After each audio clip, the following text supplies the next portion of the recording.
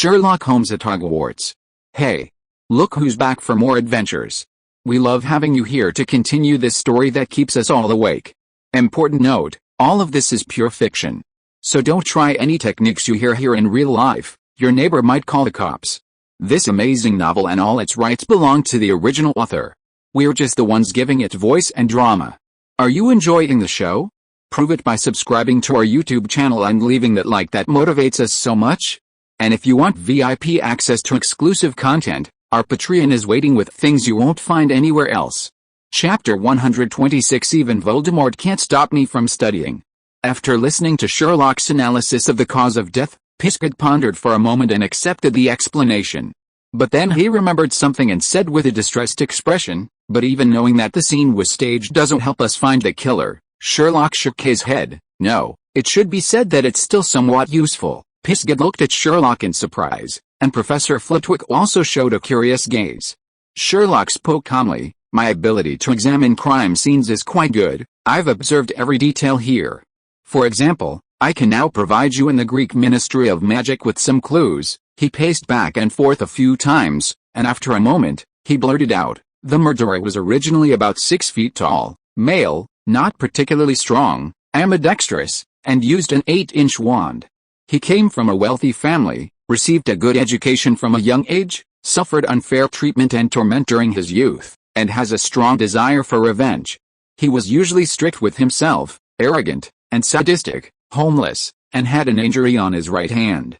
That's all I can deduce for now, but it should be of some help to you." As Sherlock spoke, Pisgid grew increasingly astonished, and when he finished speaking, his eyes widened in disbelief. How is that possible? How did you deduce all this? Observation, analysis, sorting, deconstruction. Sherlock explained at twice his normal speaking speed. Judging from the footprints left on the grass by the murderer, the stride was large and the footprints were deep, consistent with male walking habits. Based on the length and pressure distribution of the footprints, we can roughly estimate the height to be around 6 feet. I won't explain this specific method. The body wasn't particularly strong because when he faked the wounds and arranged the scene, his movements were more refined than forceful. For example, the traces of blood he smeared were quite gentle, without any splashing caused by excessive force. If it were an average strong man, the range of motion and force would be greater. Of course, it could also be interpreted as him being meticulous and having control over his actions. However, considering that he still managed to make someone who had been tortured for a long time struggle and resist, rather than subduing them immediately, I'm more inclined to believe the former. As for the dominant hand, it can be seen from the different directional marks left on the body.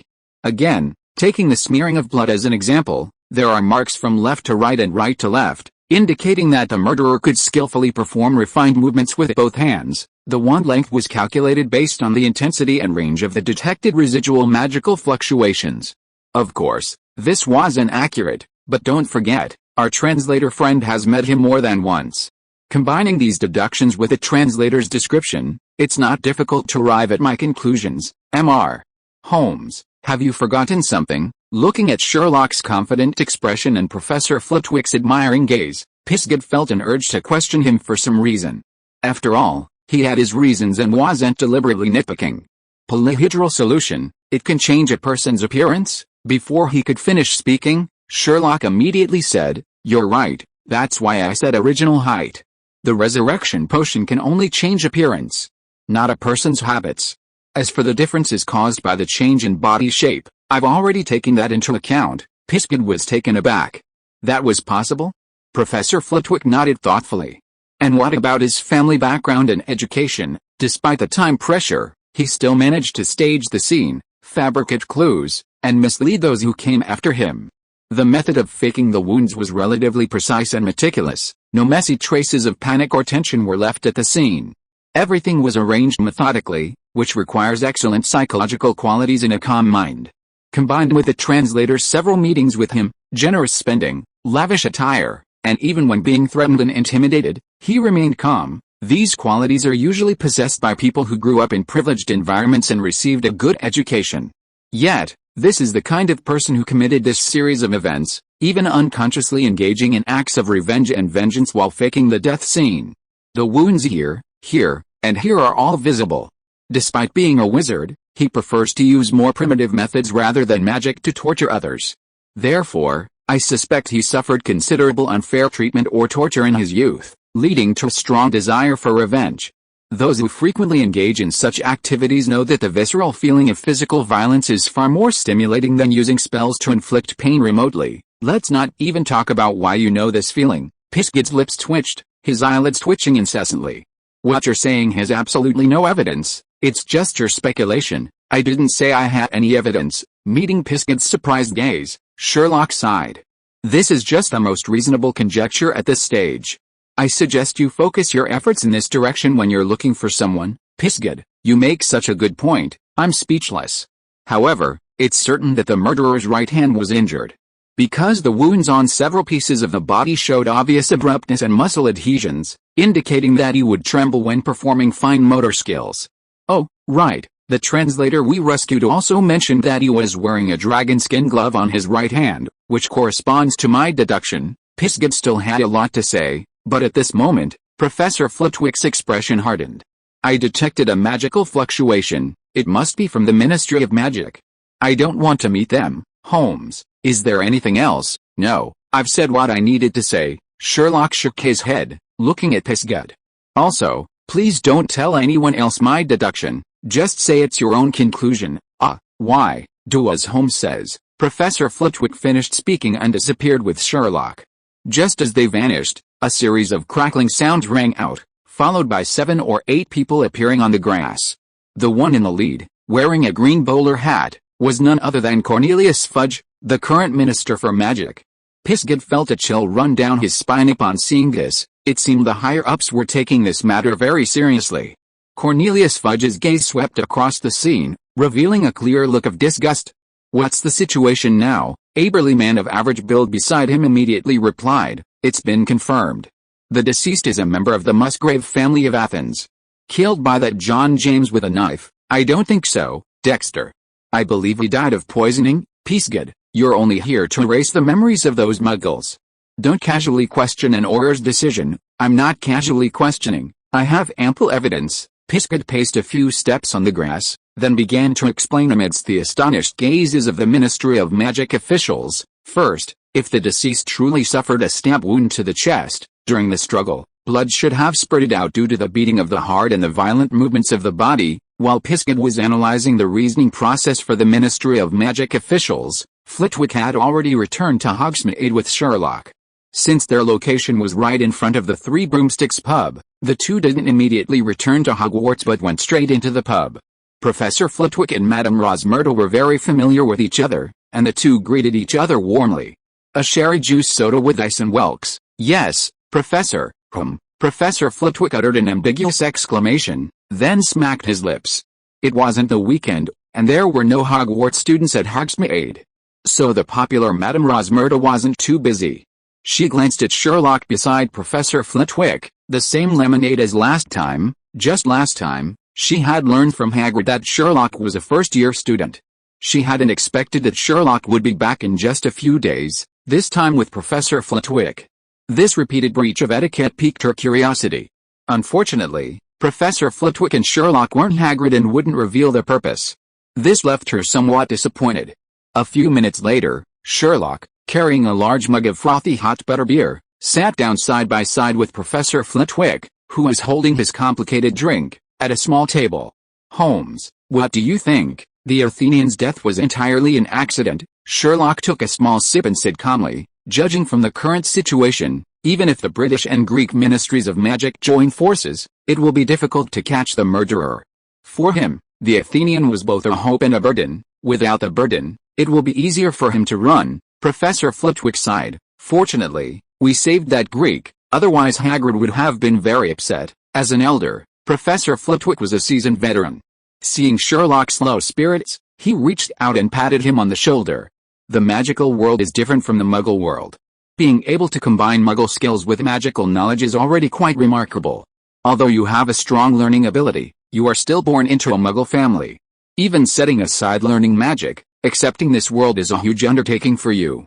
But you're only a first-year student, and you're already excellent enough. Even Professor Dumbledore at your age might not have performed as well as you. Professor Flitwick chuckled at this point. That summoning charm was absolutely beautiful.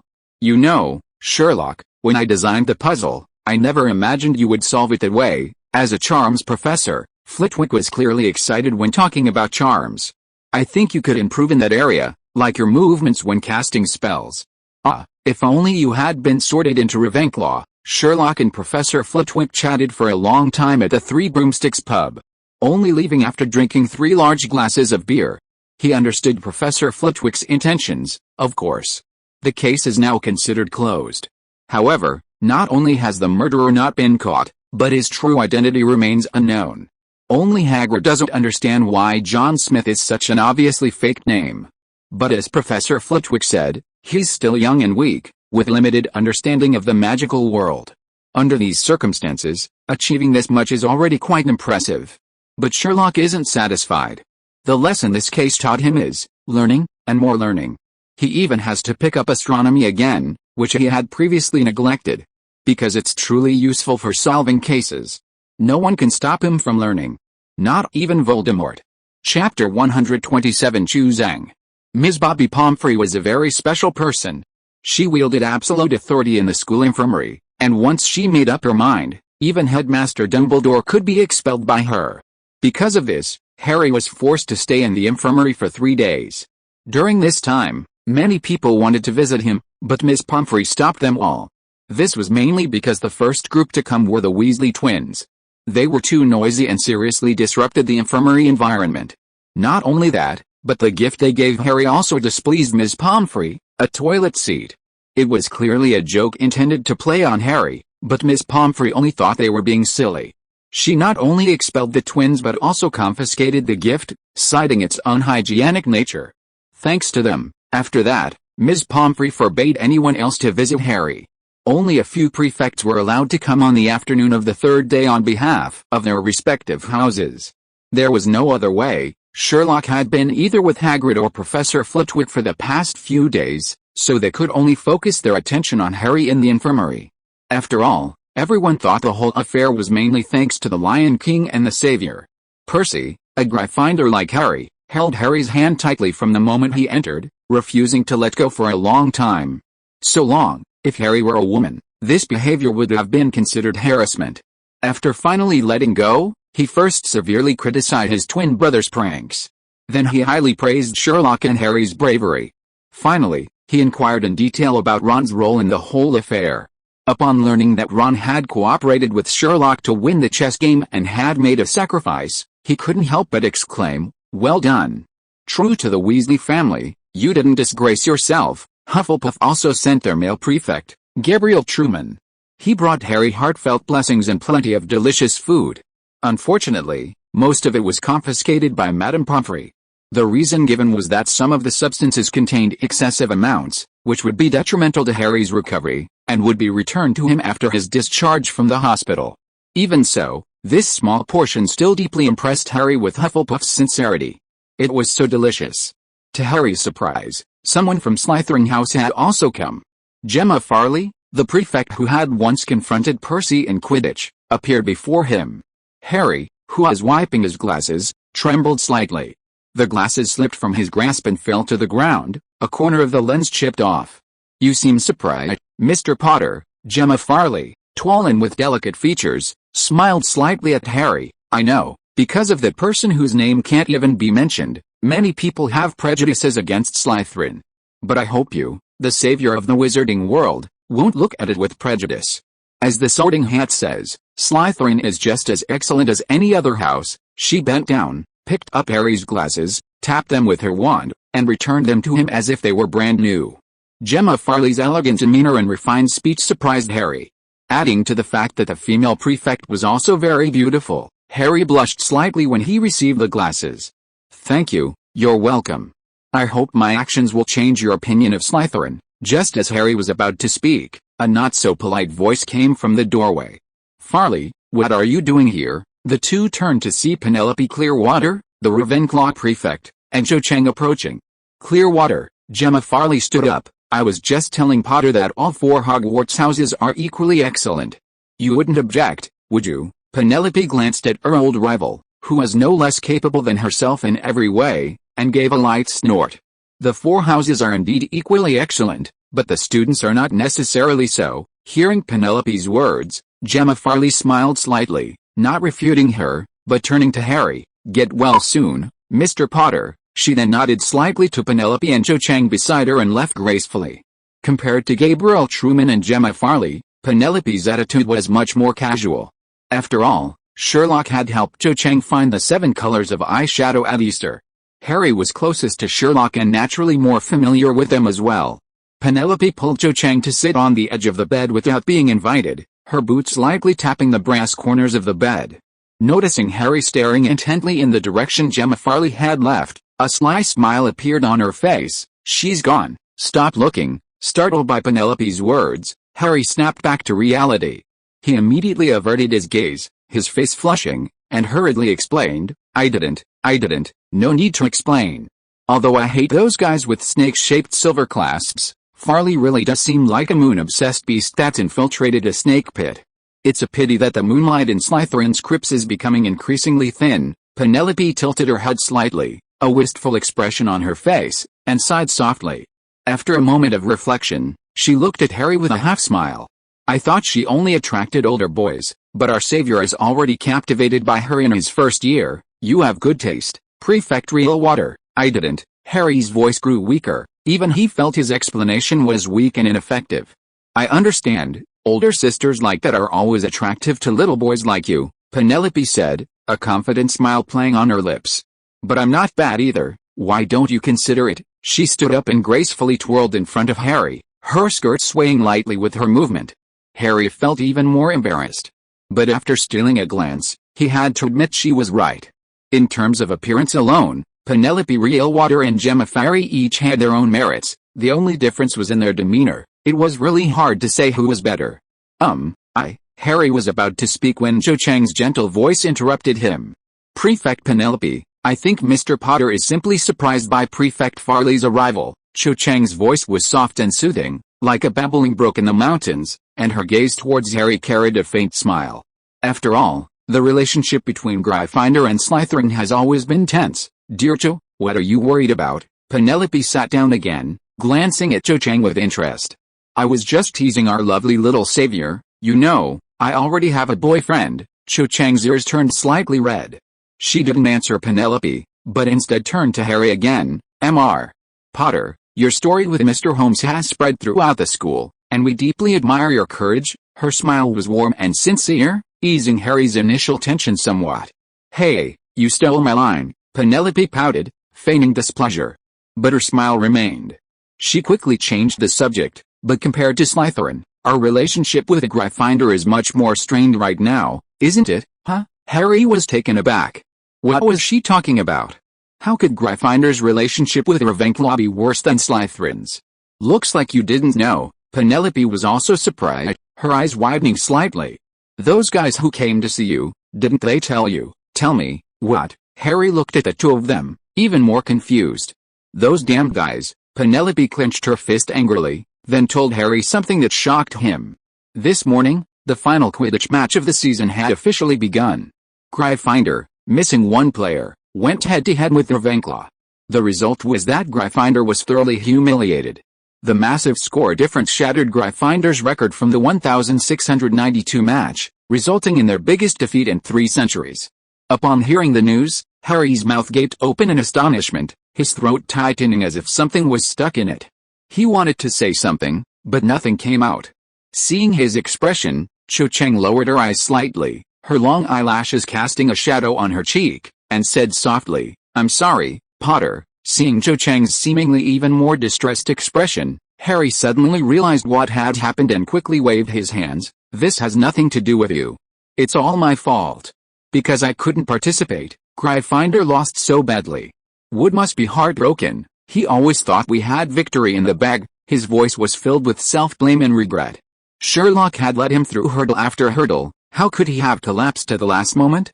If he had been able to participate in the match, this wouldn't have happened.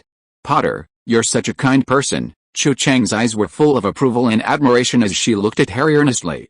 "Even at a time like this, you still take the blame upon yourself." "It was my fault, to begin with." "No, you stop quarrel, save the Philosopher's Stone, and protected all of Hogwarts.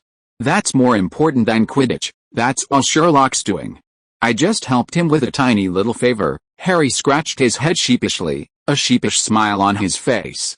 That feeling of Ian Chamberlain combined for 102 points was back. Sherlock is certainly excellent, but you deserve a lot of credit too. Seeing Cho Chang and Harry getting more and more into conversation, Penelope, realizing she couldn't get a word in edgewise, pouted and simply went outside to wait for her.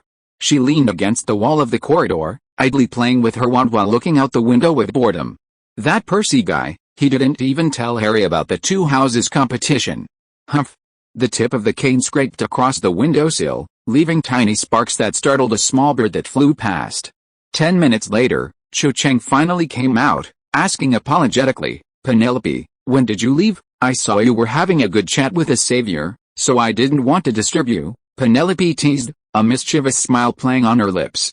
"In a few years, maybe you can start thinking about dating him, and no, it's not like that." Cho Chang's face instantly flushed red, like the sunset. She lowered her head, her hands nervously clutching the hem of her clothes. "Actually, putting aside the savior identity, Harry is just like everyone else. An ordinary little boy. You're already calling him Harry. Why are you still explaining?" Alright, stop explaining. Explaining is just covering up. Let's hurry up and get ready, the year-end party is about to begin," Penelope interrupted Cho Chang, taking her arm and pulling her quickly towards the dormitory, leaving only a string of cheerful laughter echoing in the corridor. Chapter 128. He soon stopped laughing. Harry and Cho Chang did indeed have a very pleasant conversation. Due to his upbringing, he hadn't actually had many friends. Nobody at school wanted to play with him, after all, nobody wanted to offend Dudley's gang. As for female classmates, he hadn't had much contact with them since arriving at Hogwarts. Therefore, Cho Chang was actually Harry's first female friend besides Hermione. In this situation, he unconsciously compared the two. He discovered that Cho Chang was not only beautiful and had a pleasant voice, but more importantly, she shared his interests. From their conversation, Harry learned that she was a big Quidditch fan and a Tornado team supporter and toucher. Furthermore, she would be joining the Ravenclaw team next year as a full-fledged Quidditch player. Even her position was the Seeker, just like his. Although she hadn't played in today's Gryffindor vs Ravenclaw match, she had participated as a substitute throughout the game. This was why she had apologized earlier. Harry, of course, didn't mind. Friendship came first, competition second. Even though Gryffindor lost to Ravenclaw, it didn't affect their friendship. In short, Harry and Cho Chang headed off more and more, chatting happily until Madame Pomfrey ushered Cho Chang away, both feeling a little reluctant to leave. Harry also learned a little-known fact from Cho Chang. In faraway Eastern countries, people customarily put the surname first, followed by the given name. So, the correct way to address her should be Cho Chang, but it wasn't a big deal, because they had already changed their way of addressing each other from Potter and Chang to Harry and Cho. After Cho Chang left, Harry couldn't help but feel a little lost. Just then, Madame Pomfrey told him some good news. Professor Dumbledore said he'd allow you to attend the banquet. Great. Harry was so happy he almost jumped out of bed. Staying in the hospital was so boring. However, although she agreed to let Harry attend the banquet, Madame Pomfrey was clearly somewhat skeptical of Dumbledore's suggestion. "I don't think he realizes the potential dangers of the banquet," Harry said, somewhat amused. Voldemort had escaped, and Quirrell had been killed. He truly didn't think there was any potential danger at the banquet. Of course, under these circumstances, he wisely remained silent. As long as he could be discharged, Madame Pomfrey would have no problem having him clean the entire hospital. However, before leaving, Madame Pomfrey stopped him, insisting on giving him one last checkup. It was for this reason that when he arrived at the Great Hall, it was already packed. Because it was the last day of the school year, the atmosphere in the Great Hall was exceptionally cheerful. Influenced by the environment, Harry's steps became much lighter. However, because he was the savior of the wizarding world, and also late, he naturally attracted everyone's attention as soon as he entered the Great Hall. The entire Great Hall suddenly fell silent for a moment, then returned to normal as if nothing had happened. But everyone's eyes were focused on Harry at that moment. Under the watchful eyes of all the teachers and students, Harry lowered his head and quickened his pace to the Gryffindor table. Only after sitting down next to Sherlock did he finally let out a long sigh of relief. Because Sherlock blocked the gazes that were tiptoeing at him. He always felt that only when he was beside Sherlock could he receive less attention. Your expression tells me that you had a pleasant chat with a Ravenclaw girl just now. Sherlock had spent a little longer with Professor Flitwick at the Three Broomsticks, so he had only recently arrived and had also enjoyed the attention of the entire school. However, unlike Harry, the attention from others had no effect on him. Seeing Harry now, after looking him up and down, he teased, "I thought you had gotten used to this kind of look over the past year." "Oh, Sherlock, please have mercy on me," Harry said softly. "You're the one who defeated Voldemort. I really don't know why they're looking at me like that." Harry originally had no concept of saying Voldemort's name, and after receiving guidance from Sherlock and Dumbledore, he had no qualms about it. "No, my dear friend," Sherlock looked at Harry and said earnestly, "you know, this is the only thing I agree with Dumbledore on. Without you, Quirrell, possessed by Voldemort, wouldn't have been so easily defeated." He was telling the truth. The protective spell left by Harry's mother was practically a deadly weapon against Voldemort. But Harry wanted to say something more, but Hermione, sitting on Sherlock's other side, couldn't help but say, "Please, even if you two want to discuss this, can you at least be mindful of the occasion?" Sherlock remained unmoved. Harry followed Hermione's gaze and immediately saw Ron's utterly dejected expression. He both admired and was heartbroken by Sherlock and Harry's constant mention of Voldemort. He admired their courage, but was heartbroken that these two completely disregarded his feelings. However, since Hermione had already said so, the kind-hearted Harry naturally wouldn't bring up the topic again, and instead began asking Sherlock how he had figured out who he had been with before.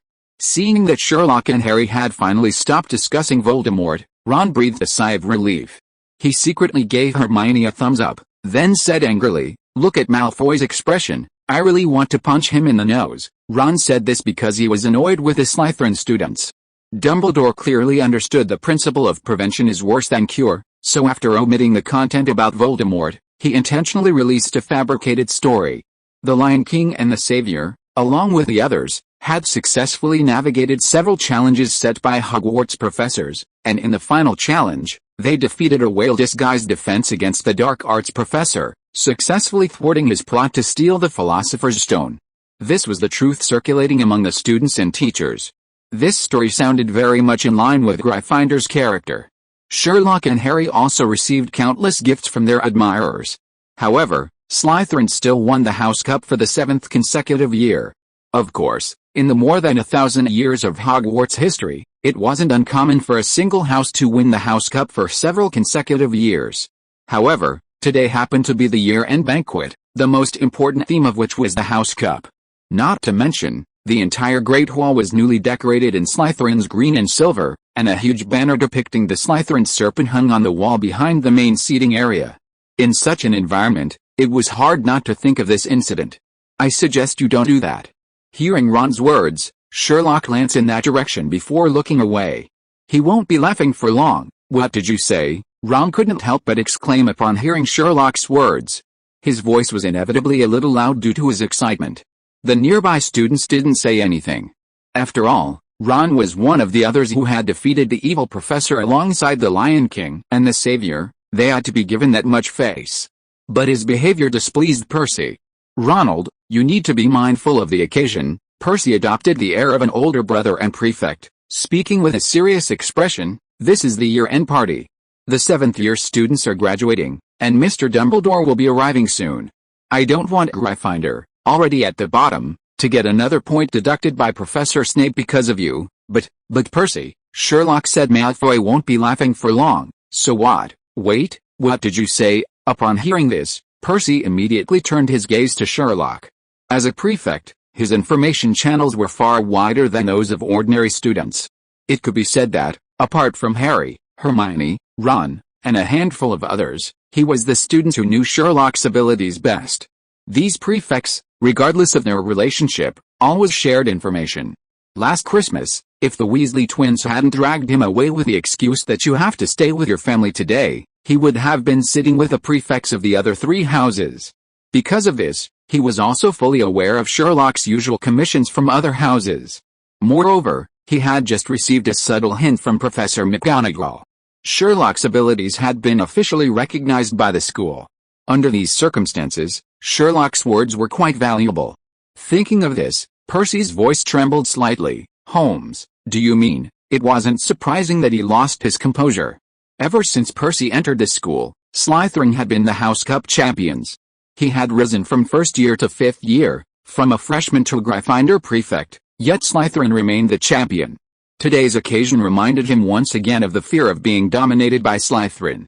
But judging from Sherlock's words, things seem to be turning around? It's actually quite simple, you'll understand after a little thought, Sherlock said calmly. Recent events haven't been taken into account. That's right, Percy immediately realized. To be able to overcome the challenges set by the professors one after another, to face a professor alone at the last moment, and to successfully thwart the professor's plot. Although the ones who did all this were the Lion King and the Savior. But no matter what, they were still first-year students. Just thinking about this is amazing, and now it's actually happened. If this doesn't earn me extra points, it's simply outrageous. If you are listening to this novel on a channel other than Fanfic World, it means it was downloaded and re-uploaded without effort. We warmly invite you to visit our channel, Fanfic World. There you will find the original version of this story and many other novels of various genres. We look forward to seeing you dive into a world of incredible novels. Chapter 129. If things continue like this, Hogwarts will become a laughingstock in the wizarding world. Honestly, how could I not have thought of that, Holmes? You're so perceptive. Percy trembled with excitement upon hearing Sherlock's words. Even finding a girlfriend hadn't made him this happy. Sherlock sighed. There's nothing to be proud of, it's just a deduction based on existing facts. By the end of the school year, the Gryffindor students had grown accustomed to Sherlock's way of speaking. Although some initially thought that someone with his eccentric personality should go to Ravenclaw, after experiencing one incident after another, the title of Lion King had long been ingrained in their minds. Since he was the Lion King, it was normal for him to have a temper. Having figured everything out, Percy immediately returned to his usual calm and composed demeanor. After returning to his seat, he even began to advise the others. Don't worry, don't pay any attention to them, they're celebrating too soon. But when the others asked why, he then casually remarked, time will answer all your questions. Seeing his attitude, Ron couldn't help but feel a little annoyed. It's clearly Sherlock. He was just about to launch into tirade against his prefect brother when Dumbledore entered the Great Hall. The headmaster's prestige was undeniable, his late arrival gradually quieted the noise. Once everyone was quiet, Dumbledore stood up. Time waits for no one, another year has passed. He seemed very happy, his smile noticeably brighter than at the opening ceremony last September. But this time, instead of uttering a meaningless remark and ordering everyone to start eating, he addressed everyone loudly. Before you all enjoy these delicious dishes, I must trouble you to listen to an old man's rambling speech. At this moment, the young wizards, no longer freshmen, couldn't help but widen their eyes. What was going on? Had Mr. Dumbledore also fallen from grace? This was clearly no different from the long-winded opening remarks of a headmaster at a Muggle school. Before they could react, Dumbledore had already begun his speech. Ah, what a wonderful year. I imagine your little minds are certainly a bit richer than before. Of course, there's a whole summer ahead of you, giving you time to digest all that before the next term begins, and to clear your heads. Especially for the 7th-year students who are about to graduate, leave school, and enter society to become true wizards. As an elder who has taught you for 7 years, I'd like to offer you some advice. As Dumbledore began his long, rambling discourse, the students couldn't help but doze off. The first-year students, born into Muggle families, couldn't help but think to themselves, the headmaster has truly fallen. Only the older students, especially the 7th-year students, listened attentively. They knew very well that once they left school, they wouldn't have the chance to hear Dumbledore speak again. For most ordinary people, the school's professors were the highest-ranking people they would ever encounter in their lives. But to the younger students, Dumbledore's words seemed like a bunch of correct but meaningless platitudes. Even so, they listened patiently. Because everyone knew that the main event was yet to come after this nonsense. Now, as far as I know, we are about to hold the House Cup award ceremony. Finally, upon hearing Dumbledore mention the House Cup, everyone immediately woke up. Especially the Slytherins, who all looked around with an air of superiority, as if they were the only ones worthy of their attention. Apart from a few, including Prefect Gemma Farley, whose demeanor was relatively elegant, the others practically wore their "you're all trash" written all over their faces. Sherlock took it all in and couldn't help but shake his head inwardly. He was no longer the clueless freshman he was when he first entered the school. After a full year of study, he now understood very well that Slytherin shouldn't be like this. Just as Professor McGonagall and the Sorting Hat said at the sorting ceremony, although each house had its own unique qualities, there was no inherent superiority or inferiority among them. Everyone was equally excellent. Based on Sherlock's understanding of Hogwarts history, the real Slytherins should have been like this. If you lacked ability, they would naturally look down on you, but they wouldn't bully the weak. They would simply ignore you completely. If you possessed strength, they would respect you and strive to befriend you, even at great cost. Their methods might be crude, their hearts ruthless, and their motives impure, but they would never be like this. Relying on their so-called pure blood status to look down on others, they not only possessed an inexplicable sense of superiority but also constantly used foul language, bullying and oppressing others. This was why he was increasingly disappointed. In just 100 years, how had Slytherins become like this? He really wanted to say to Dumbledore and Snape, how can Hogwarts be run well with these vermin? If this continues, Hogwarts will become a laughingstock of the wizarding world. However, upon further reflection, he realized he was merely a first-year student. Let Dumbledore and Snape worry about such matters. Dumbledore, having finished his commencement address, continued with his prepared script. The scores for each house so far are as follows. 4th place, Gryffindor, 299 points. 3rd place, Hufflepuff, 369 points. 2nd place, Ravenclaw, 421 points. 1st place, Slytherin, 495 points. After announcing the scores, the students of the 4 houses displayed varying expressions. Some were smug, some dejected, some calm, and some indifferent. The reason for this discrepancy wasn't that the other 3 houses, except Slytherin, were truly inferior. Gryffindor's bottom ranking was easily understandable. The young lion's ability to earn points in class was actually quite respectable, not particularly bad. Moreover, this year they had a super rookie who directly won the season's scoring title. The key issue is that their ability to lose points far outweighs their scoring ability. There's only one top scorer, but a whole bunch of bottom scorers. Not to mention, Sherlock even led his lions in a brawl against the snakes in Quidditch, earning him a penalty and a detention. With the positive and negative results canceling each other out, it's no surprise they were at the bottom of the class. Hufflepuff students, on the other hand, are uncompetitive. In class or elsewhere, even if a scoring opportunity is presented to them, they won't compete with other houses, unless directly called upon by professors.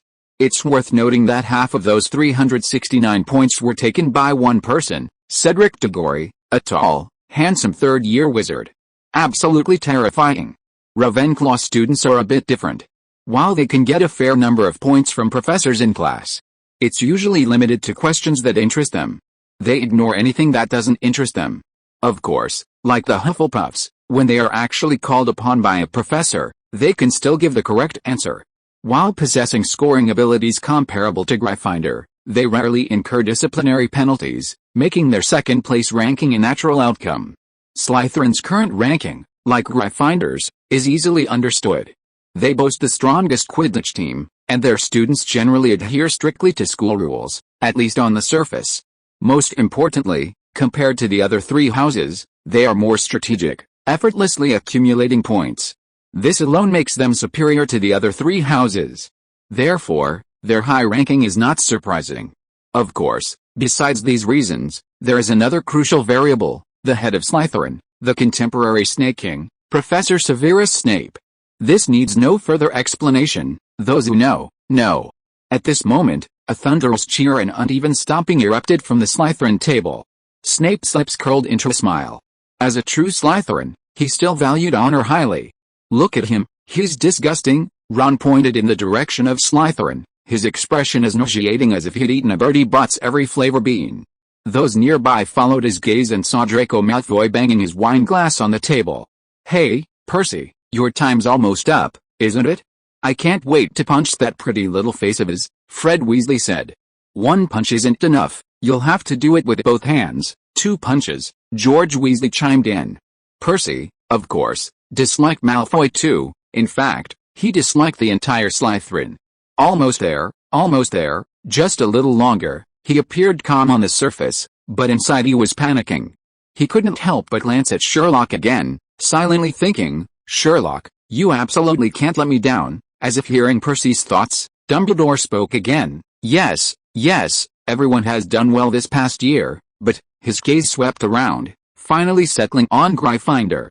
"A few recent events must also be taken into account." The Great Hall fell silent instantly. The previously unrestrained Slytherin smiles froze, a sense of foreboding creeping over them. Gemma Farley glanced at Sherlock and Harry, a knowing look flashing across her face. Penelope Clearwater and Cho Chang exchanged a surprised glance. Professor Snape frowned at Dumbledore. "I have some final points to distribute, let me see." Dumbledore paused, then slowly spoke under everyone's gaze. "Mr. Ron Weasley." When his name was called, Ron's face flushed crimson, almost indistinguishable from his hair. Not only did he and another classmate win the most exciting game of chess in Hogwarts history, but he also stepped forward at a crucial moment, sacrificing himself to buy precious time for his companions. "For this, I award him 50 points from Gryffindor." Whoosh! The cheers of the little lions almost lifted the enchanted ceiling, and even the stars overhead seemed to tremble slightly. "Finally, you've arrived." Percy jumped to his feet and shouted loudly to the other prefects, "See that? It's my brother, you know him. My brother, Ronnie, my youngest brother." He successfully navigated Professor McGonagall's giant chessboard. The Weasley twins rolled their eyes. "Ronnie's always the best, Ronald's the only one who gets through. He's really got him figured out, of course, after all, he's the prefect's brother." Although they spoke sarcastically, the two brothers were beaming with joy, sharing Percy's pride. Seeing Ron's dazed expression, Harry couldn't help but ask Sherlock, "Sherlock, do you think Mr. Dumbledore might also give us?" Obviously, Sherlock looked at Dumbledore, who seemed to have everything under control, and calmly said, "Tonight, glory belongs to Gryffindor." Harry breathed a long sigh of relief. Since even Sherlock had said so, the outcome was decided. Dumbledore clasped his hands, signaling everyone to quiet down, and announced the second name, Miss Hermione Granger. Unlike Ron, whose face was flushed, Hermione immediately lowered her head and buried her face in her arms when her name was called. She calmly reasoned logically in the face of the flames, demonstrating exceptional intelligence. "I award Gryffindor 50 points. The little lions erupted in thunderous cheers once again, many shouting Hermione Granger's name, including those who had previously disapproved of her lecturing. Harry nudged Sherlock with his elbow and pointed at Hermione. She must have been secretly crying. Sherlock glanced at her and then looked away. People's joys and sorrows are not shared. Right now, all she hears is their commotion. However, even Sherlock doesn't know that Hermione isn't crying. In Hermione's view, although she did indeed reason calmly, as Dumbledore said, and arrived at the correct answer, it was Sherlock who accomplished this first. Even though she chose the potion to return to the previous room, it was completely useless. Faced with a predicament of only having a small vial of potion left, it was Sherlock who found a solution, leading them safely through the flames to the last room. Yet now Dumbledore is blaming her for all of this, making her feel truly unworthy. However, to ensure Gryffindor gets those 50 points, she can only accept it. Because of this, she feels even more embarrassed. She feels as if she has lost something important. The third item, Sherlock Holmes. Chapter 130 The Lion King and the Savior. When Dumbledore clearly pronounced Sherlock Holmes' name in a booming voice, the entire Great Hall seemed to freeze under an invisible spell. The previously lively and noisy atmosphere vanished instantly, as if silenced by a silencing spell. Without Dumbledore needing to emphasize it, the celebrations ceased abruptly. All eyes were fixed on Dumbledore, their eyes filled with curiosity and anticipation. Dumbledore straightened his back and spoke with passionate fervor. With his extraordinary deductive abilities, he successfully redeemed myself for the mistakes I made previously. He fought alongside his fellow students against Professor Quirrell. Well, perhaps it's no longer appropriate to call him that. In short, under Sherlock's guidance, the Philosopher's Stone remained unharmed, and the evildoers received their due punishment. Let us all add 50 points to this brave and fearless little Lion King. Wow! Cheers, screams, and applause mingled together, and the Great Hall was once again engulfed in a surging wave of sound. Sherlock immediately turned to look at Snape. Sure enough, the professor was glaring fiercely at Dumbledore, as if he were about to transform into a venomous snake and bite him. Unfortunately, he couldn't bite. Compared to Snape's anger, the cheers in the Great Hall were deafening. Sherlock the Lion. Since Dumbledore was so certain, It was tantamount to official recognition of this glorious title. Furthermore, 3 consecutive 50s had the Gryffindor Lions excited to the point of fervor. Many had even shouted themselves hoarse, yet they remained undeterred. In this situation, some Lions had already secretly calculated the result. 299 plus 50 plus 50 plus 50 equals 449 points. Gryffindor's score had skyrocketed, instantly jumping to second place, only 46 points behind Slytherin. Although there seemed to be still some distance, the Lions were not flustered at all, but rather filled with confidence and anticipation. At this moment, everyone's eyes seemed to be drawn by a powerful magnetic force, all fixed on Harry. He was once again the center of attention. Ron's complexion had returned to normal, his eyes revealing excitement and anticipation. Hermione looked up, a slight smile of satisfaction on her lips. Even the usually composed Sherlock couldn't help but laugh. "My dear Harry, now it's your turn." Oliver Wood, who had been sullen because of the Quidditch defeat, was flushed with excitement.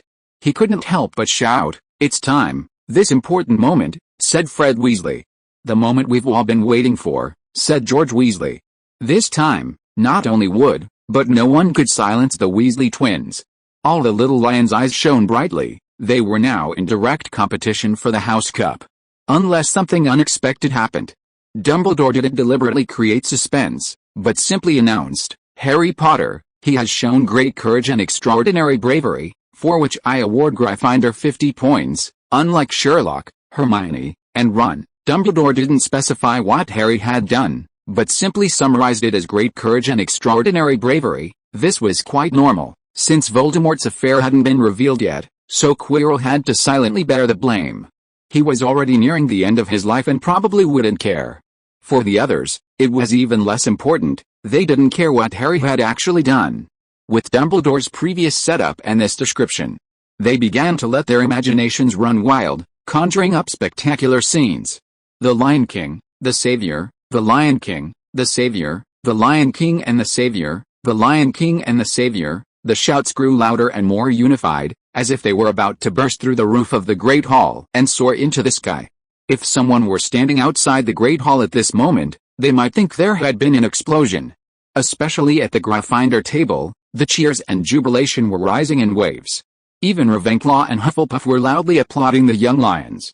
Harry, Hermione, and Ron, the 3 involved parties, all stood up. Only Sherlock remained seated, as steady as a rock. However, he soon couldn't stay still, as the enthusiastic young lions swarmed around him, hugging him tightly. The 4 of them were quickly engulfed by the excited crowd. In stark contrast to the jubilant Gryffindor, Ravenclaw, and Hufflepuff houses, almost everyone at the Slytherin table wore a somber expression. Their earlier arrogance was now replaced by utter dejection and frustration. The first-year students, in particular, were all shocked and terrified, their faces like those of someone under a full-body binding spell. Only a few, including Prefect Gemma Fally, who hadn't been so haughty earlier, maintained the previous calm demeanor. This at least salvaged some face for Slytherin. In short, after Dumbledore used his headmaster's authority to add a full 200 points to Gryffindor's score, Gryffindor instantly went from last place to first. And that wasn't all. This means, even Dumbledore had to cast a megaphone spell to suppress the enormous cheers. His booming voice echoed throughout the Great Hall. "We need to make some minor changes to the decorations here." The next moment, with a wave of his wand, the entire Great Hall's decorations changed instantly. The green and silver ribbons hanging down instantly turned red and gold. The giant Slytherin snake vanished, replaced by a majestic Gryffindor lion. The Gryffindor, Ravenclaw, and Hufflepuff students excitedly gathered together, cheering and dancing. For them, Slytherin's dramatic reversal at such a crucial moment, on the verge of a 7th consecutive championship, was absolutely something to be celebrated.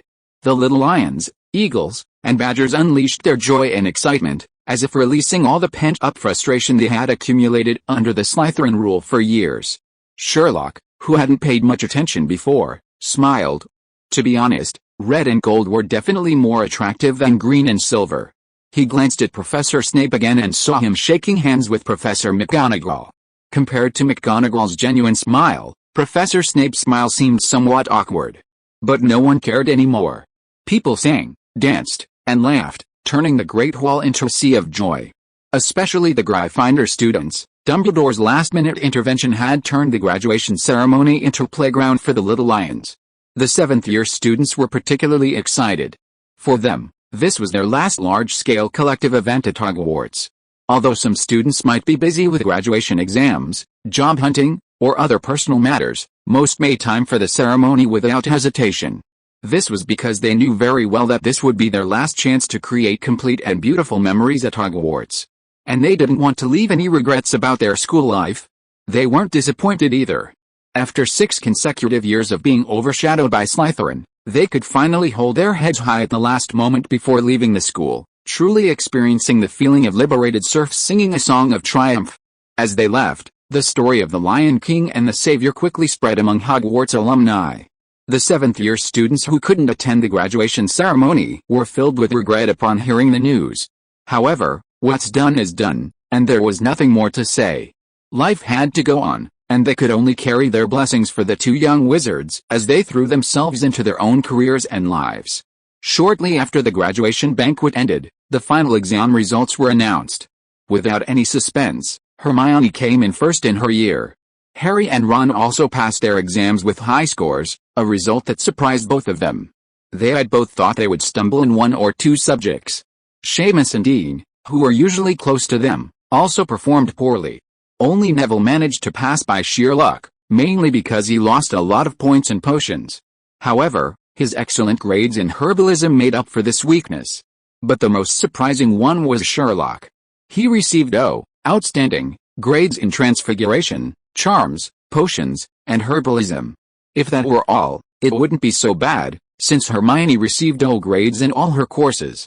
However, according to rumors circulating among the students, Sherlock actually scored higher than Hermione in these courses. As we all know, rumors are often more reliable than official information. This is quite exaggerated. It's hard to say about other courses, but Professor Flitwick had secretly told Hermione that she got 112 points, 112%, in charms. Those 12 points were bonus points. So Hermione's grades in other courses wouldn't be too bad either. But now Sherlock is better than her? Does this mean he performs like this in every course? That's terrifying. But then again, while Sherlock's performance in this course is so outstanding, he only received an A, acceptable, in defense against the dark arts, history of magic, and astronomy. Just passing. His precise scores seem almost pre-calculated. Because of this, his ranking fell behind Hermione. However, relying solely on those few O courses, his overall grade still placed him among the top in his year. This greatly disappointed the Hogwarts professors. The professors responsible for those courses wanted to speak with Sherlock specifically to ask if it was due to their poor teaching or some other reason that led to his uneven academic performance. However, Dumbledore stopped them and gave them sincere advice. My advice is that it's best not to go, if you don't want to get angry. Of course, there was no need to persuade Quirrell, the professor of defense against the dark arts. He had already left and would never return. The professors heeded the advice and didn't go to see Sherlock again. And so, the 1991 to 1992 school year finally came to an end. Even the Lion King and the Savior had to return to a world without magic at this point. On the last day of school, no magic during the holiday. I've been hoping they forgot to send this to us, Fred, one of the Weasley twins, said regretfully, holding the notice he just received. Even if they forgot, Percy would stop us. Don't forget, he's the prefect. Ouch. Just as the two were making their unrestrained jokes, Percy appeared out of nowhere and kicked George to the ground. I'm not only the prefect, but also your brother. After saying this, he looked down at the prefect badge on his chest and noticed it had become even brighter.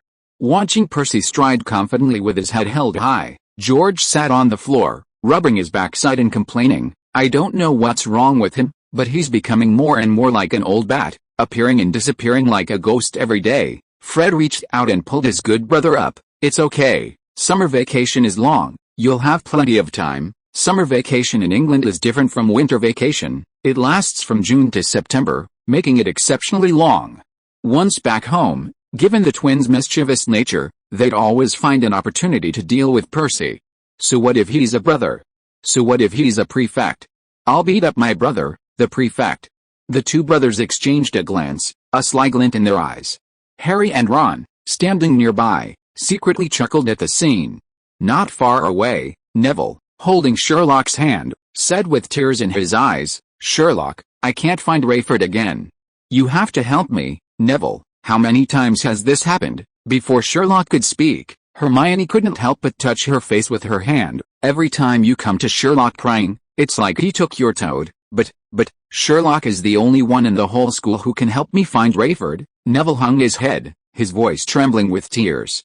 "Hermione," Cyrillic lettered, "yes, after all, he's the great detective Sherlock Holmes of Hogwarts." Looking at the aggrieved Neville, Hermione looked at Sherlock with a helpless expression. "Detective, where's Neville's toad this time?" Sherlock sized Neville up and went straight to the question. "When did you discover the toad was missing this time?" "It was still with me when the exam results came out," Neville stammered, trying to recall.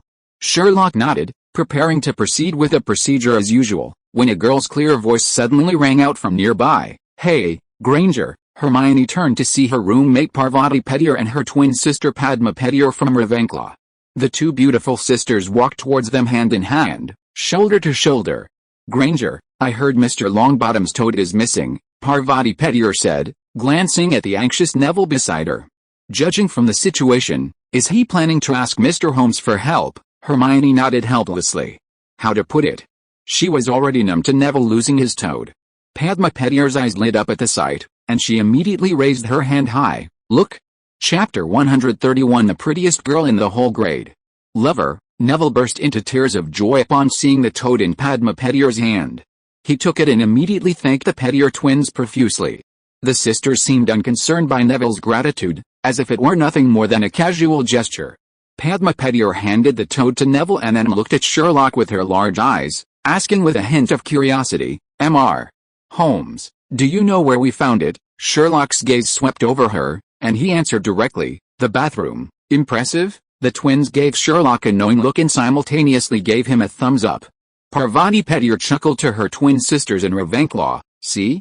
I told you Holmes could guess it, didn't I?" Padma Pettigrew nodded repeatedly. Prefect Clearwater and Cho Chang both said that if you encounter a problem you can't solve, you can't go wrong with Mr. Holmes. The Halloween case first showed Sherlock's talent. The Christmas case made Sherlock stand out. The Easter case made Sherlock famous. And in the final stages of this school year, protecting the Philosopher's Stone alongside Harry and thwarting the evil professor's plot further cemented his reputation. This was all before the details of the Greek interpreter case were made public, mainly because, apart from Harry and his friends, no one else had much opportunity to interact with Hagrid, the custodian of the keys. Otherwise, Sherlock's fame would have been even greater. The Pettigrew twins didn't ask Sherlock how he deduced the result. After praising him a couple of times, they left.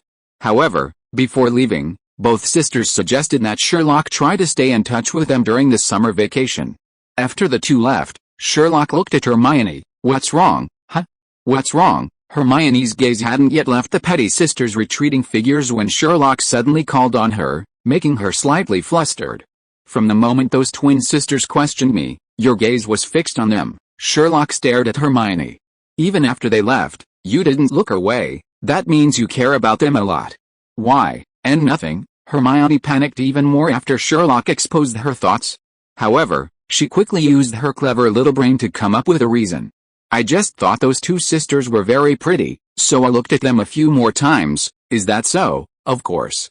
Everyone appreciates beauty. Don't think only you boys like to look at pretty girls, we girls do too," Hermione said in a resolute tone.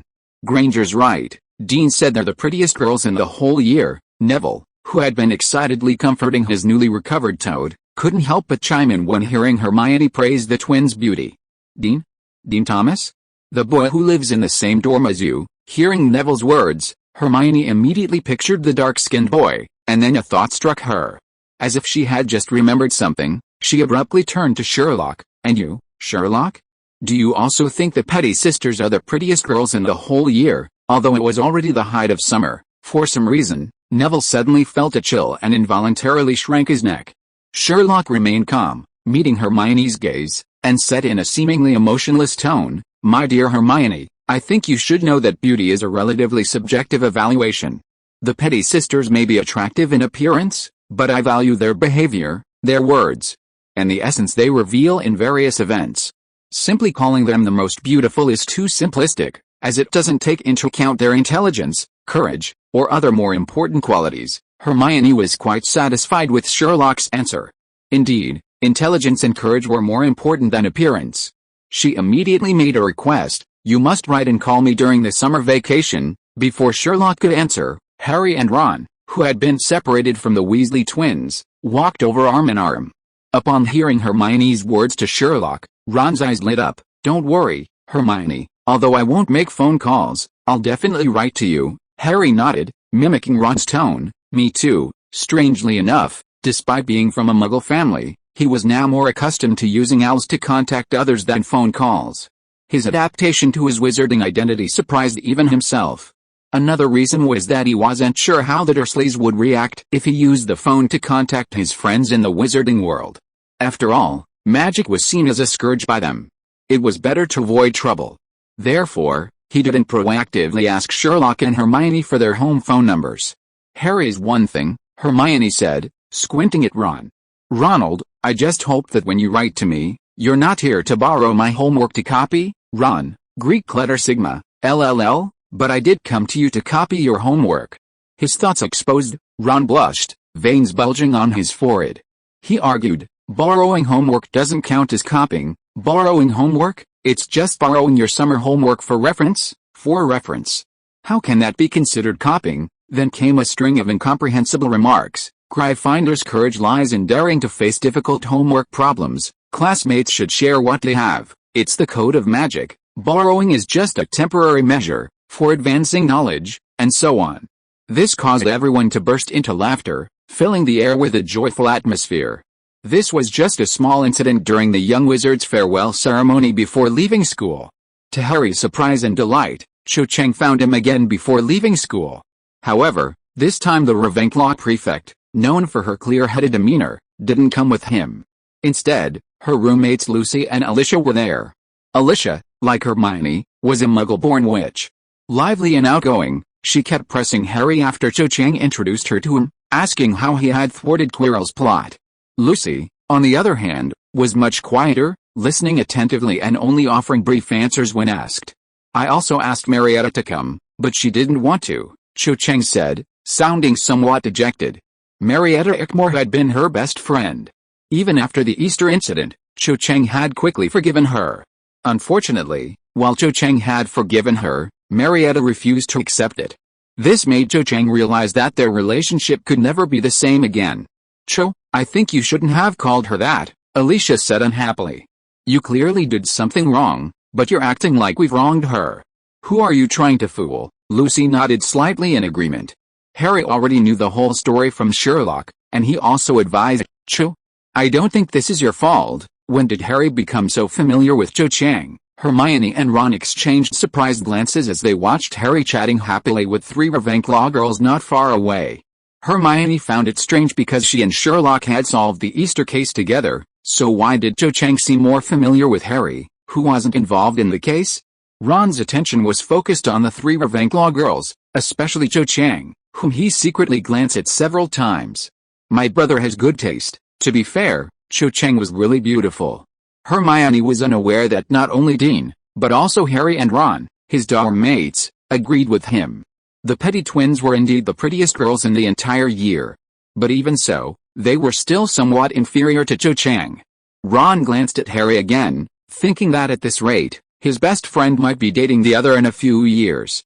This scene reminded Ron of his bet with Sherlock. Not finding a girlfriend before 20. "Hey, Merlin, I was just joking, you can't take it seriously." Who would have thought Sherlock would actually stab Quirrell in the back?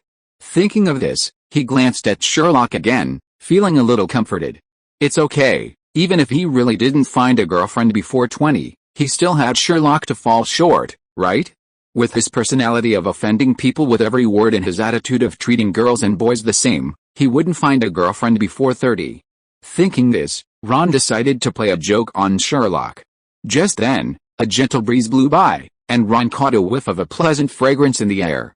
Then, a tall, exquisitely beautiful witch suddenly appeared before them. Although she wore the repulsive Slytherin attire, she didn't give off an unpleasant aura. Ron recognized her immediately. Gemma Farley, a fifth-year Slytherin witch and prefect. Even a staid person like Percy had praised her more than once, saying she was the least Slytherin-like Slytherin. In Ron's opinion, that was the highest praise.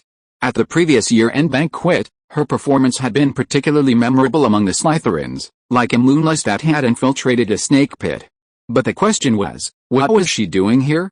Was she also here to see Harry? My brother is amazing. However, the next moment, the beautiful prefect nodded slightly to Hermione and Ron, then turned her gaze to Sherlock. Mr. Holmes, may I speak with you alone? Ron, Cyrillic letter there. Chapter 132 Beauty is Justice. Ron was merely surprised and dismayed to see that Gemma Farley had come for Sherlock. Of course, he hadn't expected a Slytherin prefect to have a May-December romance with a first-year student like Sherlock. That would be far too absurd. The key point was that he had just been thinking Sherlock wouldn't find a girlfriend until he was 30, and now this beautiful young woman had suddenly appeared. It was rather awkward. Hermione, however, was on high alert. If the Paddle twins were the most beautiful first years, then Gemma Farley was among the most beautiful girls in all of Hogwarts. Of course, girls like Cho Chang might surpass her in 2 or 3 years. But right now, due to her age, she hadn't fully matured and couldn't compare to her yet. More importantly, Gemma Farley possessed a special aura that drew attention to her simply by standing still. It was truly hard to imagine that someone like her was a Slytherin. However, when Gemma Farley suggested speaking to Sherlock alone, Hermione immediately snapped out of her daze and reflexively exclaimed, "No." Sherlock and Farley both looked at her. Hermione looked slightly embarrassed, but still insisted, "Miss Farley, I didn't mean to offend you, but..." Gryffindor just managed to come back in their house cup points because of Sherlock, breaking Slytherin's streak of 7 consecutive cups. "I don't think it's appropriate for him to be alone with you right now." Hearing Hermione's words, Farley immediately smiled, her azure eyes turning into crescent moons. "Miss Granger, it seems you, like Mr. Potter, harbor a deep prejudice against Slytherin." "I don't consider it prejudice." Hermione looked directly at Farley, her tone stiff. The performance was indeed less than impressive. At this moment, Harry, who had been chatting with 3 Ravenclaw girls, also noticed the scene. Seeing the confrontation between Hermione and Farley, he told Cho Chang and the other 2, and hurried over. "Miss Farley?" "Hello, Mr. Potter." Farley greeted Harry with a friendly smile. "You seem to be recovering well." "Yes, thank you for your concern." Harry nodded, then looked at her and Hermione with some confusion. "May I ask what brings you here?" "I've come to see Mr. Holmes," Farley said casually. "It's just that Miss Granger is a bit too nervous. She seems to think I might harm Mr. Holmes because of the house cup." "Mr. Potter, what do you think?" Harry hesitated for a moment. "Hermione, I don't think Miss Farley is that kind of person." "Hermione, whose side are you on anyway? Just because she's pretty, you're siding with her?" Farley curtsied to Harry. "Thank you for your trust, Mr. Potter." At this moment, Cho Chang and her 2 roommates caught up with Harry and were taken aback by the scene. Her elegant and composed movements, coupled with her exquisite appearance, were indeed pleasing to the eye. Just then, Sherlock, who had been silent until now, spoke up. "Miss Farley is certainly not that kind of person." Hermione looked at Sherlock in surprise. "Wait? Harry, judging by looks is one thing, but how could even you, with your thick eyebrows and big eyes, have betrayed him? Did you speak so well when you were facing the Paddle twins?" Just as Hermione was feeling somewhat wrong and even angry, Sherlock suddenly changed his tone. "However, if this prefect is here about Marcus Flint, then there's no need to speak with her separately." Hearing Sherlock's words, everyone except Farley was stunned. "Marcus Flint? Isn't that the 5th-year student from Slytherin, the captain of the Quidditch team? During the Gryffindor vs. Slytherin match, he had maliciously fouled Harry, almost knocking him off the plane. What happened to this guy?" "So you already knew." Hearing Sherlock mention the name, Farley's eyes deepened. She glanced around. "Mr. Holmes, are you sure you want me to say it right here?" Farley's meaning was clear. Besides herself and Sherlock, there were 4 Gryffindors and 3 Ravenclaws nearby, slightly more than usual. As soon as she said this, Harry, Ron, and Neville didn't see anything wrong with it. The 4 girls glared at her simultaneously. "What, you don't like us?" Sherlock shook his head slightly. "I'm all ears." Seeing Sherlock's response, Farley didn't insist. However, her first sentence made the others present somewhat uneasy. After the graduation banquet, some Slytherin students went to the Black Lake to drink. "Drink? Perhaps to drown their sorrows? That was understandable. Although Slytherin had retained the Quidditch Cup title thanks to Ravenclaw's consistent performance, they ultimately lost the House Cup, missing out on a 7-year winning streak. Farley continued, Marcus Flint was among them, but he couldn't hold his liquor, and he was a terrible drinker. So, after getting drunk, he ended up returning to the common room alone. Farley's words were simple, but the meaning was clear. Nobody wanted to take a drunkard. Hearing this, Harry felt a surge of satisfaction. So what? But he didn't return to his dormitory. He wasn't discovered until the next day, lying by the Black Lake. The others exchanged bewildered glances. He must have a low alcohol tolerance. He probably just treated the grass like his own bed, Ron scoffed. I told you last time, that guy looks like he has troll blood in him, so it's not surprising at all that this happened. Miss Farley, is it really necessary to consult Mr. Holmes about this? Cho Chang couldn't help but chime in. He was just drunk. Faced with everyone's doubts, Farley gently shook her head. The problem is, when Flint was found, his school uniform had been stripped off, and he was only wearing his underwear. He was bruised and battered, with obvious signs of being beaten. There was also a parchment on the grass next to him with a sentence written on it, if you can't handle losing, you have to accept the punishment. Farley paused, looking at Sherlock. Flint is still in the school hospital. I came to see Mr. Holmes to ask you to investigate this matter. Farley's words stunned everyone. A fifth-year student, the captain of the Quidditch team, had just been beaten up like that? This is so exciting. Harry and Ron almost blurted out, well done. Is he badly injured? Hermione couldn't help but ask. Why is he still in the hospital? Although the other guy hit hard, with Madame Pomfrey there, the injuries aren't a problem. The key is, he lay on the grass all night wearing only his underwear, so what? Surely he didn't catch a cold because of that. Alicia couldn't help but interject. No, he's poisoned. Poisoned? Hermione was baffled. What did wearing only underwear have to do with poisoning? Yes, poisoned. In that situation, he was bitten by all sorts of insects all night. Because of the sheer number and variety of insects, the toxins mix together. Actually, it's not difficult to detoxify, it just takes time. In fact, when he was found, his face was swollen beyond recognition, which was the result of the toxin buildup. Hearing this, everyone's expressions were priceless. Sherlock remained expressionless, as if it had nothing to do with him. Harry looked up at the sky, while Neville fiddled with his pet. Hermione pretended to look around at the scenery, while the three Ravenclaw girls tried their best to suppress their laughter. Only Ron couldn't hold back and burst out laughing. PFFT, when he saw Farley looking at him, he immediately became serious and said, sorry, I just remembered something happy. Farley gave Ron a quiet glance but didn't dwell on the matter. She turned her gaze to Harry. Mrs. Pomfrey said that Flint is not in mortal danger. But he needs to stay in the school hospital for another 3 days, exactly the same amount of time Mr. Potter has been in the hospital. Huh? Harry looked at Farley in confusion, thinking, why are you telling me this? I'm not interested in this kind of coincidence at all. After saying this, Farley looked at Sherlock again. We hope Mr. Holmes can help us investigate this matter. In the meantime, I will do everything I can to provide you with any assistance. This galleon is a small token of my appreciation, and I hope Mr. Holmes will accept it. If we can find the culprit, we will offer a greater reward. In short, we will ensure Mr. Holmes' satisfaction. Hearing Farley's terms, the nearby young wizards were astonished, especially Cho Chang. In the Easter case, Penelope paid 1 galleon after the case was closed, which Sherlock already felt was excessive. However, Penelope paid so much because, in addition to the agreed-upon reward, there was also gratitude for Sherlock's protection of Ravenclaw's reputation, and hush money to keep them quiet, although now it seemed somewhat shameful. Farley's actions today were even more extreme. He had already paid 1 galleon just to get Sherlock to take on the case, highlighting his even greater wealth and capriciousness. It's easy to imagine the hefty reward Sherlock would receive if he agreed to Farley's offer and solved the case. Of course, in Cho Chang's view, Sherlock's abilities made this almost certain. At this moment, all eyes were on Sherlock, awaiting his answer.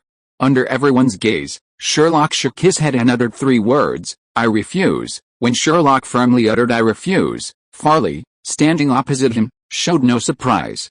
She tilted her head, her long, flowing hair swaying gently, her bright, deep blue eyes filled with a hint of inquiry. Mr. Holmes, could you tell me your reason? If you're not satisfied with the reward, we can certainly discuss it further." As she spoke, a slight, confident smile played on her lips, as if to indicate to Sherlock that everything was negotiable if he wished. "That's irrelevant." Sherlock waved his hand, looked up at Farley, and said calmly, "I'm passionate about solving puzzles because I derive unique pleasure from the process. But this matter holds absolutely no interest for me." "Oh?" Hearing Sherlock's words, Farley immediately feigned interest. "I'd like to hear more." "Flint hurt my friend in the Quidditch match," Sherlock said bluntly. "I think he deserves what he's going through." Sherlock, Harry, who had been standing quietly to the side, suddenly looked up upon hearing this. His eyes welled up with tears, his lips trembled slightly, and his eyes were filled with emotion and surprise. Sherlock actually remembered. He remembered the harm Flint had done to him in the Quidditch match. This feeling of being remembered warmed Harry's heart, and his eyes became hot. "I admit that Flint's behavior in the Quidditch match was excessive, but Madame Hooch had already punished him at the time." Farley frowned slightly, a hint of confusion in her eyes. "Mr. Holmes, are you serious? This kind of behavior constitutes private revenge, which is not encouraged or permitted." Sherlock met her gaze without flinching. "Miss Farley, I believe that when the rules fail to bring justice to the parties involved, private revenge becomes justified, even noble, from that moment on. Therefore, I have decided not to take this case." Farley was stunned. She had originally thought Sherlock's reason for refusing would be simple: perhaps the reward wasn't sufficient, perhaps the case was too complex, or perhaps there were other reasons, as she suspected. But she never expected Sherlock to give such an answer. After pondering for a while, she suddenly looked up. "Mr. Holmes, I must admit, your words have moved me." Sherlock stared at her without speaking. "I'm here today on someone's behalf. Whether or not you take this case is entirely up to you, but..." Farley's gaze was fixed on Sherlock, a sly glint in her eyes. "Are you sure you want to use that as a reason to refuse?" Her voice held a hint of probing, as if she wanted to give Sherlock another chance. Seeing Sherlock nod without hesitation, Farley suddenly smiled, a smile as bright and beautiful as a spring flower. She gently raised her hand and flicked her finger. The galleon that had been in her palm shimmered with the golden light in the sunlight and flew directly towards Sherlock. Sherlock reacted quickly, catching the galleon steadily. "Prefect, I said I wouldn't take this case." Sherlock frowned, not understanding what Farley meant. "Keep it as a souvenir?" Gemma Farley smiled again, a smile tinged with playfulness and nonchalance. "Refusing a gift from a lady is not gentlemanly. And I hope you'll address me differently next time we meet. I won't tell anyone about today's events, and I hope none of you will either." As she spoke, she glanced at the others present, a hint of warning in her eyes. With that, Gemma Farley gracefully departed. Chapter 133: The Final Case. Ron didn't turn around until Gemma Farley's figure had completely disappeared from sight. He looked at Sherlock and exclaimed excitedly, "Sherlock, you were so cool." His words resonated strongly with everyone present. Flint's actions on the Quidditch pitch were obvious to all. He had almost knocked Harry off his flying broomstick. Of course, in the wizarding world, falling from a great height doesn't necessarily mean death. But from the moment Flint intentionally bumped into Harry, it meant he had never considered the consequences. "What a pity. I thought we'd see Mr. Holmes solve the last case of the year at the school," Cho Chang's friend Alicia said, seemingly enjoying the spectacle. Hearing her words, Cho Chang felt a little embarrassed, and Lucy shook her head inwardly. That was just their friend's personality. She always said what she thought, a pure entertainer. Fortunately, she always had principles when it mattered. Afterward, Cho Chang made an appointment with Harry to correspond during the summer vacation and then left with her two friends. Neville has a bad memory and is always worried about forgetting something, so after finding Raffer, he wanted to hurry back to pack his things. Having wasted so much time, he was now making the most of his time to slip away. He also realized that staying near Sherlock and Harry would inevitably lead to all sorts of trouble. So, only Sherlock and his three friends remained in the clearing. "Sherlock, are you really not going to get involved in this?" Hermione, who couldn't hold back any longer, immediately asked. "I'm also very curious to know who did it, exactly." Ron clenched his fist and made a few punching motions at the air. "Beating Flint black and blue and throwing him on the grass to feed the mosquitoes, just thinking about it is so cool. If I ever met that person, I'd definitely call him Big Brother." "Sherlock, Ron," Cyrillic lettered at. "Sherlock, what are you hemming? Didn't you just call me Big Brother?" I agreed. I meant if we could find the guy who beat up Flint. Ron suddenly realized something and gasped. Harry and Hermione looked at Sherlock in disbelief. Hermione exclaimed in surprise, "Sherlock, you mean, you did it?" "Yes, I did." Everyone was celebrating that night, and in that chaotic atmosphere, it was too easy to do something like that. The alcohol numbed Flint's brain, lowering his alertness to a minimum. A simple stunning charm would have been enough to take him down. Then I gave him a little lesson, and it seems to have worked quite well. After briefly explaining what had happened, Sherlock playfully joked with him, "So I can't exactly go and catch myself, right? I remember now." Just then, Ron's mind seemed to suddenly clear, his flushed face filled with excitement and sudden realization. "You already said that during that Quidditch match." Sherlock smiled slightly. "My dear Ron, your memory has finally come in handy." Harry and Hermione were completely bewildered. "Ron, what did Sherlock say?" "Listen, neither of you were in the stands at the time. Harry, you were still in the match. Hermione, you went to interfere with Quirrell's spellcasting." When Flint almost knocked Harry off, Sherlock already said he would pay the price. Hearing Ron's explanation, Hermione gave a soft "oh," her face showing relief. So Sherlock had already made his decision back then? Harry's mouth dropped open, his eyes filled with shock and emotion. He had already been moved by Sherlock's friendship when he told Farley he didn't want to take on the matter, and now his green eyes were glistening with tears, almost overflowing. However, at that moment, Sherlock's words stunned him. "Actually, before that prefect came to me, she already suspected that I was behind it. After our conversation just now, she was even more certain." Ron was shocked. "What? You mean she knows?" Hermione and Harry looked at Sherlock with equal surprise. "It's easy to see. For example, she pointed out that Flint's hospital stay was the same as Harry's. I won't go into details, lest you think I'm insulting your intelligence." Sherlock's words immediately made Ron abandon his original plan to ask for more details. "Then, will she tell anyone?" Harry asked hurriedly. He was worried that Flint would retaliate if she found out. Sherlock did this for his sake, and he would never allow Sherlock to be harmed because of it. "No," Sherlock shook his head. "My agreement to accept that galleon was the condition for the exchange." This time, Hermione understood too. Sherlock's final case at the school ended in such a dramatic fashion. Although she hadn't accepted the commission, she uncovered the truth immediately.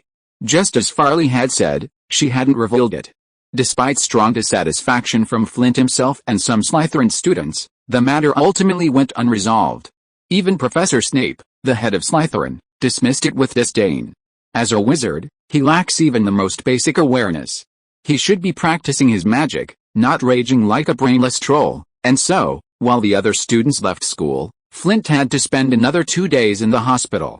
For the first-year students, it was once again Rubius Hagrid, the Hogwarts keykeeper, who led them onto the ferry to cross the lake. Upon seeing Harry, the sentimental giant hugged him and burst into tears again. The reason, of course, was that he had told Quirrell how to subdue the three-headed dog. "Harry, you almost died. I was such an idiot." "Oh, don't be like that, Hagrid, it's not your fault." Having already cried once in front of Sherlock, Hermione, and Ron, releasing much of his emotions, and with the comforting words of the young wizards, Hagrid quickly stopped crying this time. Perhaps out of guilt, or perhaps having had this thought for a while, he gave Harry a special gift before parting. On the surface, it was a beautifully wrapped book. But when Harry opened it, he was shocked to find it covered with photographs of wizards. Although the pasting was somewhat rough, that wasn't the point. Because on every page, smiling and waving at Harry were none other than his father and mother, James and Lily. "These photos come from different places," Sherlock said confidently, his gaze sweeping over the photos, "and were bound and compiled by the same person." Hagrid nodded vigorously and said to Harry, "I sent an owl to deliver a letter to your parents' old classmates, asking them for the photos. Dumbledore gave me a day off yesterday to compile them." "Harry, do you like it?" Harry didn't speak. He'd been moved so much these past few days that tears seemed cheap. But his answer was obvious. Hagrid understood everything. After waving goodbye to Hagrid, the first-year students, they couldn't really be called first-year students anymore, once again boarded the Hogwarts Express. After Ron's complaints about the speed, they all accepted Sherlock's explanation. Calling it the Express was more appropriate than the Express. Unlike the curiosity, trepidation, and excitement they felt when they arrived last year, on the return journey, Everyone was chatting and laughing, full of high spirits. Every now and then, someone would run into Sherlock and Harry's carriage, naturally wanting to hear the Lion King and the Savior's adventures. Harry didn't want to repeat that experience, and neither did Hermione. Sherlock, needless to say, was even less inclined. So only Ron enthusiastically and tirelessly recounted, over and over again, the legendary experiences of the Lion King and the Savior, leading them through 7 trials and tribulations, including their furious defeat of Quirrell. During his narration, he emphasized that Professor McGonagall's giant chessboard puzzle was the most difficult, riskiest, and time-sensitive of all the challenges. At the crucial moment, a red-haired hero stepped forward, making a selfless sacrifice for the entire group, allowing them to reach the final checkpoint in time and stop Quirrell. The young wizards in the compartment listened with rapt attention, full of praise. The way they looked at Ron made him almost feel incredibly happy. Sherlock, Harry, and Hermione exchanged knowing smiles. As long as he was happy. As time passed, the countryside outside the window grew increasingly lush and green, and the roads became cleaner. As the train began passing through towns, the voice that had once reminded them that Hogwarts had arrived sounded again. The young wizards removed their wizarding robes and changed into jackets and blouses. This time, Hermione didn't leave, but stayed in the compartment, enthusiastically witnessing Sherlock's entire transformation. Finally, the train pulled into platform 9 3/4 at King's Cross Station. It took them much longer to all exit the platform than it had been at Christmas. The same gaunt old guard was still at the ticket gate, allowing only 2 or 3 people through at a time. This way, they wouldn't attract the attention of the Muggles with a large group of them coming and going through the sturdy walls at once. "You absolutely have to come to our house this summer," Ron said to the 3 of them. "You all have to come. I'll send an owl to invite you." "Thanks," Harry nodded emphatically. "I definitely need something to look forward to." Hermione, however, reiterated to Sherlock, "Make sure to write and call me." She knew Sherlock, if she didn't emphasize it repeatedly, he would soon forget all about it. As they returned to the Muggle exit, people squeezed past them, greeting them incessantly. Of course, the main focus was on Sherlock and Harry.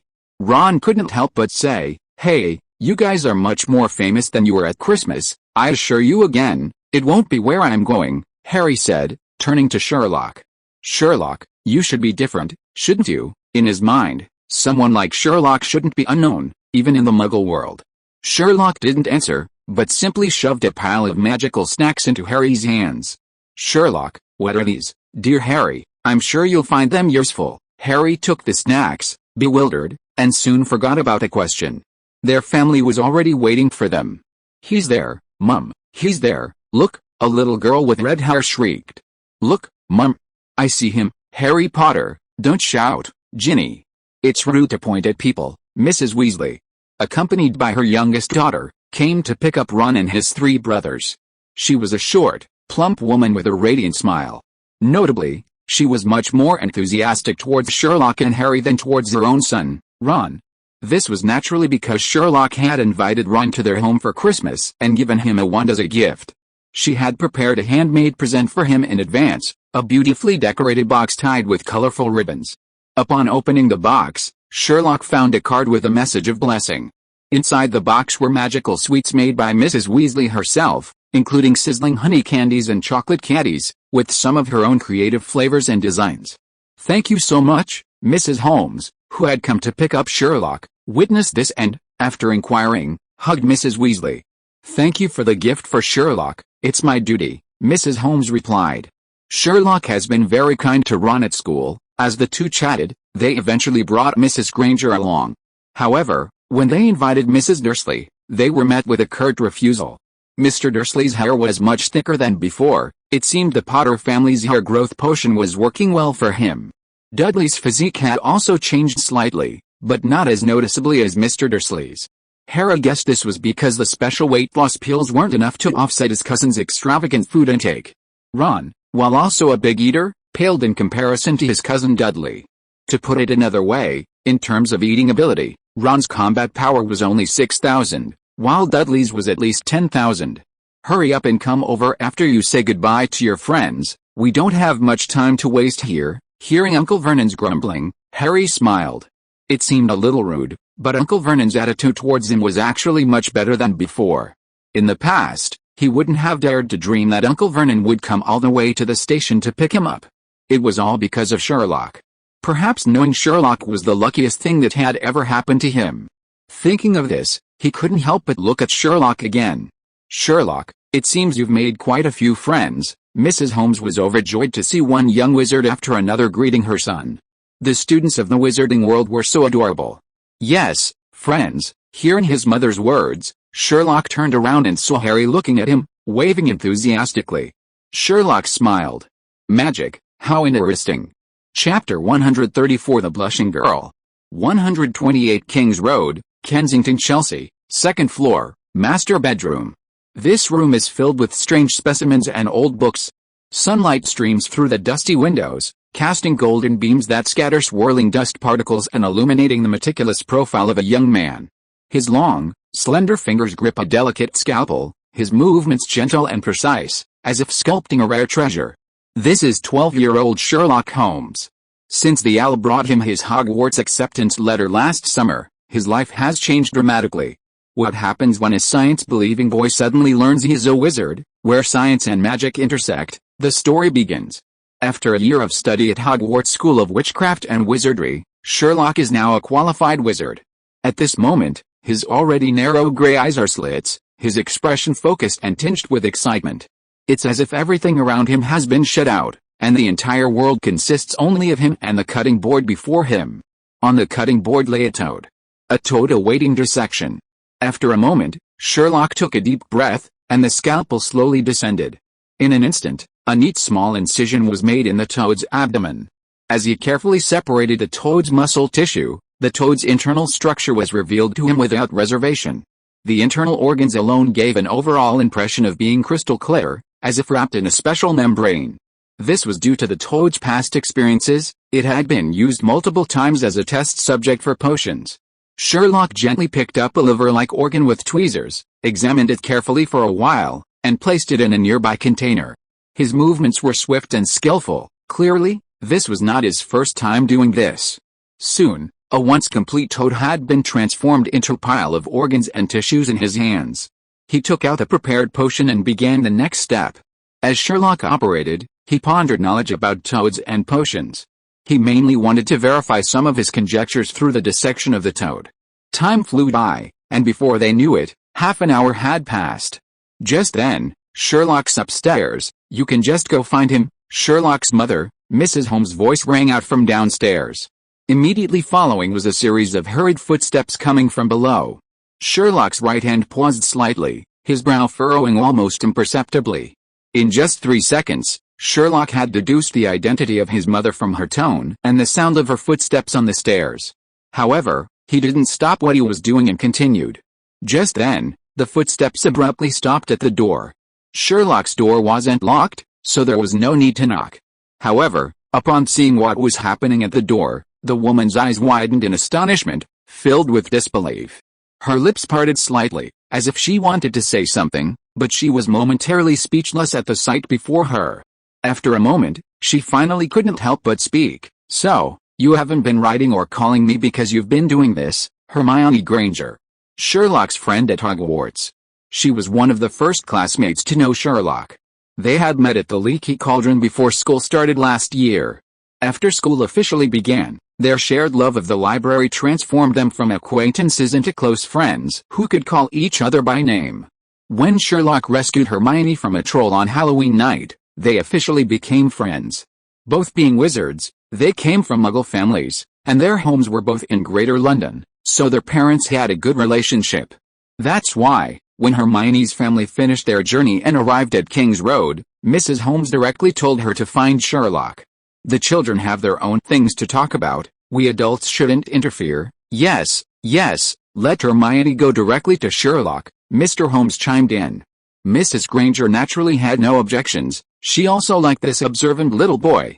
Especially after hearing from Hermione that he had discerned the professions on their first meeting, she greatly admired Sherlock. Mr. Granger frowned slightly. However, since his wife had already offered her support, he couldn't say anything more. As for Hermione, after receiving permission from the adults, she rushed upstairs to the 2nd floor. She had been to the Sherlock house more than once and naturally knew where their rooms were. Seeing this, Mr. Granger couldn't help but feel a pang of sadness. But soon, he was pulled aside by Mr. Holmes. "Come with me, there's something interesting over there." "Something interesting? Did you buy a new car?" "What new car? It's even more exciting than that." "Come with me." Mr. Granger was reluctantly pulled aside by Mr. Holmes. However, after seeing the wizard chess, he was quickly attracted by this magical item from the magical world. He considered himself a good chess player and immediately started a game with Mr. Holmes. The result was obvious. The seemingly moving chess pieces didn't obey Mr. Granger's commands at all, leaving him dizzy and confused. "Hey, don't send me there. Did you see his bishop? Listen to me, send it. It doesn't matter if it dies. Dare to kill my horse." The two men played chess nearby, while the two ladies sat together quietly drinking tea and chatting. Summer vacation had just begun when the Granger family of three went on a trip abroad. Upon their return, they didn't immediately go home but planned to stop by the Holmes family's house. Firstly, Mrs. Granger had many travel experiences to share with her good friend, Mrs. Holmes. Secondly, Hermione wanted to consult Sherlock about some magical matters. Although she had achieved first place in her grade at the end of the last semester, she knew very well that she was far behind Sherlock in some subjects, both theoretically and practically. Even now, there were still many things she hadn't understood. Under these circumstances, the mother and daughter immediately decided to go to the Holmes family's house first. King's Road happened to be on their way home. Mr. Granger wanted to object, but with his wife and daughter already in agreement, he knew his objection was futile. He simply acquiesced to the outcome. This way, 2 fathers, 2 mothers, and 2 children were paired up, completing the combination. However, Hermione hadn't expected to witness such a shocking scene the moment she went upstairs. Meanwhile, Sherlock, upon hearing Hermione's words, continued his scalpel with unwavering composure. It was as if her voice was merely a negligible breeze, having no effect whatsoever on him. Seeing Sherlock's demeanor, Hermione, who had initially been excited about reuniting with her friend, immediately fell silent. Her lips turned down, and the light in her eyes dimmed. But that was only for a moment. Soon, she raised her voice, her tone clearly displeased. "Sherlock, I'm talking to you." With that, she slammed a small box onto the table beside her with a dull thud. She herself crossed her arms, took a step forward angrily, her cheeks slightly flushed with rage. However, this was to no avail. Sherlock remained oblivious, his eyes fixed on the toad, his hands moving without pause. "Sherlock, you..." After a few more moments, just as Hermione was about to explode, Sherlock finally put down his scalpel. He first gently stretched his neck, which had become slightly stiff from sitting in the same position for so long, making a crackling sound, then straightened up and slowly asked, "Belgium or the Netherlands?" "What did you say?" Hermione, still angry, instinctively retorted. Sherlock stretched his back, which had become slightly stiff from sitting for so long, then took a clean white cloth and gently wiped the blood from his fingers. His movements were elegant and composed as he wiped her clothes, saying, "My dear Hermione, you must have had a very fruitful trip. I bet you went to Belgium or the Netherlands." Although it was a question, Sherlock's tone was one of certainty. Hearing this, Hermione's anger, which was about to flare up, instantly vanished. Having spent a whole year with Sherlock, she was already very familiar with his abilities. Even so, she was still shocked by his words. She looked at Sherlock, her expression uncertain, her eyes flashing with astonishment. "You? How did you know?" "I didn't say a word to you." After saying this, she remembered Sherlock's past actions and quickly lowered her head to carefully examine herself. From head to toe, left to right, front to back, as if trying to find any marks on her body that led Sherlock to this conclusion. Unfortunately, she couldn't see anything. By this time, Sherlock had finished tidying up his mess of belongings. He approached Hermione with steady steps. "Your skin has darkened. This is the result of prolonged exposure to the outdoors. And your dress, your shoes, your luggage, they all tell me this. It's clear you've cleaned them, but without using any magic, traces remain. First, this mud stain is clearly not from London, without a doubt. Second, its dark color and fine grime indicate it's near the mouths of several rivers and the ocean, repeatedly washed and infiltrated by seawater, resulting in extremely high salinity. After drying, not only does the color darken, but the grime also crystallizes and adheres, giving it this unique texture. Furthermore, the timing of your trip only fits the border region between Belgium and the Netherlands.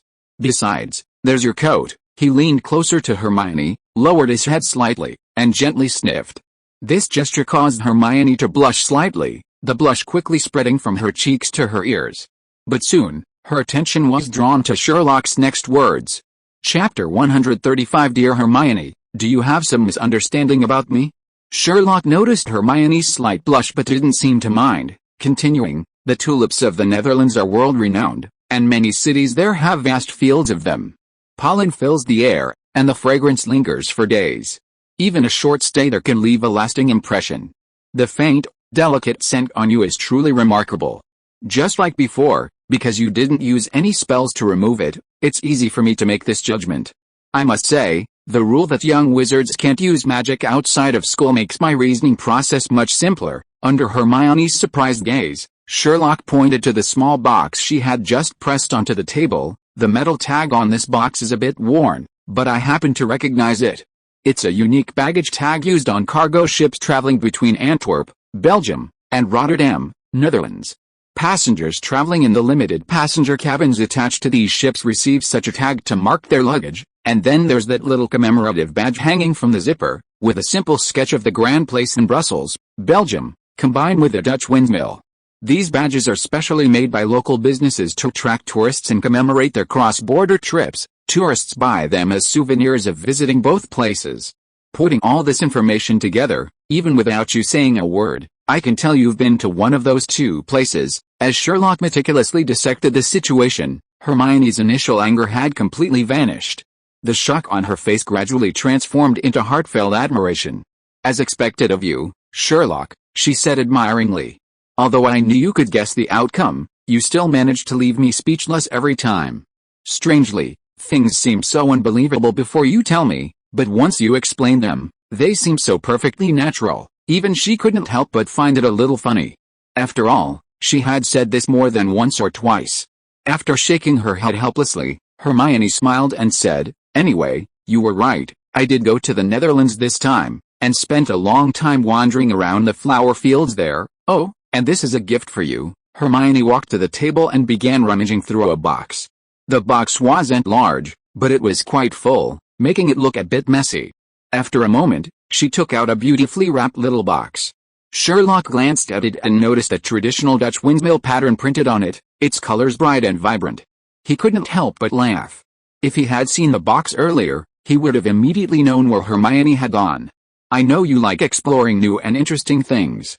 After the Greek translator case, you said you wanted to learn about astronomy, Hermione said, opening the box and handing over the gift she had prepared for Sherlock.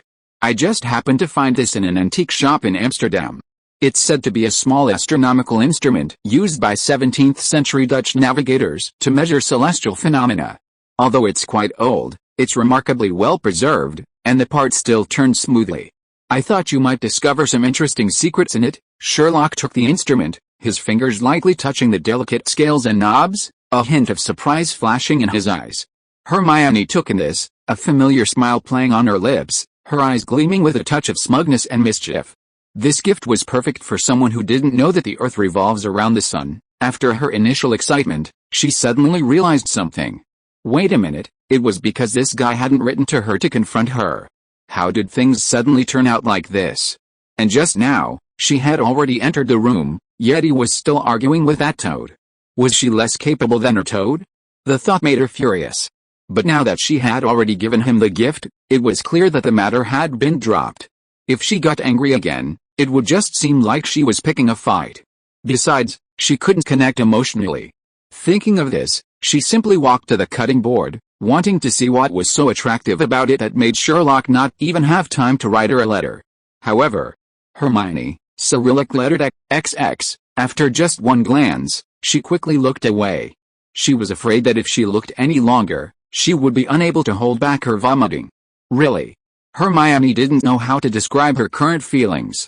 Forcing herself to calm down, Hermione, driven by curiosity, couldn't help but ask, Sherlock, why are you dissecting a toad? To compare the differences between Muggle and magical creatures, Sherlock glanced at Hermione, noticing the innocent naivete in her eyes, and then explained further, the magical world has many magical creatures kept as pets by wizards. Some pets are unique to the magical world, such as fluffy creatures, phoenixes, and raccoon dogs. But some pets are shared by both the magical and muggle worlds, such as owls, cats, mice, and toads. These animals also have common varieties in the muggle world, but their behaviors differ. For example, muggle owls don't deliver messages, although we now know this is due to magic, but, at this point, a hint of excitement appeared in Sherlock's eyes. I want to use the dissection of two different types of toads to find out the key differences between magical toads and muggle toads and key aspects such as physiology, magical energy storage, and utilization. If successful, it will be able to build a bridge connecting the knowledge systems of the two worlds. This way, he could handle any magical incident involving muggles with ease, and vice versa. Last school year, Sherlock handled several cases. As the cases became increasingly complex, he gradually felt the strain. This was mainly because science and magic are completely different systems. Fortunately, however, his deductive reasoning was still useful. He just needed to integrate the knowledge from both systems. Hermione, intrigued, asked, "So, what have you discovered?" Sherlock nodded. It seems that toads in the magical world and muggle worlds are physiologically identical. The toad livers, larvae, and tadpoles we use in potions class are directly sourced from ordinary toads.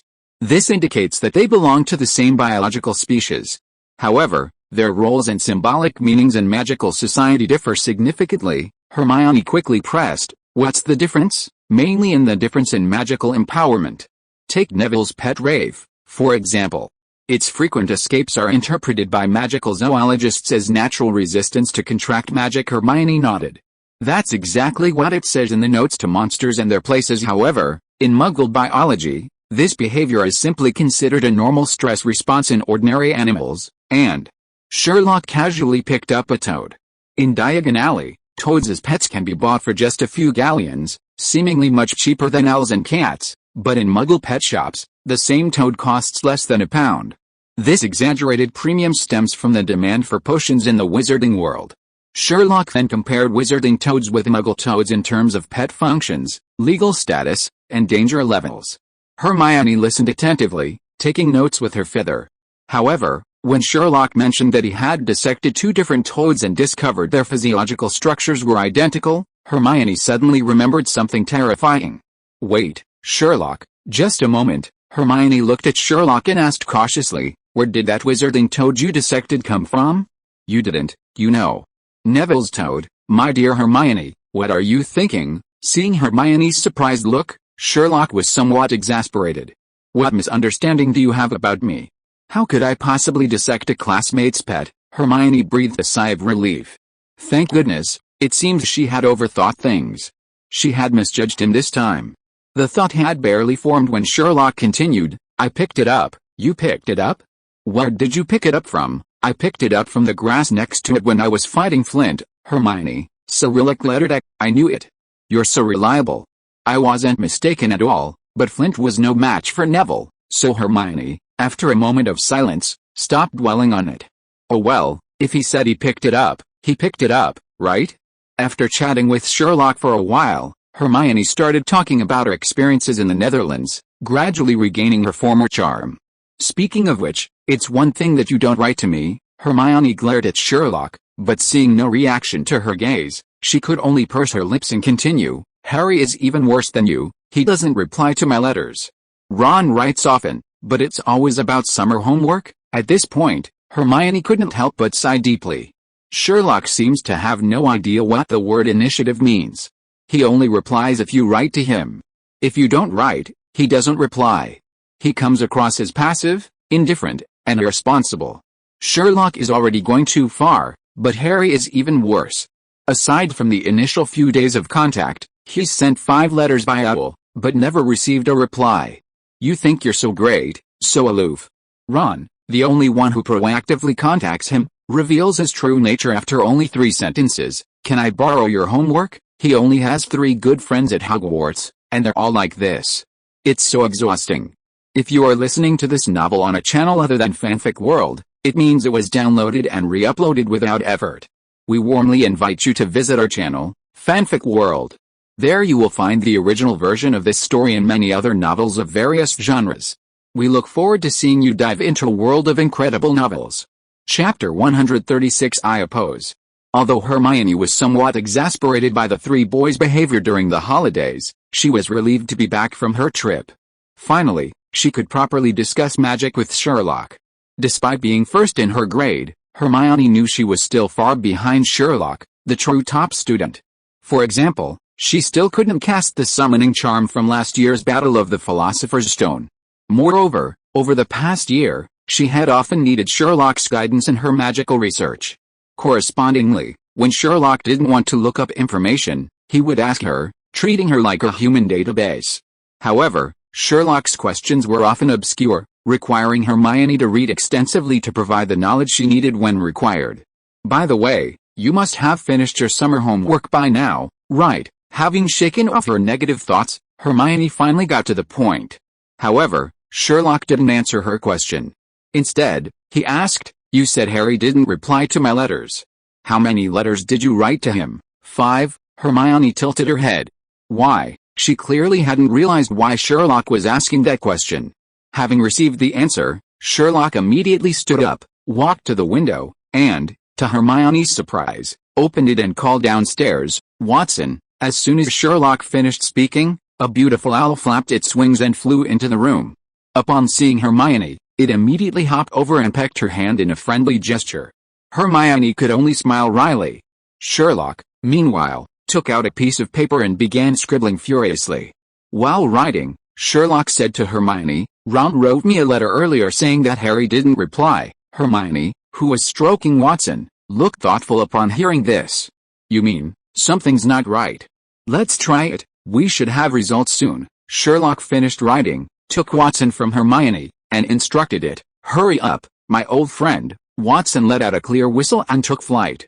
After Watson left, Hermione immediately seized the opportunity to discuss summer homework with Sherlock. Just then, she suddenly felt that what she was doing was somewhat wrong. Near the end of the first term, almost all the first-year Gryffindor students had approached her, saying they would send her letters over the summer and hoped she would reply. Not only that, even some Hufflepuff students had done the same. Although Hermione agreed to all of them, she knew perfectly well that they were all after her homework. Otherwise, why weren't the Ravenclaw students coming? And Slytherin, if it weren't for their long-standing animosity with Gryffindor, they would have rushed over too. She saw through them. But now, it seemed like she was doing no different from them. However, when Hermione heard that Sherlock had already finished all his assignments and was sharing his insights with her, she immediately dismissed the thought. Who cares? First come, first served. After all, Sherlock had even finished those assignments he hadn't been particularly interested in before. This made Hermione excited, but also enlightened. Who was Sherlock? Living in the 20th century, he didn't even know heliocentrism. He only learned what he thought was useful, ignoring what he didn't. But now, he was learning whatever he didn't care about. It seemed the case of the Greek interpreter had had a greater impact on Sherlock than she had imagined. Chatting with Sherlock, Hermione lost track of time until Watson flew back. Hermione was startled. So fast, indeed very fast. Sherlock shook his head. Less than 20 minutes, what? Hermione was taken aback. She had initially thought that time was passing quickly because she was engrossed in her academic exchange with Sherlock. But now it seemed that Watson really was fast. Sherlock had indeed given a word of advice, but even so, was Watson really working this hard? When had her owl ever worked so diligently? At this moment, Sherlock had already picked up Watson and was examining him closely. The most obvious thing was that the letter tied to its leg was missing. Obviously, Harry had received the letter, but he hadn't replied to her, just like he had to Hermione and Ron, or so it seemed. Harry Potter, the savior of the wizarding world, the boy who survived a great calamity. He might not reply to Hermione and Ron, but he would never not reply to her. Now that she thought about it, Harry had only written her 2 letters since the holidays began. This was also out of character for him. So, she had been careless. Completely absorbed in his own affairs, he'd overlooked this point. Thinking of this, Sherlock's eyes sharpened instantly. Something's not right. He didn't receive the letter you wrote to Harry. Why? Hermione couldn't help but ask, hearing Sherlock's words. Time, Sherlock said firmly. Although Surrey is adjacent to Greater London, normally Watson couldn't possibly complete the round trip from here to Privet Drive in 20 minutes. Didn't you tell him to speed it up, Sherlock? Hermione realized her mistake after asking the question and stuck out her tongue. Ignoring Hermione's cute antics, Sherlock pointed at Watson and explained, "Look here, there are some fibers on Watson's claws, from some old fabric. Also, the feathers on its wings aren't normal. Harry never hugs it tightly with both hands. This means someone intercepted Watson and took the letter I was just writing to Harry. Also, this person was wearing tattered clothes, was short, and had slender limbs. These are the only conclusions I can draw right now." This time, without Sherlock needing to analyze the reasons, Hermione was already nodding repeatedly. "You're right. In that case, we should quickly seek help from the professors. Professor McGonagall would definitely be willing to help us. Professor Flitwick would be fine too, and of course, it would be best to go directly to Mr. Dumbledore." Just as Hermione was counting on her fingers, trying to figure out which professor she and Sherlock should ask for help, Sherlock shook his head and said, "It won't be of any use, huh? Since letters to Harry were intercepted, letters to the professors will be too. If it were me, I would definitely do the same." "Who is it?" Hermione stood up, her eyes sharpening at that moment. "What is their purpose? Why are they targeting Harry?" As she said this, a flicker of fear flashed in her eyes. She lowered her voice and said to Sherlock, "Could it be Voldemort's henchmen?" Hermione, like Sherlock and Harry, originally knew nothing about Voldemort and was one of the few who could calmly pronounce the name. But as the saying goes, the older you get, the more timid you become. The more you know, the more you realize how ignorant you are. As Hermione's understanding of the wizarding world deepened, mentioning Voldemort's name no longer felt as natural as it had a year ago. After all, he was the Dark Lord who had ruled the wizarding world for over a decade, a figure whose name wizards still dared not utter. Not to mention the hundreds of wizards he had personally killed, the mere thought was terrifying. There was something Hermione hadn't dared tell anyone. After rescuing the Philosopher's Stone with Sherlock and Harry, she hadn't slept for several nights. The horrifying image of Voldemort stuck to Quirrell's head kept haunting her. Only after Quirrell vanished and Dumbledore revealed that Voldemort was currently, and would remain, in a weakened state did her sleep gradually return to normal. Even now, with Voldemort weakened, the mere thought of that incident brought back that scene from last year.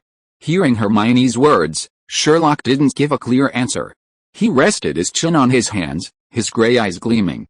Hermione now knew this was Sherlock's habitual action when he was thinking, so she obediently sat to the side without disturbing him. About 5 minutes later, Sherlock suddenly stood up. Hermione looked at Sherlock. Sherlock looked at her too. "Hermione, I'm going out for a bit now, and I would be very grateful if you could come with me." Hearing this, Hermione's adventurous spirit immediately ignited. Let's go, let's go." Sherlock smiled. He knew Hermione would definitely come with him. After making his decision, Sherlock immediately told his parents that he planned to take Hermione out. Hearing that Sherlock and Hermione were going out to visit a friend, Mrs. Granger was initially hesitant. She knew the friend Sherlock mentioned. She had seen him last Christmas at the Holmes house and at the train station during the June holidays. He seemed quite honest and not the kind of person who would cause trouble. The problem was that his home was in Surrey. Although not far from here, it wasn't exactly close either. However, when she heard Sherlock offer to have Mr. Holmes accompany them the whole time, she immediately felt relieved. Ever since meeting Mrs. Holmes at the Leaky Cauldron last summer, the two had gotten along very well. By now, she and Mrs. Holmes were good friends. While Sherlock and Hermione were at school, she and Mrs. Holmes had visited each other's homes more than once. Mrs. Holmes had even made a special trip to her workplace. The relationship between the two families meant she treated Sherlock like her own son. So, hearing that Mr. Holmes would be there to protect the two children, she was naturally very reassured. After all, he was also a trustworthy gentleman. "My dear Verida, if Mr. Holmes is taking the children, I certainly won't object." "I object." Just then, Mr. Granger, who was playing wizard chess with Mr. Holmes, suddenly spoke up, raising his hand in surprise to everyone's astonishment. Chapter 137 Please reply upon receipt.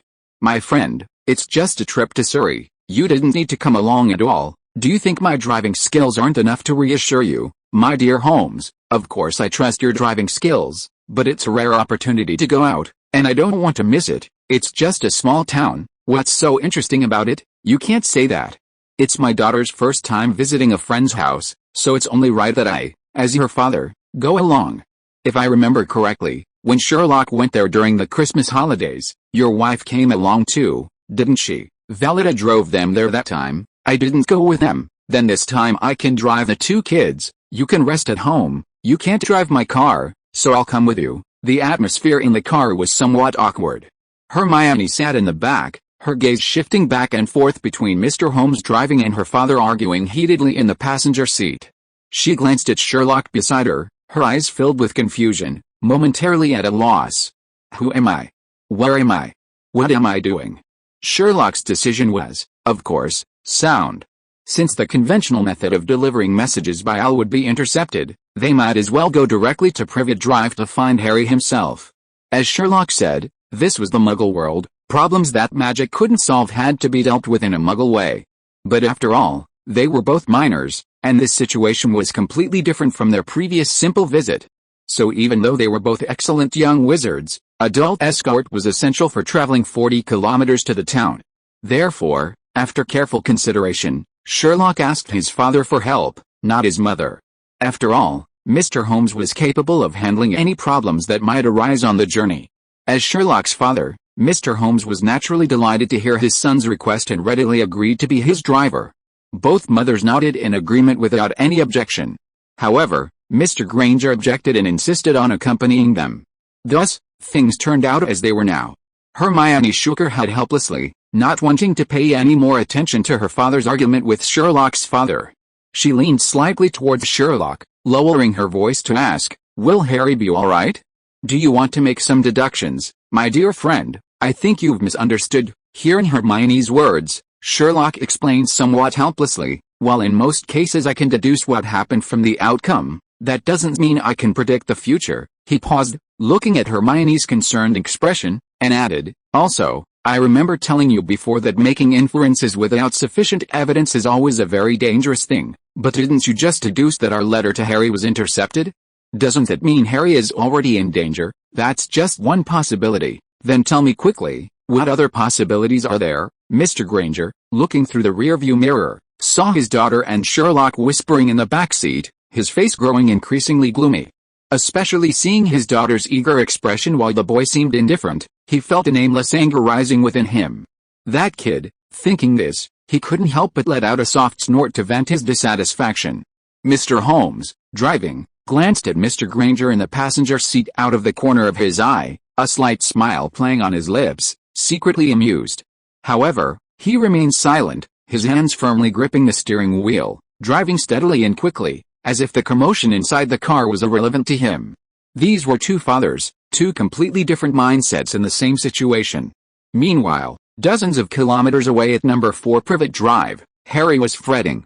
Last Christmas, at Sherlock's insistence, he had visited the Dursleys. Besides obtaining a photograph of Harry's mother, Lily, as a child from Aunt Petunia, Sherlock had chosen suitable Christmas gifts for the Dursleys, a special weight loss pill, anti-hair loss shampoo, and a chocolate frog. Speaking of which, the anti-hair loss shampoo was a Potter family business. Giving it to Uncle Vernon, broadly speaking, was a form of self-production and self-consumption. Both the shampoo and the weight loss pill had shown good results. The shampoo, in particular, made Uncle Vernon look several years younger. This was why Harry received significantly better treatment at the Dursleys' house this summer than usual. If it weren't for this, Harry bet Uncle Vernon would have locked his spellbook, wand, robes, cauldron, and even his state-of-the-art flying broomstick, Nimbus 2000, and all that he owned, into that small, dark storage room under the stairs, the place where he had lived for 10 years. Now, Harry had his own bedroom. Although Uncle Vernon was still rude and would yell at Hedwig for returning early in the morning from foraging, and Aunt Petunia often spoke to him sarcastically, Harry was grateful for his current treatment. But what surprised Harry most was his cousin Dudley. Even Harry himself couldn't believe that this cousin, who had once bullied him the most, was now the kindest person in the entire Dursley family. As for the reasons, first, it's because of the special weight loss pills Sherlock gave him last time. Although Dudley continued his domineering ways from elementary school after entering middle school, of course, now that he's a middle school student, he doesn't need to pull down his pants in public or pull up someone's pants when they urinate. Simply relying on violence is no longer enough for him to act like a bully at school as he did in elementary school. At this age, appearance has become an important standard for judging a person. In this situation, the weight loss pills are particularly useful. Secondly, it's because of the pile of snacks Sherlock gave Harry when they parted at King's Cross Station. At the time, Harry didn't understand Sherlock's intention. But after summer vacation started, he quickly understood. For Dudley, chocolate frogs and Bertie Bott's every flavor beans were a game changer compared to the snacks he used to eat. Even a pile of cockroaches, a snack that Harry would find unsettling, Dudley accepted without hesitation. In this respect, he might actually have a lot in common with Dumbledore. Regardless, these two incidents completely changed Dudley's attitude towards his cousin Harry. Even his address to Harry became the more affectionate old Harry. At times like these, Harry thought even more of Sherlock's kindness. In his letter to Sherlock, he emphasized this incident and expressed his sincere gratitude. However, this feeling of happiness didn't last long. Not long ago, he suddenly felt abandoned. Half a month had passed since the holidays began, and apart from the first few days, he had been corresponding with his friends. Even Cho Chang, far away in the east, had shared some of her experiences with him. But from a certain point onward, Sherlock, Ron, Hermione, and the other students at Hogwarts suddenly cut off contact with him. Not a single letter was sent. This made Harry feel as if he had been cut off from the wizarding world. Of course, Harry had tried to communicate with his friends through Hedwig more than once. However, each time the letter was sent, there was never a reply. Initially, Harry simply thought they had forgotten to reply, or perhaps didn't want to. However, after spending a whole year with Sherlock, Harry had made some progress. After realizing something was wrong, he made sure to reply to every letter he wrote. But even with all this, he didn't receive a single reply. Harry immediately realized something was amiss. Without hesitation, he told Sherlock everything he had been through and begged for help. He even had Hedwig deliver letters 3 times. But it was all for naught. Each letter he sent seemed to disappear into thin air, receiving no response. This immediately convinced Harry that he was in deep trouble, really deep trouble. As the first person in school to know Sherlock, well, the first person besides Hermione to know Sherlock, Harry had learned much more from Sherlock than just stealth and boxing. He noticed that although Hedwig always returned empty-footed, time seemed to pass too quickly. Sherlock's house wasn't far, Hermione's wasn't, and Ron's was quite far. But no matter who he wrote to, Hedwig always returned in almost the same amount of time. This reminded him of Sherlock's words, when all the impossible is eliminated, what remains, however improbable, must be the truth. So, his letters had been intercepted? At this moment, Harry really wished he could speak birdsong. That way, he could directly ask Hedwig what had happened. Unfortunately, he couldn't. Harry hadn't given up. He had specifically told Hedwig to fly slowly so he could secretly follow behind. But each time, it was to no avail. Without magic, he was just an ordinary 12-year-old boy, unable to go very far alone. He had even considered having his Uncle Vernon drive him to track Hedwig. However, the uncle refused. Intercepting your letters? Who would do something so pointless? If someone did that, Uncle Vernon, after hearing Harry's story, mercilessly mocked, then I should thank him. Chapter 138 I could tell you weren't human at first glance. Harry Potter. The savior of the wizarding world, the one who defied the Dark Lord, and the best friend of Sherlock Holmes. Even with all these titles, he was helpless when communications were cut off. At times like this, he couldn't help but miss the days spent with his friend Sherlock. If Sherlock were here, he probably would have already figured out a solution, right? Or at least he could contact him. If Sherlock knew his situation, even remote guidance would surely provide a solution. Unfortunately, he couldn't reach him. This was what angered Harry the most. He was angry at himself. As a wizard raised in a Muggle family, he had forgotten to ask Sherlock and Hermione for their home phone numbers before the holidays. Actually, Hermione had given him her home phone number last Christmas at Sherlock's house, intended for Mycroft to call her if he appeared. But he hadn't called Hermione, and had even forgotten the number. Lately, whenever he thought about this, Harry would laugh at his own foolishness. Having only been in the wizarding world for a year, Harry realized he had become far too reliant on its communication methods. He seriously reflected on this, ultimately concluding it was mainly due to his miserable upbringing with the Dursleys. So when Hagrid told him he was a wizard, he quickly accepted the identity. Especially during his year at Hogwarts, the role of the wizarding world savior gave him a completely different feeling from the Muggle world. His identification with the wizarding identity grew stronger, to the point that he forgot even the most basic common sense. But now the die was cast, and even his anger was just impotent rage. In this situation, Harry could only try to imitate Sherlock's thought process.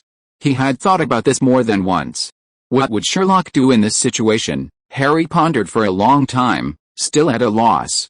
He realized he simply couldn't emulate Sherlock's way of thinking.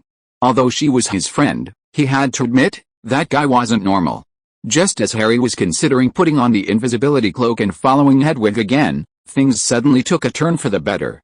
That morning, Uncle Vernon suddenly announced to his family that he might make the biggest deal of his life that day. This was because he had successfully invited a wealthy builder and his wife to their home for dinner. Uncle Vernon wasn't being merciful, of course.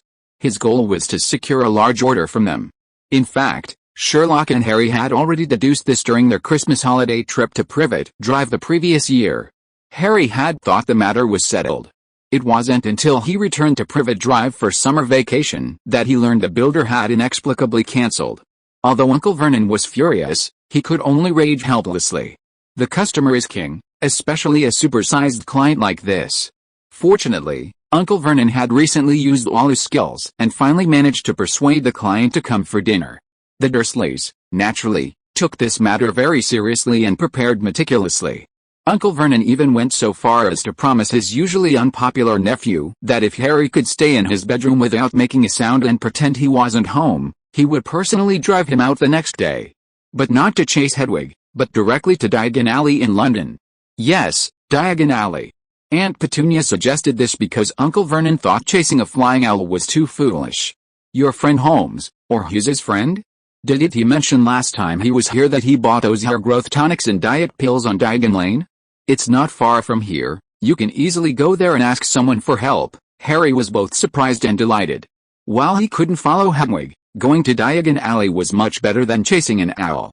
After all, no one knew where the person intercepting the owl would make their move.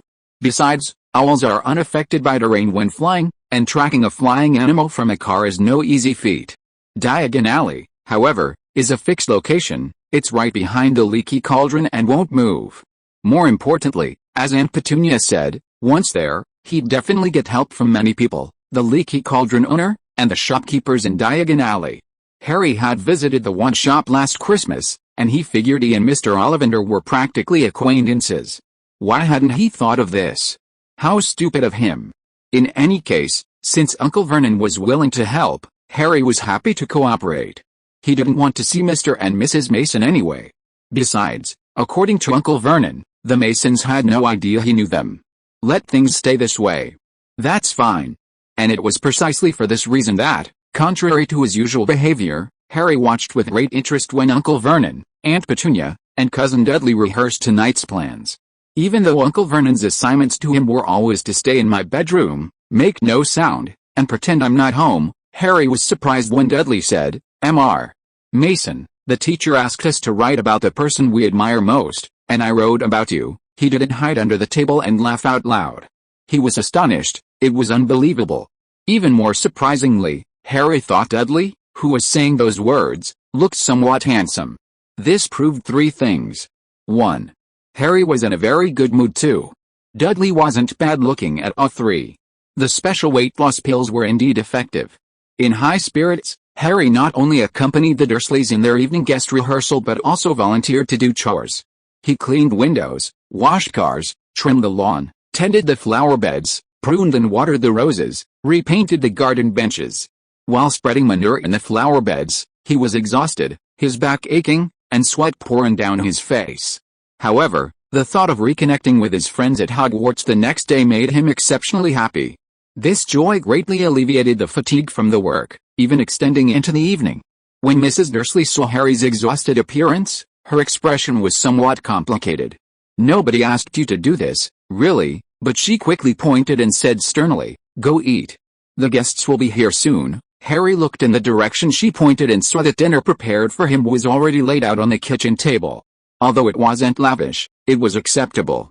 This surprised him somewhat. He had thought he would only get a few pieces of bread and cheese. Noticing that Aunt Petunia was already wearing a light orange cocktail dress, Harry said sincerely, "Aunt, you look beautiful today." Even his cousin Dudley looked handsome, so naturally his mother's sister would look beautiful too. Aunt Petunia glanced at Harry with some surprise, then snorted coldly. "Stop talking nonsense and eat." Harry nodded and quickly used the skills he had learned from his friend Ron to devour his dinner in a flash. As soon as he finished eating, Aunt Petunia cleared the plate away and told him to hurry upstairs. Harry readily complied. He keenly noticed that Aunt Petunia even hummed a little tune as she turned away, seemingly in a good mood. Harry was in a good mood too. As he passed the living room doorway, he casually greeted his Uncle Vernon and Dudley, who were dressed in formal attire and bow ties. Dudley waved back, while Uncle Vernon gruffly told him, "Get up there. Remember, kid, if you dare make a sound, I promise I won't let that happen." Harry interrupted before Uncle Vernon could finish his threat. This was a chance to reconnect with the wizarding world. How could he possibly do something so stupid? Impossible, absolutely impossible. Harry tiptoed to his bedroom door, quietly slipped inside, and closed the door. He planned to collapse onto the bed and sleep soundly until dawn. Since he didn't snore anyway, he could even wish his uncle good luck in getting the order in his dream. However, just as he was about to lie down, he abruptly stopped himself. There was someone sitting on the bed. The unexpected visit of an uninvited guest was surprising enough. When he saw what it looked like, Harry almost screamed. But thinking that his Uncle Vernon's guest was about to arrive, he held back. The unknown creature sitting on his bed was short, with a pair of protruding green eyes the size of tennis balls, a thin and long nose, and two large, bat-like ears. Its exposed skin was somewhat similar to the goblins he had seen in Gringotts. In addition, it was wearing a tattered pillowcase with several holes in the arms and legs, as if it were trying to use it as clothing. Even though he had never seen one before, Harry could tell at a glance that it wasn't human. "What exactly are you?" Harry almost blurted out. But he quickly realized his words were impolite and changed his tone. "I mean, who are you, and what brings you here?" The uninvited guest, hearing Harry's question, slid off the bed and bowed deeply to Harry. The angle was almost 90 degrees, his long, thin nose touching the carpet. "Are you from Japan?" Harry frowned deeply at the sight. "Mr. Harry Potter." The man called out Harry's name immediately, then introduced himself. "I am Dobby the house elf.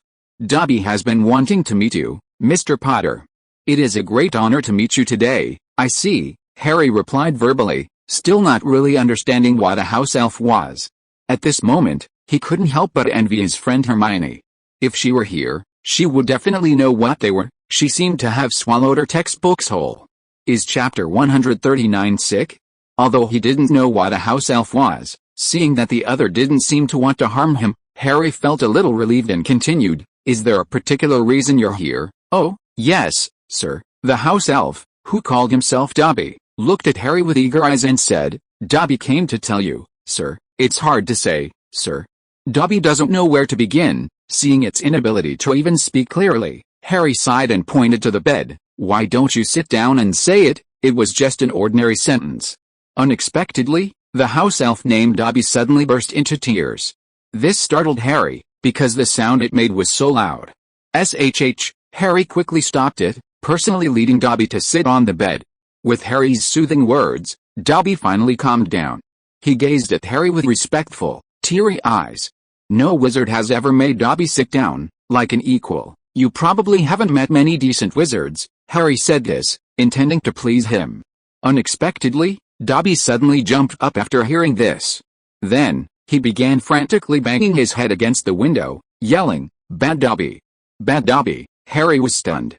He never expected such a thing and didn't react immediately.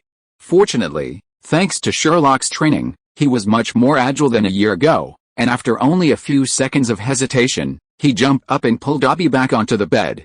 At that moment, Harry even heard Uncle Vernon's voice downstairs, laughing and speaking, now stammering. Oh no, they heard him. Victory was within reach. He couldn't let this sudden appearance ruin his plans.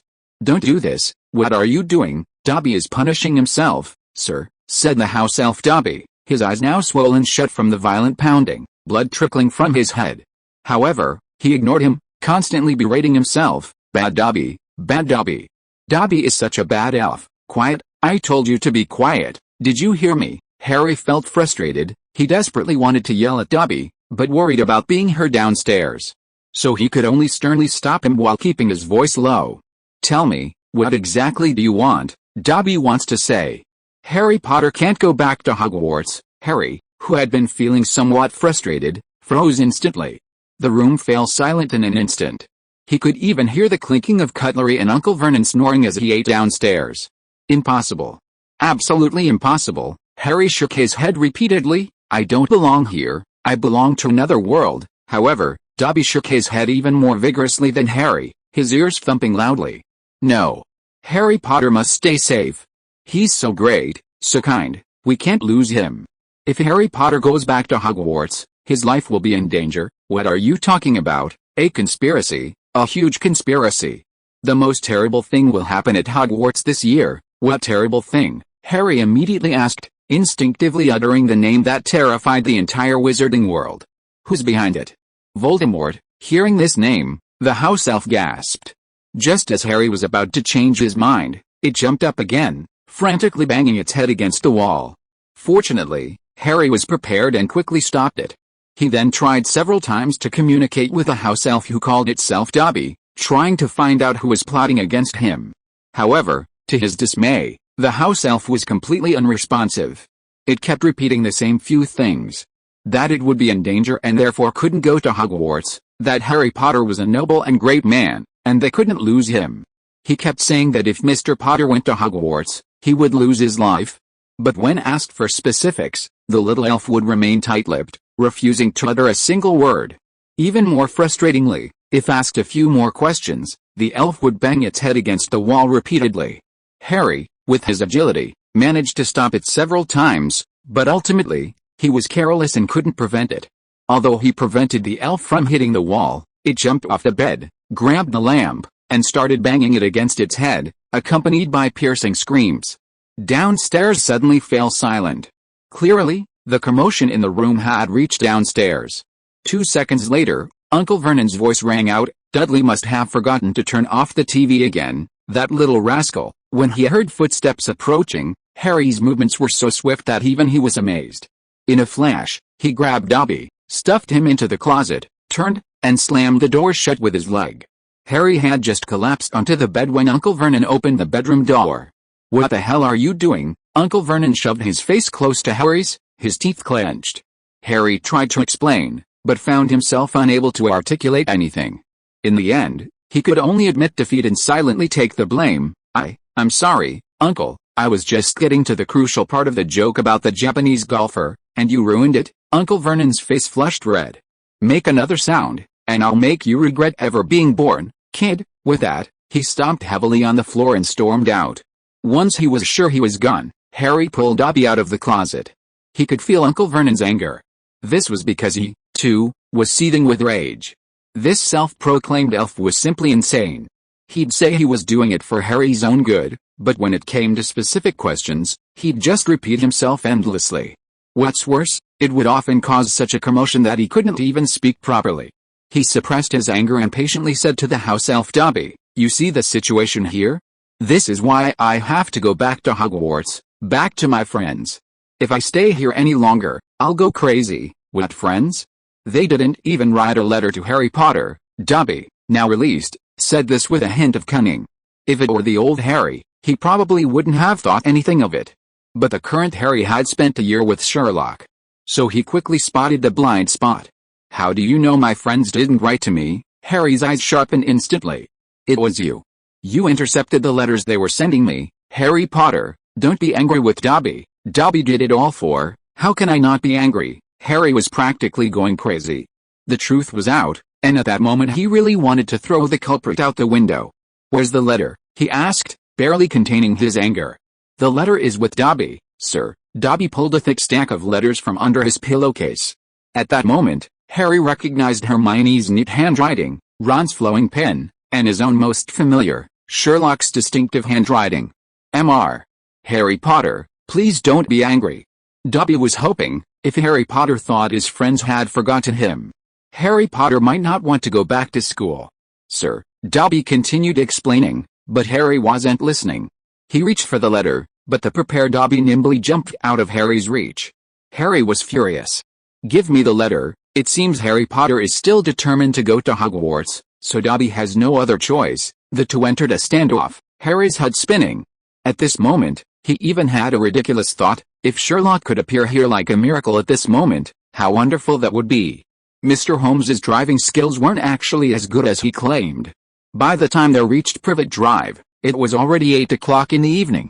This was partly due to his unfamiliarity with the area. The rain that started halfway there further complicated the navigation. Upon arriving at their destination, Sherlock initially planned to knock on the door.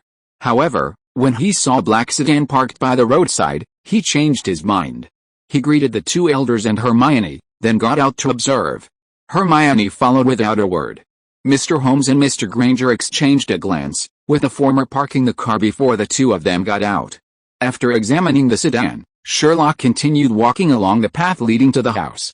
A moment later, he returned to his and Hermione's father, saying, "Father, Mr. Granger, Harry has guests. It would be better if you handle the negotiations, my dear Sherlock." "Of course, no problem," Mr. Holmes said with a smile. "Isn't that what I came here for? Right, leave these matters to us." With that, Mr. Granger, without hesitation, stepped forward and rang the doorbell.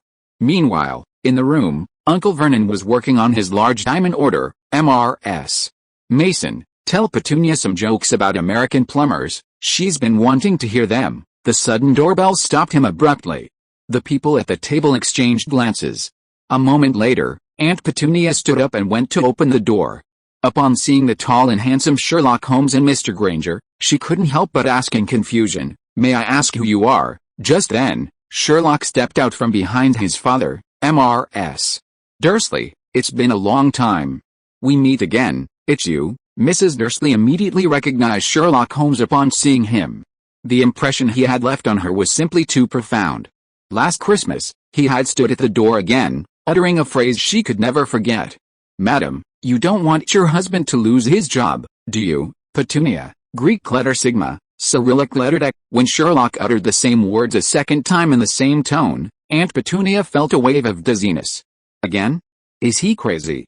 5 minutes later, Mr. Holmes and Mr. Granger were again at the dining table in the hall. "Thanks to Pig is that pig for the 100 Kidian coins reward. Your support is my motivation to update." Chapter 140. Harry. The moment Sherlock appeared, rain continued to fall. The atmosphere was far from harmonious. Under the same roof, Vernon Dursley's face, with its prominent muscles, contorted slightly with displeasure. He stared intently at the unexpected arrival of these uninvited guests, his annoyance practically overflowing. Unfortunately, Mr. and Mrs. Mason were also present, and no matter how angry he was, he couldn't simply turn them away. That would give the impression that he lacked manners. Therefore, he could only suppress his dissatisfaction, forcing a smile that was more like a grimace, and awkwardly greet the guests along with his wife. On the other hand, their son Dudley showed great interest in his cousin's classmates' parents, his gaze frequently drifting towards Mr. Holmes and Mr. Granger. Mr. Dursley was not good at hiding his emotions. This was evident from his large hands constantly rubbing together in front of him. Even so, deep down, he felt a sense of relief. That was because he had recently learned the identity of Sherlock and Hermione's father. Sherlock's father, Mr. Holmes, came from a family of gentry, and his every move exuded a noble composure. Hermione's father, Mr. Granger, was a dentist, radiating professional competence. These two gentlemen spoke eloquently and gracefully with Mr. and Mrs. Mason, their every action elegant and poised. They were nothing like the madman image of wizarding parents that Uncle Vernon had in mind. They seemed remarkably normal. In contrast, his unfortunate sister-in-law's husband, James, whom he had only met a few times, seemed like a lowly scoundrel. Uncle Vernon thought to himself, letting out a soft snort, his furrowed brow relaxing slightly. Just then, Mrs. Mason suddenly raised a hand to her cheek, a look of pain on her face. She whispered to Mr. Mason that her tooth had been aching since she woke up that morning, and she was considering seeing a dentist. As she spoke, she glanced furtively at Mr. Granger. Since Mr. Granger had just introduced himself, the meaning of her action was self-evident. Mr. Granger chuckled inwardly. He glanced at Harry's Uncle Vernon, who was looking at him with a hopeful glint in his eyes. Following his principle of helping his daughter, he politely leaned forward slightly, a professional, gentle smile on his face, and proactively inquired about Mrs. Mason's symptoms. Mrs. Mason, as if grasping at a lifeline, quickly began to describe her condition in detail. After Mr. Granger's questioning, he quickly determined that her symptoms were most likely an acute exacerbation of chronic periapical periodontitis. Although the tooth appeared undamaged on the surface, the root was actually the problem. Even the dental nerve might have died. Of course, further diagnosis would require the assistance of specialized instruments. However, based on Mr. Granger's experience, root canal treatment was highly probable. Mr. Granger spoke clearly and logically, every word revealing his professionalism. This made Mr. and Mrs. Mason nervous, and they began to inquire about the detailed process of root canal treatment. The two chatted back and forth, asking one question after another, which Mr. Granger patiently answered one by one. For a moment, all eyes in the living room were on them. The Dursleys, who had been the hosts, were now left out in the cold, unable to get a word in edgewise. However, Harry's Uncle Vernon and Aunt Petunia showed no displeasure. They exchanged glances, both finding a hint of relief in each other's eyes. They had initially assumed Harry's parents had come to cause trouble, but now it seemed they were there to help solve his problems. This little interlude gradually eased the previously tense atmosphere in the living room. Soft conversation replaced the initial tension and silence. The rain had stopped some time earlier. Sunlight peeked through the clouds, casting warm rays into the living room. As for Sherlock and Hermione, they had followed Harry briskly to his bedroom as soon as they entered, taking advantage of the adult's silence. As soon as Sherlock entered the room, he habitually glanced around and said, "This used to be a storage room, uninhabited for years. You've only been here for less than a year." "You're right, my dear Sherlock." Only heaven knows how excited Harry was to see Sherlock and Hermione's unexpected visit. He had just been thinking about what it would be like if Sherlock came at a time like this. And she actually did. At that moment, Harry felt even the air in the room smelled sweet. His gaze towards Sherlock and Hermione was so intense that Hermione felt a little uncomfortable. "I forgot to tell you, last year, a little later than now, they moved me from the cupboard to this room so I wouldn't receive letters from Hogwarts. This room was originally used by my cousin Dudley to store toys and other odds and ends that couldn't fit in his bedroom." Harry couldn't help but laugh as he said this. Ha. Ha. But it didn't work. Hagrid eventually found me and personally delivered my acceptance letter to my hands. Oh, Harry, hearing this, Hermione couldn't help but feel a little sad. Her parents loved her very much, so she couldn't imagine how pitiful it was for a child to live in a cupboard for 10 years. Even so, our headmaster Dumbledore thought Harry had been very good living with his aunt for the past 10 years. What? Mr. Dumbledore, how could he? Hearing Sherlock's words, Hermione covered her mouth in surprise, looking incredulous. Did Dumbledore have some misunderstanding about having a good time? If this counts as having a good time, then how unfortunate must his childhood have been. At this moment, Sherlock turned his gaze to the house elf Dobby. "Harry, is that what you were talking about?" With Sherlock's words, the three of them surrounded the house elf Dobby, their 6 eyes looking down at it intently. Especially Sherlock and Hermione. In the brief moment they'd followed Harry from the hall to the second floor, the two had already learned from Harry that this creature was the culprit who had intercepted their letters. Now, seeing this magical creature in person, Hermione couldn't help but cast an admiring glance at Sherlock. Old clothes, short stature, thin limbs, everything matched. The only difference was that the little elf wasn't wearing old clothes, but an old pillowcase. But it was pretty much the same.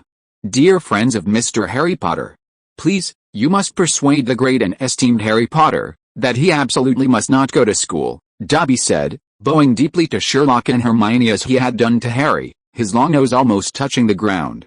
"It's so polite," Hermione exclaimed in surprise. "Harry, yes, it's so polite."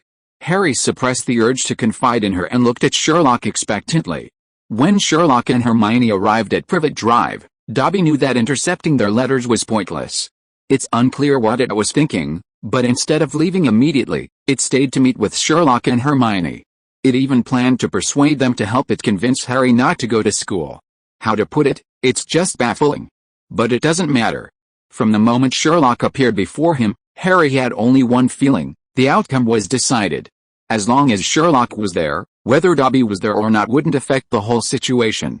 He had already succinctly explained the situation to Sherlock, now he just needed to trust him. Sherlock looked Dobby up and down a few times, then asked, "You want us to help you convince Harry not to go to school?" "Why, yes, sir. Because someone wants to harm the great and respected Harry Potter." Harry Potter can't take risks. He's too important. Who are you talking about? Voldemort, Hermione couldn't help but ask. Hearing that name, Dobby immediately shuddered, his body trembling violently. It covered its ears with its hands, groaning in pain. Don't say that name, Mom. Please don't say that name. Hermione was startled. Was this little elf's PTSD about Voldemort that severe? I'm sorry, why? Why can even Harry Potter's friends so casually call out the mysterious man's name? No, not the one whose name can't be mentioned, Mom. Then who is it? No, Dobby can't say. It jumped up as it spoke. Hermione was startled by Dobby's actions once again. The experienced Harry shouted, "Quick, stop it. It's going to hurt itself again." Sherlock was prepared and quickly intervened, pulling Dobby back before its head hit the wall. Interesting. After stopping Dobby, Sherlock thought for a moment, then turned and whispered a few words in Hermione's ear. This slightly intimate gesture made Hermione blush slightly. But surprise quickly replaced her initial shock. "Sherlock, are you sure?" Seeing Sherlock's determined gaze, Hermione nodded and quickly left the room. "Where did that lady go?" Dobby asked warily as Hermione left. "Never mind her, she went to run some errands. I have another question for you now." While Dobby looked around, Sherlock stared into its eyes. "Tell me, who is your master?" Hearing this, Dobby went berserk again, jumping up to ram its head against the wall. Unfortunately, Sherlock grabbed it. Dobby didn't give up, quickly reaching for the bedside lamp. Having already learned its lesson, Harry reacted quickly, snatching the lamp away before it could reach him. Harry breathed a long sigh of relief. This time, he finally managed to defend himself. Chapter 141 It doesn't deserve any sympathy.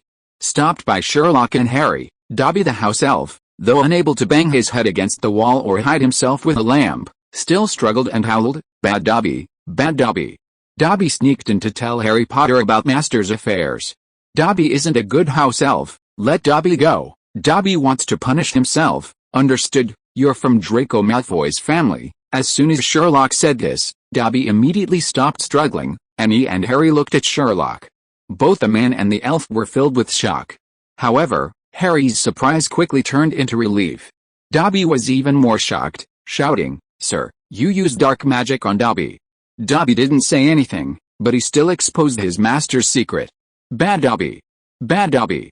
Dobby is not a proper house elf. Dark magic? I don't need that to deal with you," Sherlock sneered, saying disdainfully, "As far as I know, house elves are not something poor wizarding families can have. And look at your humble attitude, it's clear that your master's family is difficult to get along with. At Hogwarts School of Witchcraft and Wizardry, someone who fits this description and has a conflict with Harry's already obvious.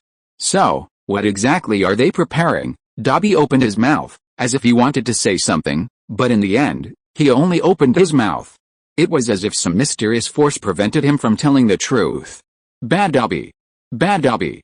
Dobby almost revealed his master's secret. "Let Dobby go. Dobby will punish himself." This time, Dobby's strength was exceptionally great, and his determination to punish himself was unwavering. Just as Harry felt a headache coming on, Sherlock suddenly released Dobby. Once free, Dobby immediately began banging his head against the wall repeatedly. The force of the impact terrified Harry. Seeing Dobby bang his head against the wall more than 10 times, and Sherlock still not stopping him, he couldn't help but speak up. "Sherlock, my dear friend, you don't need to worry, my father and Mr. Granger are downstairs. Unless it can break down this wall, they certainly won't come up, but, are we just going to watch it continue like this? Dear Harry, I suggest you put away your sympathy for it. Being self-righteously kind to others, arbitrarily making arrangements for others, morally abusing itself." Sherlock looked at the self-harming Dobby and commented mercilessly, "This kind of creature doesn't deserve any sympathy." Harry was taken aback. To be fair, Harry was truly a very kind person. Not the kind of despicable kindness of Snape, but the traditional, lawful kindness. It's truly remarkable that he grew up in the harsh environment of the Dursleys' house without developing a vengeful attitude towards society. Moreover, deep down, he actually possesses a bit of a saintly complex. So even though he was somewhat dissatisfied with Dobby's actions earlier, the thought that Dobby was doing it for his own good prevented him from hardening his heart. He couldn't bear to watch Dobby harm itself, let alone speak harshly to it. Therefore, if anyone else had said these words, he certainly wouldn't have agreed. But coming from Sherlock, The effect was immediately different. Harry lowered his head, thought seriously for a long time, and then slowly nodded. Just as Sherlock said, he didn't need to be controlled by it.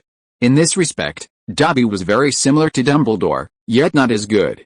Dumbledore merely guided him to confront Voldemort, while Dobby directly controlled him. Perhaps its starting point was good, full of benevolence. But it intercepted his letters, prevented him from going to Hogwarts, and said nothing, only banging its head against the wall. This behavior was undoubtedly something he disliked, even malicious. Someone who truly cared for him should be like Sherlock, telling him the truth without reservation, allowing him to make his own choice. Even after understanding everything, Harry still couldn't remain indifferent to Dobby's behavior. But seeing Sherlock's unwavering resolve, he could only turn his head away. Ignoring it would ease his pain. Just as Sherlock had said, even with Dobby's commotion, there was no sound downstairs. Harry secretly admired Sherlock and Hermione's father. He was truly capable of stopping Uncle Vernon and Aunt Petunia. Little did he know, the main characters in the downstairs hall had long since changed. Uncle Vernon and Aunt Petunia, the true hosts, were now relegated to supporting roles. After banging its head against the wall for a while, Dobby finally stopped. Its eyes were now locked together, and blood was seeping from its head. Sherlock stared at it coldly, saying nothing. The great, merciful Harry Potter, and this mind-reading gentleman. Dobby struggled for a long time to focus, making its large eyes look at Sherlock and Harry. Mr. Harry Potter really can't go to school, so, you still don't intend to tell the truth, bad Dobby, bad Dobby. Dobby can't expose his master's secret. Dobby grabbed the lamp and smashed it on its head, and even after the lamp fell apart, Sherlock still watched coldly. Harry, on the other hand, was heartbroken. Although it was an old lamp that Dudley had discarded, it still worked. It was such a waste that it had been smashed to pieces. Are you done smashing it?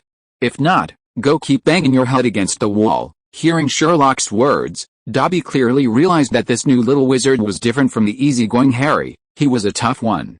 It stopped its self-torture, looked at Sherlock, and said firmly, Mr.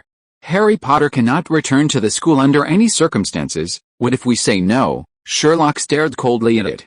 Harry clenched his fists. Then Dobby has no choice but to do this, sir. It's for Harry Potter's own good, as if it had already planned this. As soon as Dobby finished speaking, a massive magical aura surged from its small body, filling the entire bedroom almost instantly.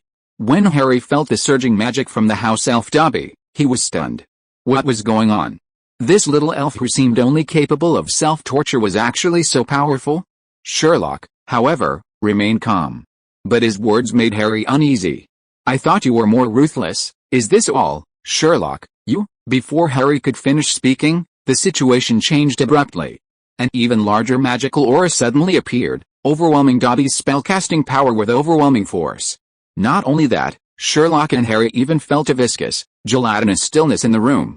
Dobby's expression changed drastically. Without a word, it snapped its fingers.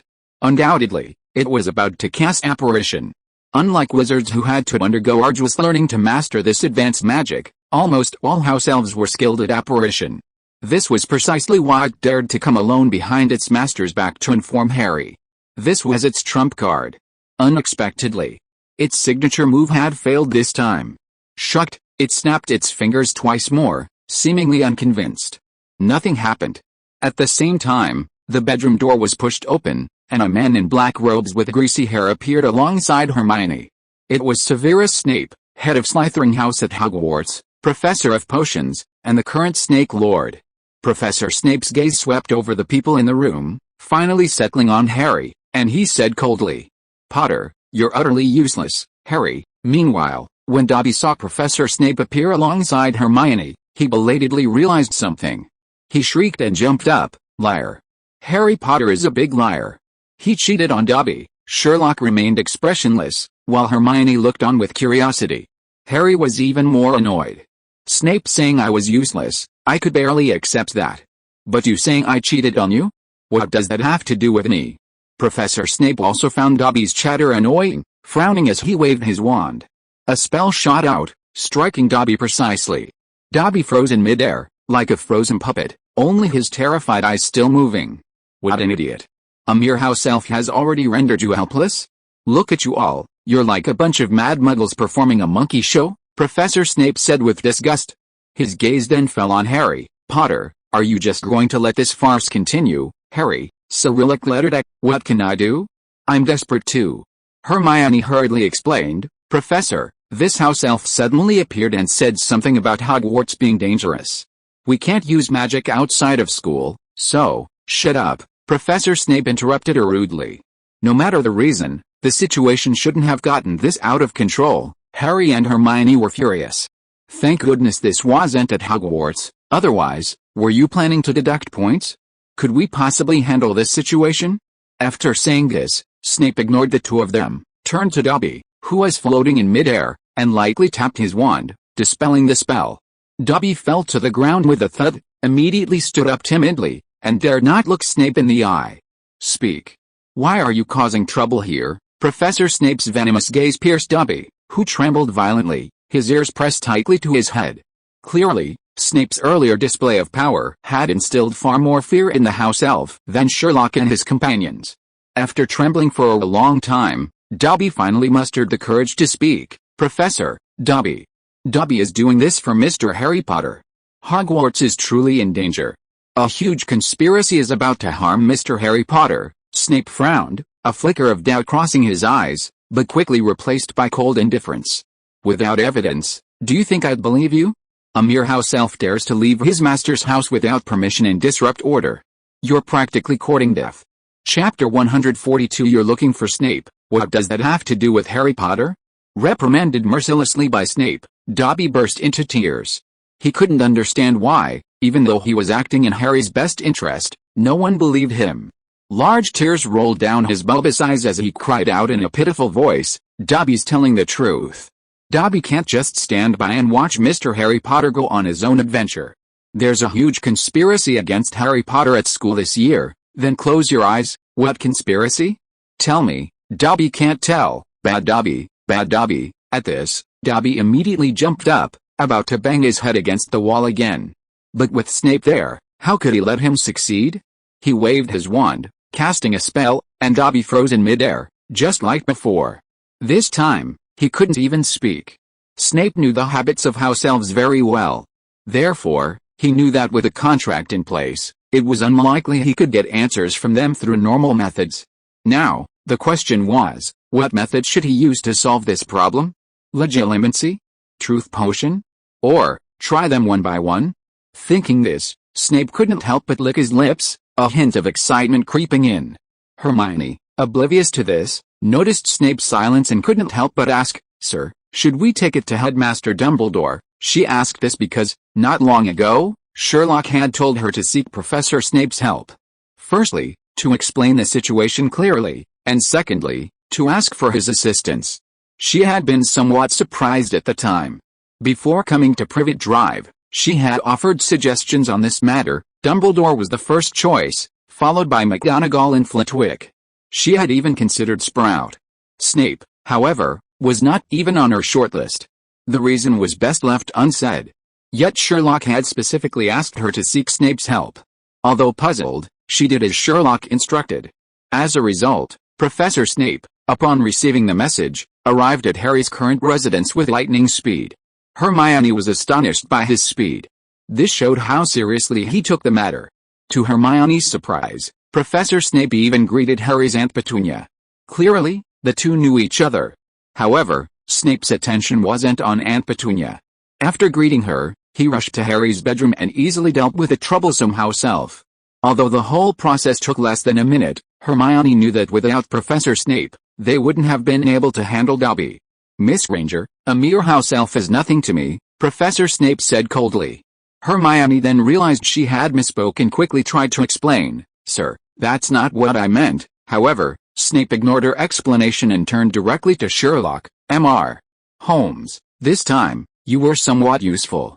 Although your method was crude and lacked any skill, at least it didn't cause a major disaster, and you resolved this troublesome matter with some difficulty. Sherlock smiled slightly. Professor, your words are as sharp and unique as ever, which is somewhat similar to my persistence in pursuing the truth. Snape seemed surprised by Sherlock's response.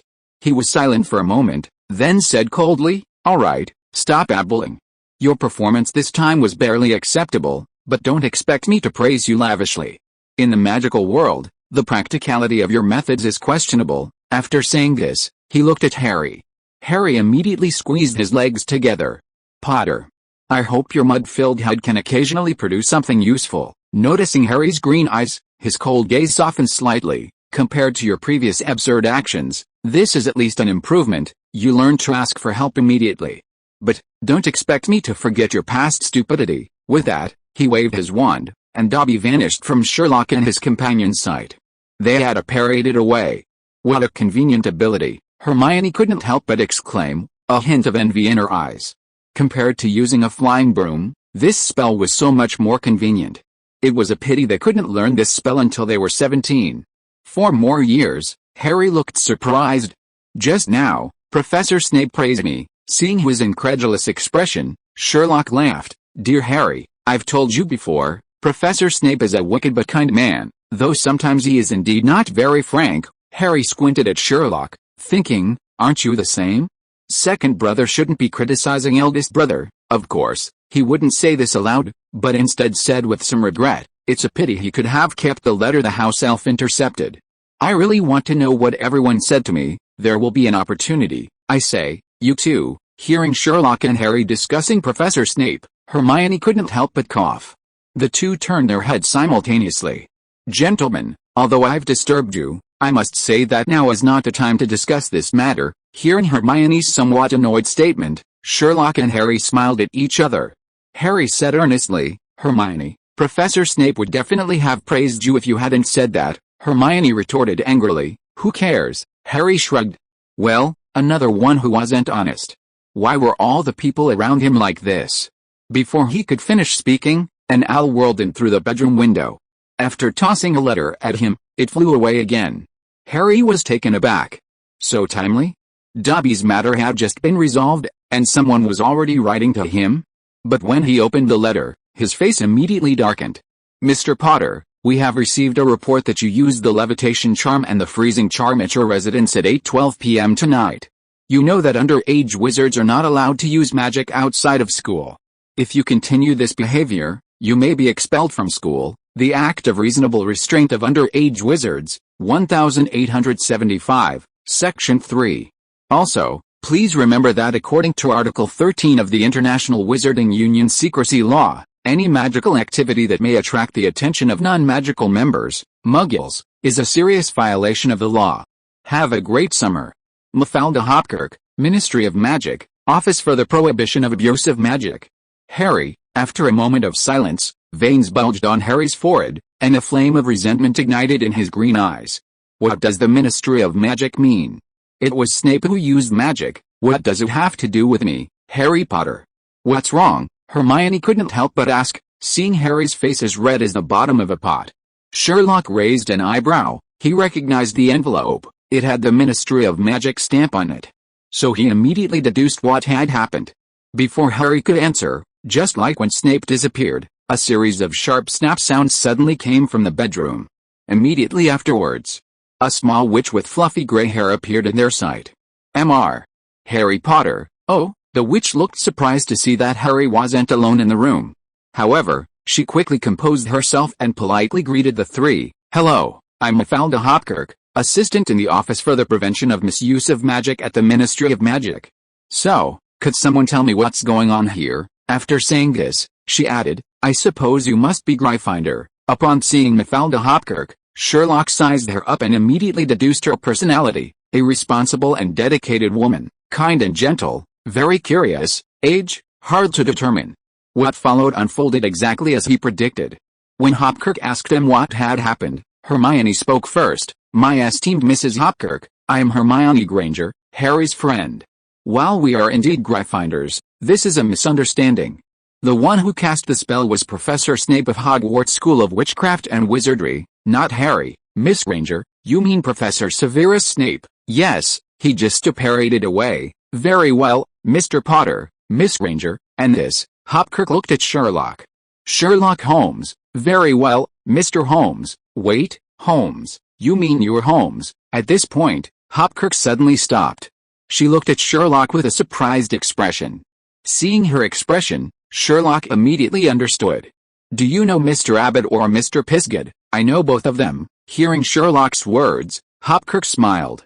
"In fact, we get along quite well. It seems those two cases have had a significant impact on the Ministry of Magic." Hopkirk sighed. Indeed, when she heard that Sherlock was Holmes, Hopkirk's attitude suddenly changed again. "Mr. Holmes, you and Mr. Potter agree with Miss Granger's statement, right? I personally suggest you use the flashback charm to verify. That might lead to a second misjudgment by the Ministry of Magic." When she said the word misjudgment, Harry and Hermione both breathed a sigh of relief. This was clearly a biased attitude. "I'll ask Hogwarts for confirmation right now." Hopkirk seemed somewhat excited. As she spoke, she took out a quill and began to write furiously. "Thanks to Billin for the 100 Kidian coins reward. Your support is my motivation to update. If you are listening to this novel on a channel other than Fanfic World, it means it was downloaded and re-uploaded without effort. We warmly invite you to visit our channel, Fanfic World. There you will find the original version of this story and many other novels of various genres. We look forward to seeing you dive into a world of incredible novels." Chapter 143. We can't investigate everything, can we? While waiting for Hogwarts' reply, Ms. Hopkirk from the Ministry of Magic wasn't idle. However, she wasn't inquiring about the events that had just transpired. The school's explanation was clearly far more credible than the three young wizards before her. She was curious about the specifics of Sherlock's resolution of the theft of Hannah Abbott's father's documents. Sherlock looked at Hermione. Hermione didn't know why, but the moment Sherlock looked at her, she instantly understood what he meant. She just understood. So she sighed and began to recount her story. "Dear Ms. Hopkirk, here's what happened. Before the Christmas holidays, our classmate Hannah Abbott came to Sherlock to consult him about this case." After Hermione finished recounting the case in as much detail as possible, Hopkirk couldn't help but exclaim in admiration, "Absolutely brilliant. Mr. Holmes, I must say, your judgment is extremely accurate. When we went to arrest Wright Black, his expression was priceless. He even refused to confess at first, until we presented the evidence to him. Unfortunately, he ultimately escaped, which is a bit of a shame." "Wait, you said Wright Black escaped. What do you mean, exactly?" "We had already arrested Wright Black, but before the formal trial, he injured one of our colleagues and fled." Hearing Ms. Hopkirk's words, Sherlock was silent for a while before asking, "When did this happen?" "A long time ago, around Easter." "Could you tell me the specifics of his escape?" "Of course, but I hope Mr. Holmes and the two of you won't tell anyone about this." Hopkirk looked at Sherlock and his two companions. "You know, it's not exactly honorable for a former member of the Ministry of Magic to frame a colleague, then injure him and run away after being discovered. If it weren't for the fact that you solved this case in the first place, and that Abbott and Pisgod praised you so highly, I wouldn't have told anyone. Thank you for your trust. I'm all ears." "Don't worry, we won't tell anyone." "Me neither." Having received assurances from the three, Mrs. Hopkirk took a deep breath and then said, "Actually, the story isn't complicated. The main thing is that no one expected Wright Black to run away. After all, he had already confessed. But the day before he was scheduled for interrogation, he took advantage of a moment of laxity at night and used magic to blast open the interrogation room door, then ran out. By the time we discovered him, he was long gone." Hermione suddenly interrupted, her eyes filled with deep doubt and confusion. Even her accent changed. "I don't understand. What? Even if no one expected this, but Blacklight's escape from the Ministry of Magic was a bit too smooth, wasn't it?" Before Hopkirk could answer, Sherlock said quietly, "Dear Hermione, actually, this is quite normal, nothing to be surprised about, and normal. I think you should remember my assessment of the Christmas case last time." "I remember." "You mean, I said last time that the Ministry of Magic has quite a few security loopholes. Besides, Blacklight already knew the internal structure of the Ministry of Magic's security system inside and out. It wasn't difficult for him to do this when the guards weren't on guard." "But," Sherlock looked at Hopkirk, his gaze suddenly sharpening, "Blacklight escaped from the Ministry of Magic. Didn't you organize a manpower to hunt him down? If that was the case, then his opinion of the Ministry of Magic would drop even further." "Of course we went." At this point, Hopkirk couldn't help but sigh. Unfortunately, Blacklight's disguise was probably too successful. So it wasn't until this time that we discovered he was far more cunning and treacherous than we had imagined. Several excellent aurors worked together, but still couldn't catch him. However, We weren't entirely without results. What results? We kept his right hand, to be precise, 2 fingers on his right hand. He was injured in the battle. What excellent orders, a huge gain. Hearing Sherlock's obviously sarcastic remarks, Hopkirk wasn't angry. Mainly because she had been annoyed by this incident for a long time. After this incident, most people in the Ministry of Magic, recalling Blacklight's usual behavior, said he was just a clever guy with a bit of cunning. Even after he framed Abbott, no one took it too seriously. Actually, thinking about it carefully, they should have conducted a more thorough investigation into Blacklight back then. The Auror office did make such a request. Unfortunately, it was rejected by the Department of Magical Law Enforcement. We can't investigate everything, can we? Maybe we'll find something out. Under this guiding principle, the Blacklight case was quickly classified, giving him an opportunity. Seeing Hopkirk's frustrated expression, Sherlock said nothing more. This incident, however, made him further realize the incompetence of the Ministry of Magic. Initially, he thought that since the Wizarding world had a Ministry of Magic, it couldn't be worse than Scotland Yard. After the Christmas case and the Greek interpreter case, he deeply felt that the Wizarding world also had its own Scotland Yard. But now, the misjudgment of Harry's use of magic and the escape of Blacklight further refreshed his understanding. This Ministry of Magic is even worse than Scotland Yard. As if feeling somewhat guilty, Hopkirk quickly tried to salvage the situation, but don't worry, Blacklight is now on the Ministry of Magic's wanted list. One day, we'll send him to Azkaban. Harry and Hermione nodded. Sherlock, however, remained non-committal. Judging from their current performance, could they really expect the Ministry of Magic to catch Blacklight? It would be more realistic to hope that Scotland Yard could catch the killer in the London beheading and dismemberment case from a few years ago. Just then, a series of sharp snap sounds suddenly came from the room. The next moment, Professor Snape appeared in everyone's sight with a poker face. Professor Snape, Hopkirk couldn't help but show a surprised look, clearly not expecting the professor to come in person. But as soon as she called out his name, Snape impatiently threw a letter at her, from Dumbledore. After saying that, he took out a thick stack of letters from his pocket. Harry recognized them at a glance as the same ones that Dobby had just held. Professor, Harry looked at Snape with surprise.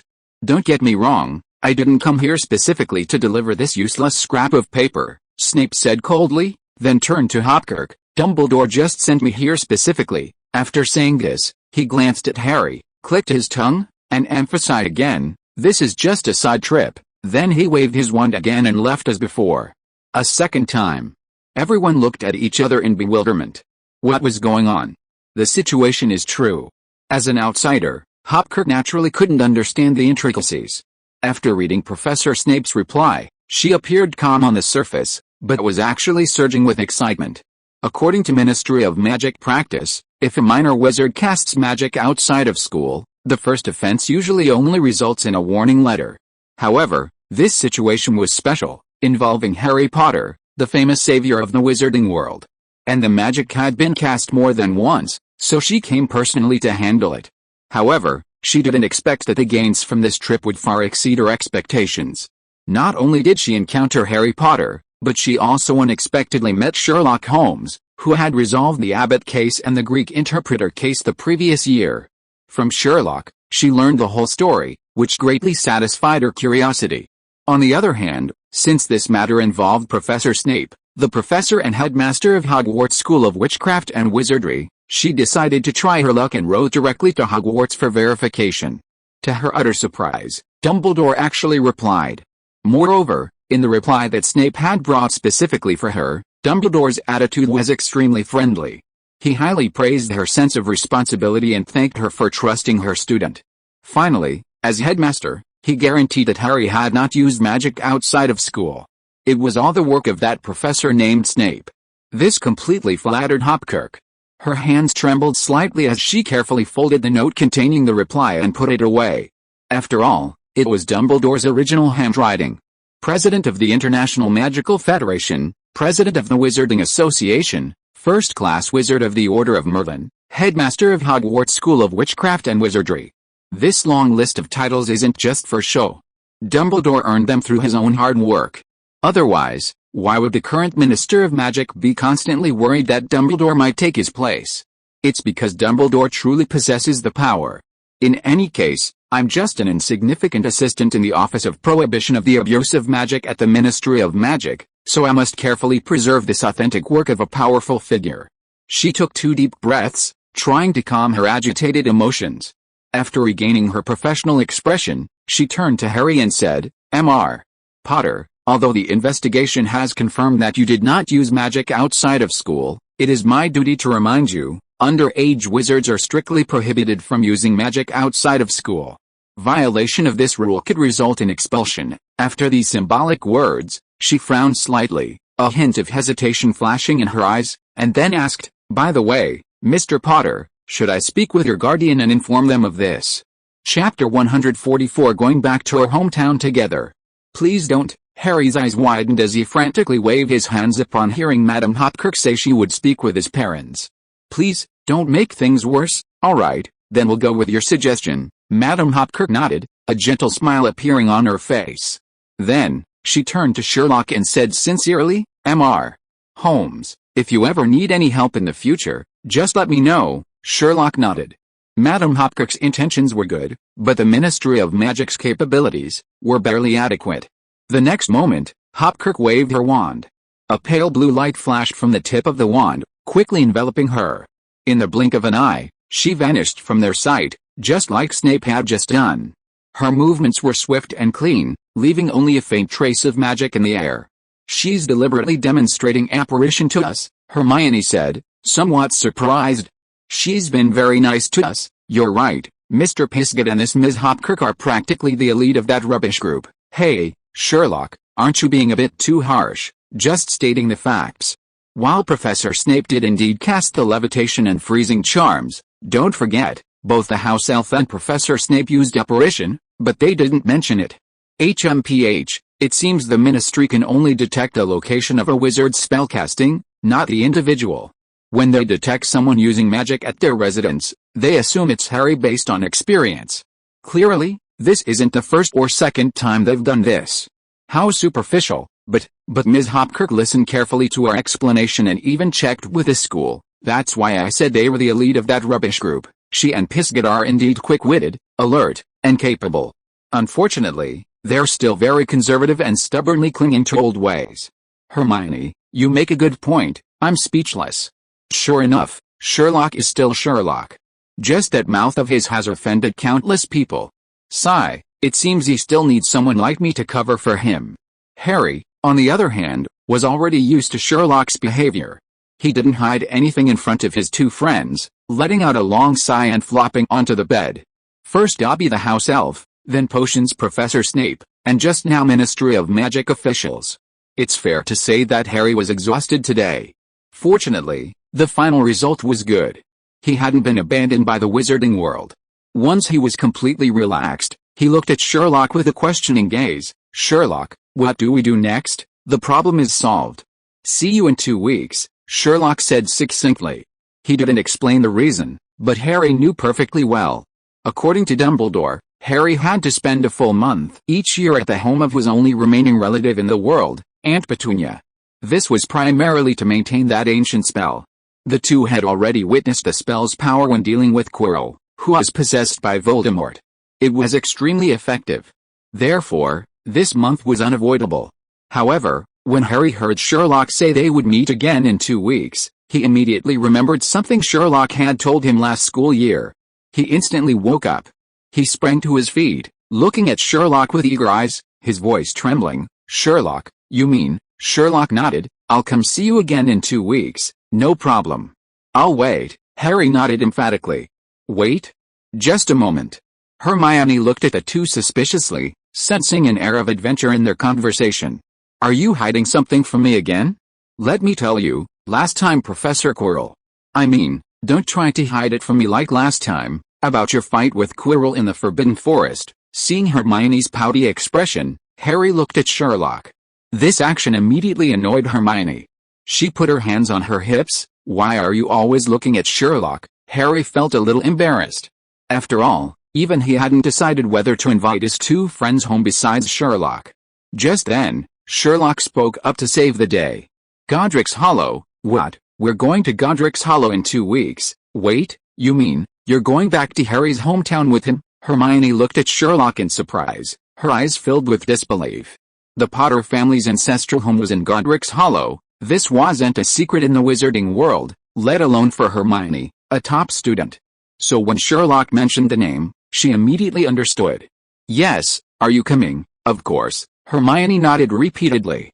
Just kidding, how could she be left out of this kind of thing? She'd missed similar adventures more than once, last Christmas, the Battle of the Forbidden Forest, the Greek interpreter case. Sherlock always snuck off with Harry. HMPH, I was here first, she thought. This time, she couldn't miss it again. Harry never objected to Sherlock's decisions. However, he did suggest not leaving Ron behind. Otherwise, that guy would be heartbroken. The last rays of the setting sun lazily spilled into the Dursleys' yard, casting dappled shadows. The Dursleys, along with Harry, saw Sherlock, Hermione, and their father off at the door. Harry's Uncle Vernon was flushed, his eyes gleaming with excitement. Just recently, thanks to the clever assistance of Mr. Holmes and Mr. Granger, Mr. Mason had finally agreed to give him the drilling rig order he'd been longing for. This overjoyed him, and even the way he looked at Harry unconsciously changed. His previous disdain and contempt faded, replaced by a rare hint of approval.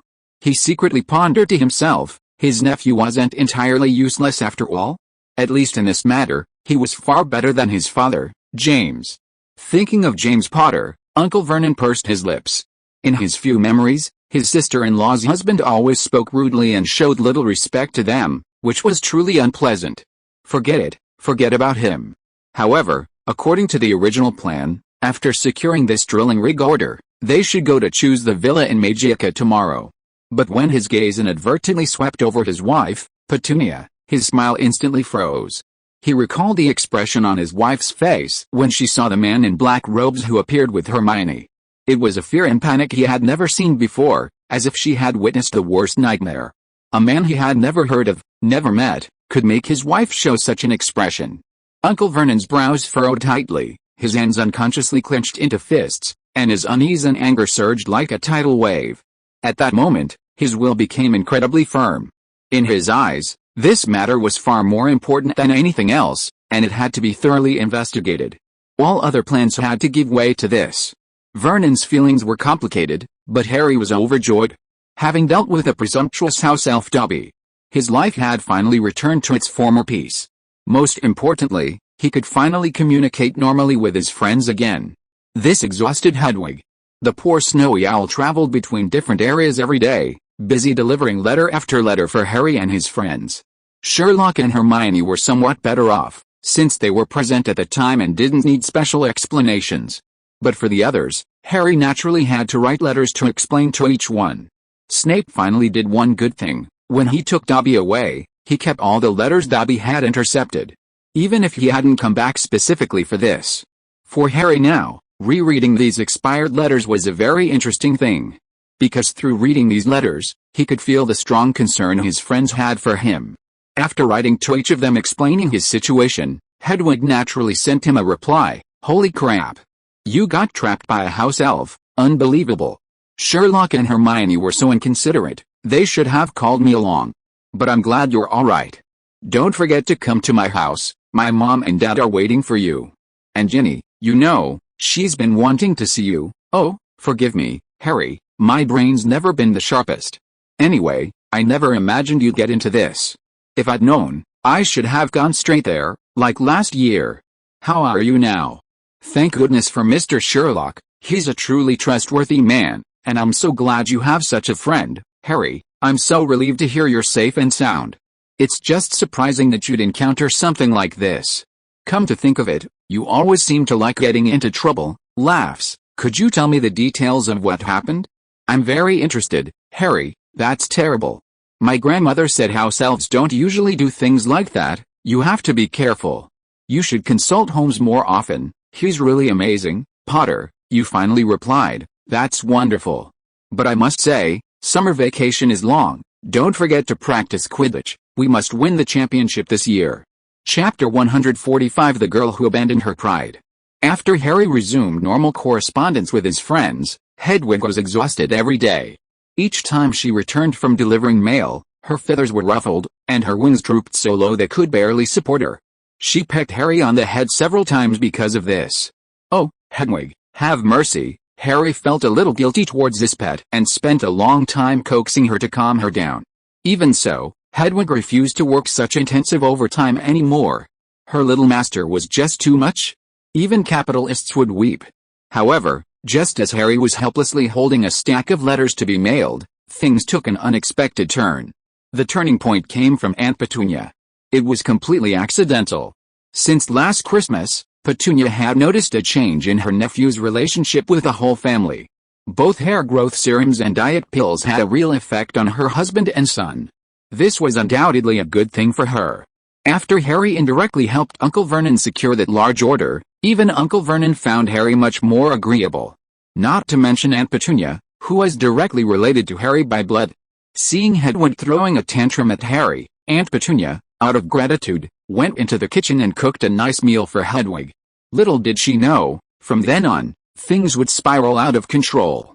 Hedwig had always eaten the cat food Harry prepared for her, only occasionally flying out at night to hunt prey like mice for a snack. However, as the saying goes, it's easy to go from frugality to extravagance, but difficult to go from extravagance to frugality. After tasting Aunt Petunia's cooking once, Hedwig's palate became completely spoiled. From then on, no matter how patiently Harry tried to persuade her, she would close her eyes, turn her head to the side, and scoff at the cat food offered to her. Even more ridiculously, without Harry's prompting, Hedwig would flap her wings and fly straight into Aunt Petunia's bedroom to beg for food. As Aunt Petunia was repeatedly awakened by Hedwig's flapping wings and saw her big, round eyes, she couldn't help but recall the fear of being dominated by owls. Preparing food for wizarding owls was nothing new to her. She remembered doing it when her sister Lily was at Hogwarts. Even Lily's owl wasn't this troublesome. The conclusion was clear, neither of them was easy to deal with. Despite her annoyance, Aunt Petunia continued preparing food for Hedwig, grumbling all the while. Finally, Hedwig was willing to deliver letters for Harry again. In the past, she often ate cat food, but eating it 3 times a day was not only unpalatable but also a hassle. But since tasting Aunt Petunia's cooking, 1 meal was equivalent to 3 meals, her back didn't ache, her legs didn't hurt, and her wings were strong again. Flying 50 miles in one go was effortless. After reading Harry's letter, Sherlock looked at Hedwig, who had come to deliver the letter. Yes, she had indeed gained weight.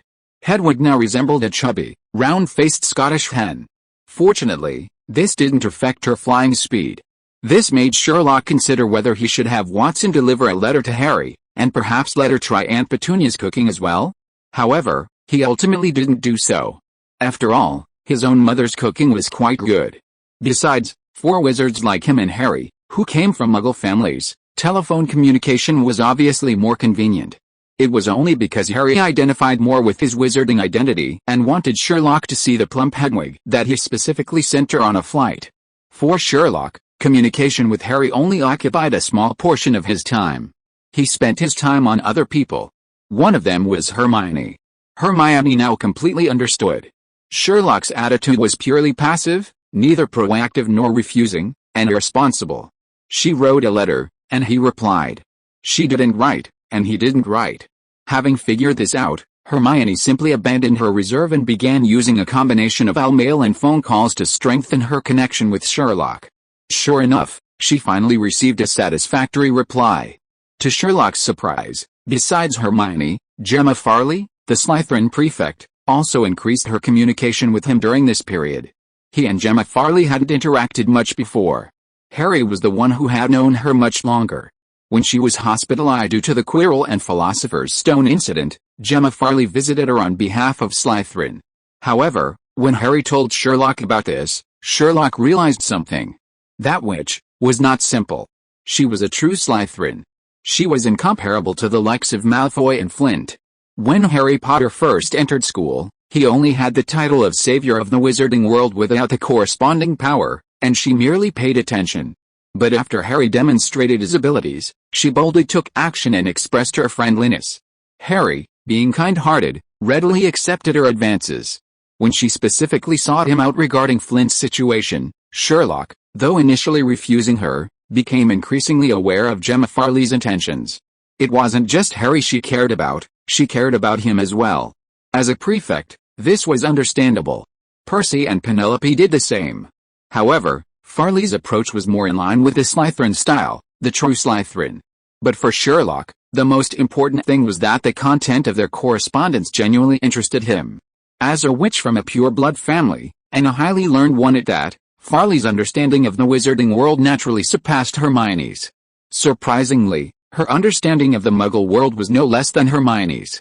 In her first letter, she began discussing magical crimes with Sherlock, specifically pointing out the differences in crime and investigation between the wizarding and Muggle worlds. Some of her ideas even provided Sherlock with inspiration. Under these circumstances, Sherlock naturally wouldn't refuse to communicate with Farley.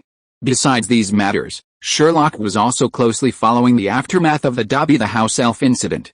Professor Snape's research confirmed Sherlock's earlier suspicions. Dobby was indeed a member of the Malfoy family. However, their Slytherin classmate, the chrome-plated young master, was at best Dobby's young master. On the other hand, while Snape was the one who took Dobby away and conducted the initial interrogation, it was Dumbledore who brought Sherlock further information. Firstly, Snape himself didn't want prolonged contact with Sherlock. Secondly, Dumbledore was the one who had initially made the deal with Sherlock. Thirdly, the information he gleaned from Dobby wasn't suitable for him to continue communicating with Sherlock. All of this stemmed from one name, Lucius Malfoy, Draco Malfoy's father. The Malfoy family, like the Weasleys, Longbottoms, and Abbotts, belonged to the 28 holy pureblood families. According to Dumbledore, Lucius Malfoy's father, Abraxas Malfoy, had a bad reputation. When Lucius Malfoy was 14, Nobby Leach, the first Muggle-born Minister of Magic, was forced to resign due to a mysterious illness. Rumors circulated that Abraxas Malfoy, a proponent of pure-blood superiority, was behind this. This rumor intensified after Abraxas Malfoy's death from dragonpox, widely considered a form of retribution. Later, Lucius entered Hogwarts and was sorted into Slytherin. In his 5th year, he was elected prefect and became friends with a new student, Severus Snape. He later married Narcissa Black, another member of the 28 pure-blood families, and they had a son, Draco Malfoy. Therefore, when Snape learned from Dobby that Draco was indeed a Malfoy house elf, his expression was quite interesting. He then unhesitatingly passed the matter to Dumbledore. Although Dumbledore was reluctant, he accepted the task due to its importance. After receiving more detailed information from Dobby, he simply apparated to Sherlock's house. Besides discussing the matter with Sherlock, he also decided to take Sherlock's advice and have a periodontal checkup with Dr. Granger. After all, relying solely on the dental health potion seemed insufficient. With their son's school principal visiting, Mr. and Mrs. Holmes naturally offered a warm welcome. Having experienced the vice principal's visit last year, they were quite adept at the arrangements. Dumbledore picked up the tea prepared for him and took a sip. It tasted good, but was too weak. Looking at Sherlock's parents, a hint of nostalgia appeared in his eyes. He too had a happy family. Unfortunately, the past was best left unsaid. After a brief exchange of pleasantries, Dumbledore and Sherlock went to his bedroom to discuss the aftermath of Dobby's arrival. When school starts this year, Lucius Malfoy is going to stuff a dark magic artifact left behind by Voldemort into Hogwarts. The very first sentence touched on a blind spot in Sherlock's knowledge. He didn't hesitate to ask, why would they have a dark magic artifact left behind by Voldemort? Because Lucius Malfoy was once a Death Eater. Sherlock frowned, realizing that things weren't so simple. Chapter 146 The Peak produces false support. 128 King's Road, 2nd floor, master bedroom. Dumbledore and Sherlock were having a cordial and friendly discussion about the aftermath of the Malfoy family's house elf, Dobby. As you might imagine, after Voldemort's defeat, Lucius Malfoy claimed he was under the Imperious Curse during the Wizarding Wars and shouldn't be held responsible for his actions. That lame excuse sounds so ridiculous that I don't even feel the need to refute it. It certainly sounds that way, but that's exactly the reason he used to escape imprisonment and return to high wizarding society with a perfect reputation. Hell, there's nothing we can do about it, Sherlock. Looking at Sherlock's mocking face, Dumbledore felt somewhat helpless. The wizarding world isn't all about fighting and killing, it's more about human relationships and social dynamics. Sherlock remained non-committal to Dumbledore's statement, then continued, so, old Malfoy is doing this to serve his former master? Like Quirrell did last year? I don't think so. Aside from a handful of us, Everyone's understanding of the matter is that Quirrell had ulterior motives and wanted the Philosopher's Stone, and Lucius clearly did too. After all, it's hard to imagine that the infamous Dark Lord, feared throughout the wizarding world, would so shamefully cling to someone else's head. After subtly referencing his former adversary, Dumbledore added, "Lucius knows nothing about Voldemort, so I think he simply wants to get rid of this dark artifact. If I had to say, he also wants to tarnish Mr. Weasley's reputation." Sherlock was taken aback. Bringing a dark artifact left by Voldemort to school can tarnish Ron's reputation. What kind of bizarre reason was that? No, the Mr. Weasley I'm talking about isn't your good friend, but his father, Arthur Weasley. Under Sherlock's probing gaze, Dumbledore slowly revealed information he didn't know. Arthur Weasley, the father of Ron, Percy, and the Weasley twins, was the director of the Office for the Prevention of the Misuse of Muggle-like Objects at the Ministry of Magic. The Office for the Prevention of the Misuse of Muggle-like Objects, and the Office for the Prevention of the Misuse of Magic, where Mafalda Hopkirk worked, which they had met that day, were both subordinate departments of the Department of Magical Law Enforcement, the largest department in the Ministry of Magic. Both were at the same organizational level and follow the overall management and command principles of the Department of Magical Law Enforcement. The Office for the Prevention of the Misuse of Magic was responsible for investigating wizards who misused magic. The Office for the Prevention of the Misuse of Muggle-like Objects was responsible for restricting the application of magic to things made by Muggles. Just from their titles, one could imagine that their positions within the Department of Magical Law Enforcement, and even within the entire Ministry of Magic, were vastly different. The former was well-equipped and well-funded, while the latter was meager and struggling. However, this very office, with only 2 people, recently conducted surprise inspections of several wizarding families, confiscating some dark magic items and illegal goods. Lucius Malfoy's house was among those searched. According to Dobby's testimony, Lucius, in preparation for the inspections, was disposing of items in batches that could potentially incriminate him. Other dark magic items were relatively easy to handle, but those left behind by Voldemort were not so simple. One wrong move could destroy years of careful management. In this situation, old Malfoy devised a wicked plan, to secretly slip the dark magic item into Hogwarts.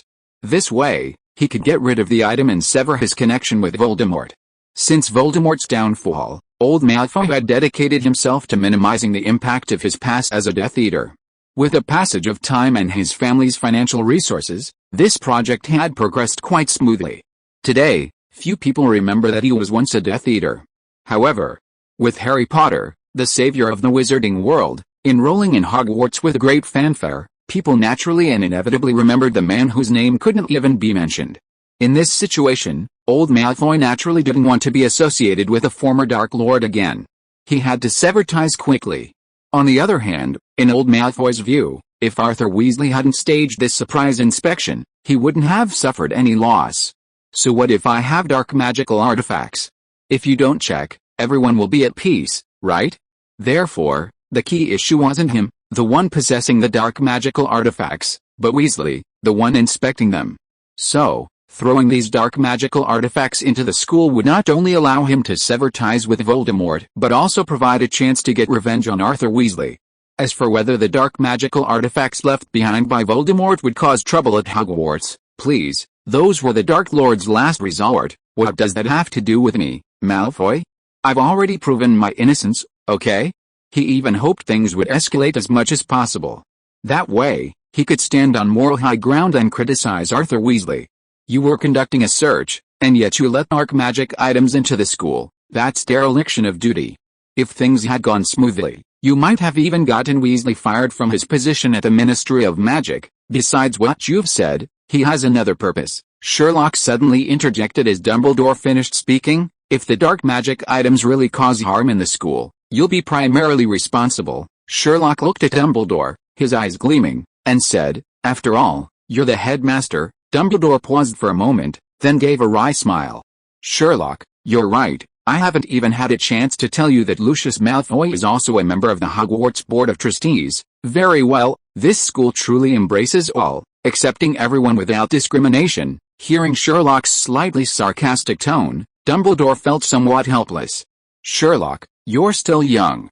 You'll understand when you grow up that sometimes people have to compromise." "I don't need to grow up. I've seen this much before I even knew about the magical world." Hearing Sherlock's words, Dumbledore fell silent again. After a moment, he slowly spoke. "In fact, Lucius Malfoy's plan has a pretty good chance of success." This was no exaggeration. Given a calculated strategy, there are countless ways for a school board member to slip dark magic items into a school. However, Lucius Malfoy never expected that before his plan could even begin, an unforeseen variable would appear: Dobby the house elf. Generally, only very old wizarding families possess them. The Malfoy family is one such family. This species has very special characteristics. They are extremely loyal to their masters, typically serving only one manor or family throughout their lives. They are responsible for managing old, luxurious homes, diligently performing household chores. Not only are they proficient in everyday household magic, but they also possess magical abilities that many powerful wizards cannot achieve. The most typical example is apparition.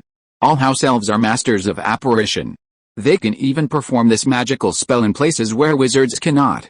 Besides, their fighting abilities are not bad either.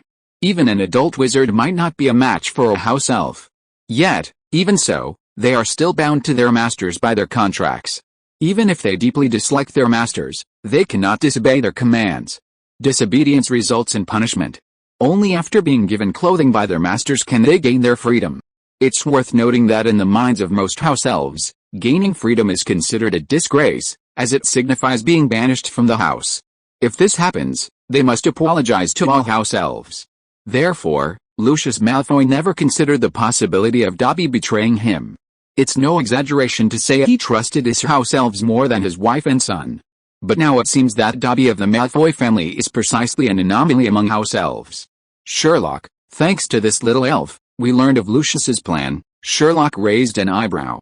So, what do you plan to do with it? To be fair, Dobby's intentions were good. To protect Harry, it went to the trouble of secretly coming to warn him, even punishing itself time and time again. However, its actions were simply unacceptable. This thing refused to communicate.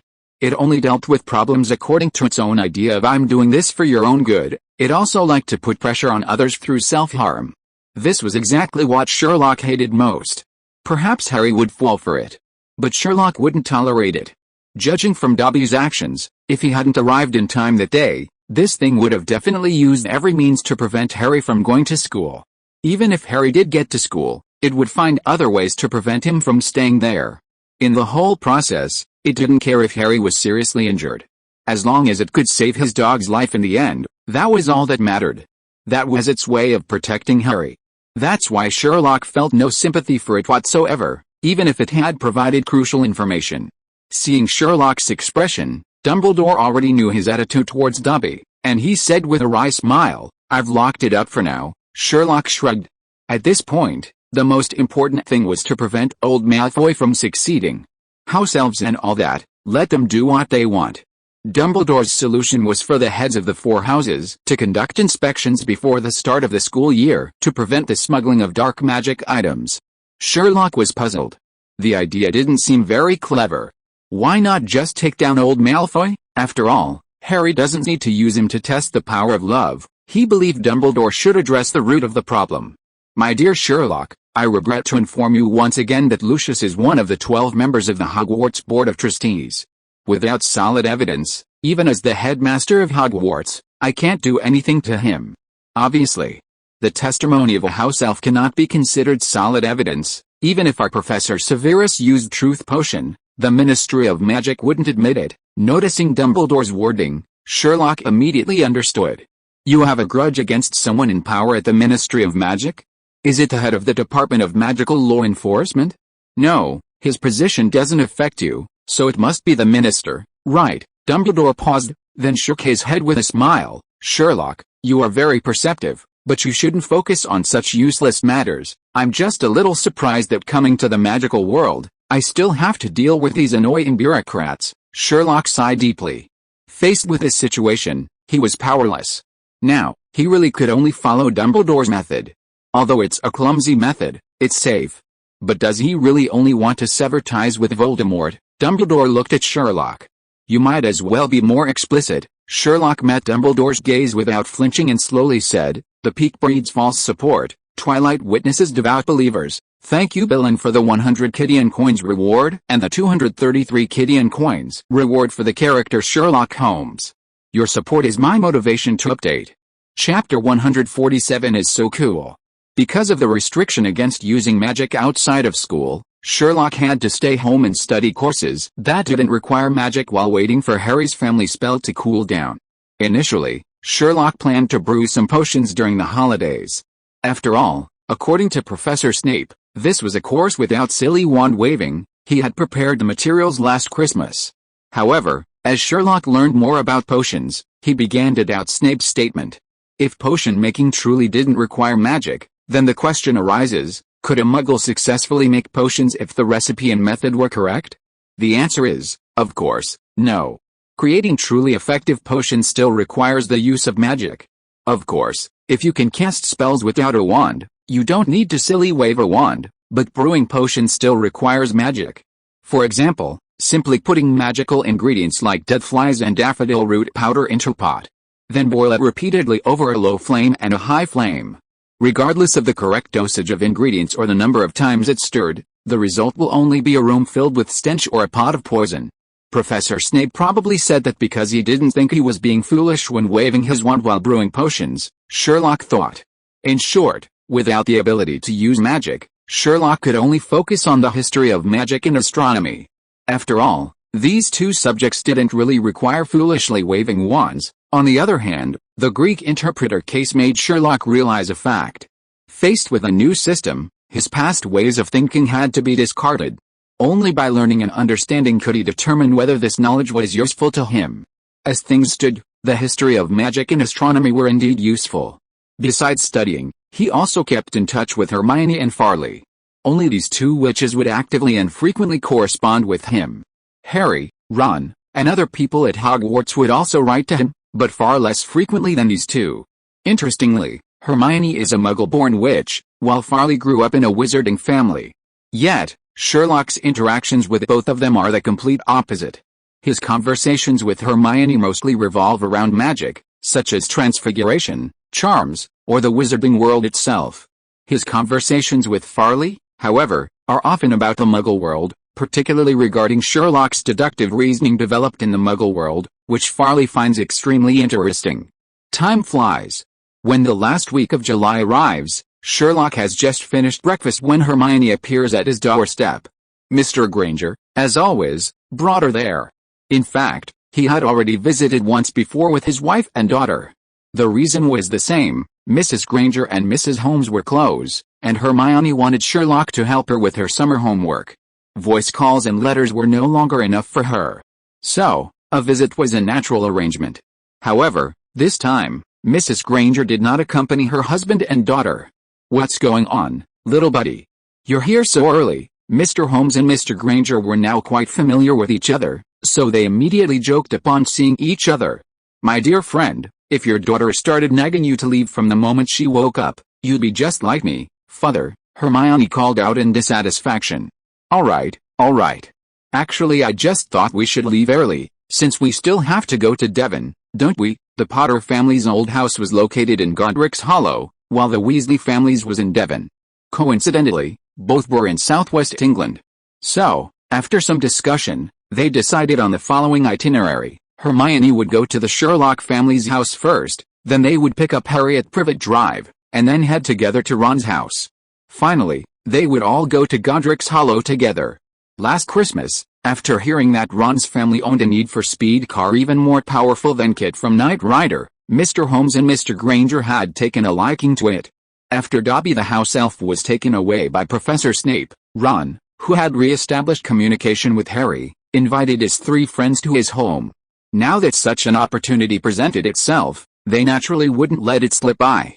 After saying this, Mr. Granger, taking advantage of Hermione's inattention, lowered his voice and said to Mr. Holmes, "Brother, if you had a daughter, you'd understand how I feel." He meant it only as a joke. After all, the Sherlock family already had two Holmeses. Given Mr. and Mrs. Holmes's age, it was unlikely they were still practicing the trumpet. Unexpectedly, Mr. Holmes seemed momentarily dazed upon hearing this. "What's wrong?" "Nothing." "Shall we go now?" Mr. Granger didn't think much of it and was about to say something when he saw Hermione running off to Sherlock's room. He sighed. "Let's wait until my daughter and your son come down." Sherlock and Hermione didn't keep the two parents waiting. Soon, the four of them, all ready, set off in their car. Having learned from his previous experience, and now that it was daytime, Mr. Holmes, familiar with the route, arrived in Surrey in even less time than before. When Mr. Holmes brought the carriage to a smooth stop in front of number 4 Privet Drive, he saw Harry playing happily in the garden with his cousin Dudley. Hermione was taken aback. She had heard Harry say more than once how bad his relationship with the Dursleys was. But judging from the current situation, Harry and his cousin didn't seem to be getting along too badly. Just as Hermione was lost in thought, Harry also saw the Sherlock family's car that he had been longing for, and the person he had been yearning for. He immediately jumped up. Sherlock, Hermione, Dudley, seeing this, also ran over with Harry. However, his attention was immediately drawn to the car's sleek and elegant design, its clean and flowing lines. "Last time I was too rushed to take a good look, but this time, when I got closer and saw the car clearly, I immediately looked on with envy. My God, it's a Rover? That's so cool." Although the Rover is no longer the Queen's car it once was, it's still the choice of socialites and the elite. Anyway, their old car is way better. "Looks like the diet pills are working well for you." Sherlock's gaze swept over Dudley. "Since we last met, you've lost 8.5 pounds, 9 pounds. Dudley's gaze had been somewhat evasive when he saw Sherlock, but upon hearing this, he immediately puffed out his chest and retorted. "I think it should be a little over 8 pounds, Sherlock said, then looked at Harry. "Harry, from what I've observed, you've started practicing Quidditch again, haven't you?" Harry looked conflicted. "Although I know you'll seem silly after you give the answer, I still have to ask. How did you know? It's too simple, it doesn't even need explaining. Come on, just tell me." Hermione gave Sherlock a shove. "Your smug expression has already given you away." All right, just as Hermione said. Sherlock outwardly appeared impatient, but he rubbed his slender hands together with a grin and began to explain. "These things are quite simple. When you ran over, I noticed some unusual wear on the soles of your shoes. They were new shoes, but the treads were worn thin and the uppers showed signs of compression and deformation. You had bruises on your knees, and your clothes and cuffs were frayed and torn. So I came to this double conclusion: you've recently engaged in some strenuous exercise, most likely Quidditch. The wear on your clothes and cuffs is from frequent friction with a broom and contact with a rapid airflow during flight, while the shoes and knees seem to have only experienced slight friction with the ground. Using a flying broom isn't considered direct magic use, and given the previous experience, the Ministry of Magic probably won't interfere. However, given the nature of Quidditch, I suspect you were practicing secretly at night when no one was around. Otherwise, how could someone of your skill level get injured, even just a minor scrape? Alright, let's wrap this up and get ready to go. The journey is long. The Dursleys neither tried to stop Harry from leaving nor welcomed him. However, Uncle Vernon and Aunt Petunia politely greeted Mr. Holmes and Mr. Granger. After all, it was thanks to their help that Uncle Vernon was able to get that order. In Harry's eyes, this was already a huge step forward. If it were before, they would have been hoping he would never come back. What puzzled him was that Dudley was always near them. "Cousin, is there anything else?" Harry finally couldn't help but ask. "I think your cousin might need some small gifts." As soon as Sherlock said this, Harry immediately understood. At the beginning of this summer vacation, he had used the magical world snacks that Sherlock had given him to get closer to Dudley. After all, they were the same age, and once the initial awkwardness was gone, their relationship quickly warmed up. Of course, the special weight loss pills also played a significant role. In addition, Harry was indeed broad-minded, so Dudley's attitude towards him was even better than that of Uncle Vernon and Aunt Petunia.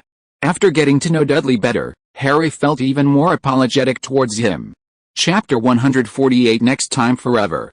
1991, Harry Potter's birthday. Harry's Uncle Vernon, to avoid a Hogwarts acceptance letter delivered by L, moved the family to a small house on a rocky outcrop. However, Rupert Hagrid, the Hogwarts keykeeper, still found them. Upon hearing Hagrid say that Harry would be attending Hogwarts School of Witchcraft and Wizardry instead of their originally planned Stonewall Secondary School, Vernon insulted Dumbledore. This enraged Hagrid, who conjured a pig's tail for Dudley. Understandably, Dudley was in excruciating pain, jumping and screaming. In this particular instance, Uncle Vernon was indeed at fault. But Harry, looking back, felt that Hagrid's revenge by giving Dudley a pig's tail was excessive, especially after learning from Dudley about his ordeal after receiving the tail. From that day on, Dudley, living with this pig's tail, was terrified of being ridiculed and didn't leave the house for a whole month, even needing his trousers custom made. For a 12-year-old boy, it was undeniably cruel. It wasn't until September 1st, after dropping Harry off at King's Cross Station, that the Dursleys took Dudley to a private hospital to have his pigtail cut off. Harry was quite relieved. Hagrid had once told him, "I was going to turn him into a pig, but maybe he's already too much of a pig, so there's no need to turn him into anything." Despite Hagrid's kind demeanor, he was a terrifying fellow. But let bygones be bygones. Now, thanks to Sherlock, Harry and Dudley had repaired their relationship and were finally like normal cousins. However, for Harry, Dudley's food consumption rate was truly astounding. Even his friend Ron paled in comparison. So, when he saw Dudley looking at him expectantly, Harry couldn't help but feel a headache coming on. He was now completely out of food. Sherlock was helpless in this situation. Even a skilled cook can't cook without rice. In his year at Hogwarts, he had already experienced all sorts of food in the wizarding world. He generally didn't carry these snacks with him except when he needed them. Seeing Dudley's somewhat dejected look, Harry felt a little embarrassed and blurted out, "I'll definitely do it next time. I do have some here." Hermione suddenly spoke up, grabbing a handful of candy and handing it to Harry. Harry took it and was immediately surprised and delighted. Super Bubble Gum. It was a brand of bubble gum that could make you blow bluebell-colored bubbles that would float in a room for days without bursting. It was delicious, novel, and fun. Because it was sold on the food cart of the Hogwarts Express, Harry recognized it at a glance. As for Dudley, although he didn't yet know the difference between the snacks in this magical world and those in the ordinary world, he couldn't take his eyes off it from the moment he saw it. When Harry held out his hand, he couldn't wait to grab it. "That was quick, Harry." He even thanked Hermione before leaving. "Thank you, beautiful lady." After Dudley cheered and left, Harry also thanked Hermione. "Thank you, Hermione. I'll return it to you when school starts, Harry. We're friends." Hermione smiled and shook her head. "Just consider it a gift from me to your family." Harry nodded and didn't say anything more. That's how good friends should be. He had indeed been a bit too formal with his words earlier. After leaving Privet Drive, Mr. Granger took over the driver's seat. Compared to Mr. Holmes, he drove a little slower.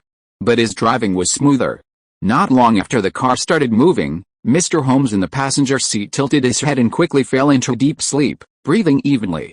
In the back seat, Sherlock, Harry, and Hermione were wide awake and not sleepy at all. After all, they were only 12 or 13 years old, and their bodies had not yet fully grown. The three sat in the back, Harry and Hermione flanking Sherlock, which didn't feel cramped. Harry's cheeks were flushed with excitement, and his eyes sparkled. As soon as the car started, he couldn't wait to share the events of his life with his two friends. Because of last year's Christmas present, the Dursleys' attitude towards him had already changed. This time, after Uncle Vernon secured that large drilling rig production order, he even yelled at him less often. Aunt Petunia, though constantly complaining, took good care of Hedwig. Hedwig's palate had become quite picky. She no longer enjoyed dry cat food, or even the game she hunted herself. Then there was his cousin Dudley, who was now the closest to Harry and the Dursleys. Although they weren't quite on brotherly terms, he no longer bullied Harry like before. He even called Harry Old Harry. However, Harry always felt that Dudley's main purpose was still the special weight loss pills and the magical snacks. It wasn't until this time that Privet Drive truly gave him a sense of home, although that feeling was somewhat indescribable. A kind of platonic friendship. "It's strange," Harry muttered, his brow furrowed slightly, his face full of confusion. Uncle Vernon was so confident that he'd buy the villa in Magica once he got the order. But after you left last time, he stopped mentioning it. He had been eagerly anticipating Sherlock's reasoning. Even though Sherlock's logical reasoning usually made him realize how simple things were, things he could have figured out himself, he still enjoyed listening to Sherlock's analysis. However, this time Harry was met with a cold shoulder. Sherlock turned his head to the other side, not even glancing at him. "Harry, okay, Hermione's prettier than me, right?" But he quickly noticed that Sherlock wasn't looking at Hermione either, but staring intently at the receding scenery outside the window. His eyes were vacant, and he didn't know what he was thinking. Hermione, on the other hand, was looking at him, listening very attentively. This was a little awkward. Little ones, if you feel tired, take a nap. The journey is still long. At this moment, Mr. Granger's gentle voice came from the front row, breaking the brief silence in the carriage. I'm not sleepy. Harry shook his head like a rattled drum. In his short 12 years of life, apart from the year he went to Hogwarts, he could never remember ever traveling far. Of course, the time Hagrid sent him to Privet Drive as an infant didn't count. Now that he had the opportunity for such a long journey, he felt full of energy, so how could he bear to close his eyes and rest? To exaggerate, it was as if even the air was filled with a scent of freedom. At first, Hermione and Harry chatted for a bit. But gradually, Harry noticed the silence beside him. Turning his head, he saw that Hermione had fallen asleep some time earlier. Harry looked at the sleeping Hermione and couldn't help but smile. He then looked at Sherlock, finding him still in the same position, lost in his own thoughts. Harry sighed helplessly. This was quite common during his year at Hogwarts. Whether encountering new and exciting things in the magical world or facing a tricky puzzle, Sherlock would always fall into such deep thought. If no one woke him up, he might stay in this state for the entire day. Harry naturally didn't intend to disturb Sherlock, but instead focused on enjoying the scenery along the way. Outside the car window, rolling mountains, golden wheat fields, and scattered villages unfolded like a series of flowing paintings. It must be said that Mr. Granger's car drove extremely smoothly, with almost no bumps. After some time, Harry unconsciously looked away.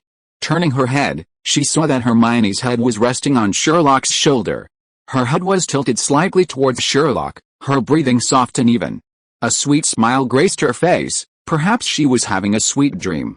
Sherlock, on the other hand, remained completely oblivious. His eyes were fixed on the scenery outside the window, focused, unaware of what was happening around him. Harry, watching this scene, found it extremely amusing and almost burst out laughing. Mr. Granger, who was driving, also caught a glimpse of this in the rearview mirror. He slightly opened his mouth, as if wanting to say something, but after hesitating several times, he finally sighed softly and remained silent. The car continued to drive smoothly until it passed a mountain pass, where a sudden jolt startled Hermione awake. She groggily opened her eyes, blinked a few times, and then belatedly realized that she was resting on Sherlock's shoulder. In an instant, two blushes quickly rose to her cheeks, spreading from her ears all the way to the roots of her neck. Just then, the carriage jolted again, and Hermione quickly seized the opportunity to sit up straight. Her heart was pounding, and she wanted to find something to say to cover up her embarrassment. But when she secretly glanced at Sherlock, well, he was still lost in thought, completely unresponsive to what had just happened. Seeing Sherlock's state, Hermione immediately understood. After all, he often acted like this when they spent time together in the library last year. If she didn't wake him up every time she left, he would probably be kicked out by Mrs. Pants. Right now, he was clearly in that state again. Thinking of this, Hermione's embarrassment lessened considerably. Thank you Zuo Jiang for the 100 Kidian coins reward. Your support is my motivation to update. Chapter 149 Cave House. After a nap, Hermione felt much more refreshed. Her movements while awake caught Harry's attention, and the two quickly resumed their lively discussion. This time, however, the conversation mostly revolved around what had happened since arriving at the Weasley's house. Both coming from Muggle families, they were filled with curiosity and anticipation about the daily lives of magical families. For them, even after a year of studying magic, the wizarding family was still a mysterious and alluring unknown world. I heard Ron say that his mother uses magic even when cooking and washing dishes at home. Actually, thinking about it, it's not difficult to achieve that through spells. It's just a pity we can't. Sometimes I really envy Ron. He has a real family. Oh, Harry, actually Ron has told me more than once that he envies you. Hermione noticed Harry's somewhat dejected expression and tried to comfort him, but accidentally said the wrong thing. You know, because of his 5 older brothers, he's always wanted to be as noticed as you. I don't need to be noticed by others. I just want to see my mom and dad every day. Oh, I'm sorry. Hermione felt a pang of regret, secretly regretting that her mouth had acted faster than her brain. Just as the atmosphere became somewhat tense, Mr. Granger's voice came from the front again. Hey, kids, I think we should be almost there. But I seem to be a little lost. The Weasleys lived on the outskirts of St. Catchburn, Atterley, Devonshire. For Mr. Granger, finding this place via winding country roads, while a bit of a hassle, was still within acceptable limits. But upon arriving at the village, he couldn't help but look bewildered. Before him lay rolling hills, dotted with fertile, lush green meadows. A gentle breeze rippled through the grass. It didn't look like a place where anyone lived. Slowing down, the surroundings became almost unbearably quiet. Just then, Mr. Granger heard his daughter seem to have said something wrong to Harry, her voice tinged with embarrassment. He quickly intervened to smooth things over. As soon as the words left his mouth, Sherlock's voice came from the back seat. "Just keep driving along that main road." His tone was crisp and confident, sounding like heavenly music to Harry and Hermione. The two turned their heads simultaneously, their tense expressions instantly relaxing. "Sherlock, you're finally awake, my friends." "I wasn't sleeping, of course I know, but you look just like you were asleep." Hermione crossed her arms, feigning reproach, trying to hide her earlier embarrassment. Hearing this, Sherlock's lips curled into a smile. "I have to admit, you're right." At this moment, Mr. Holmes also slowly woke up. He rubbed his sleepy eyes, saw his son and Hermione interacting in the rearview mirror, his eyes filled with affection, and couldn't help but smile gently. "Hey buddy, you're finally awake." Hearing Mr. Granger's somewhat annoyed tone, Mr. Holmes immediately turned to his right and asked with concern, "Do you need me to relieve you?" "No, we're almost there," Mr. Granger replied curtly, his voice carrying a hint of excitement and relief at finally approaching their destination. Following Sherlock's instructions, he firmly gripped the steering wheel and continued driving smoothly along the road. As the car slowly moved forward, something magical happened. What had been an endless expanse of grassland suddenly transformed. As if they had switched scenes from a movie, and the scenery before them suddenly became richer. Soon, fields unfolded like meticulously drawn green mosaics, arranged in a pleasing, staggered pattern. Clumps of trees formed dark patterns, like mysterious symbols on the earth. Is this magic?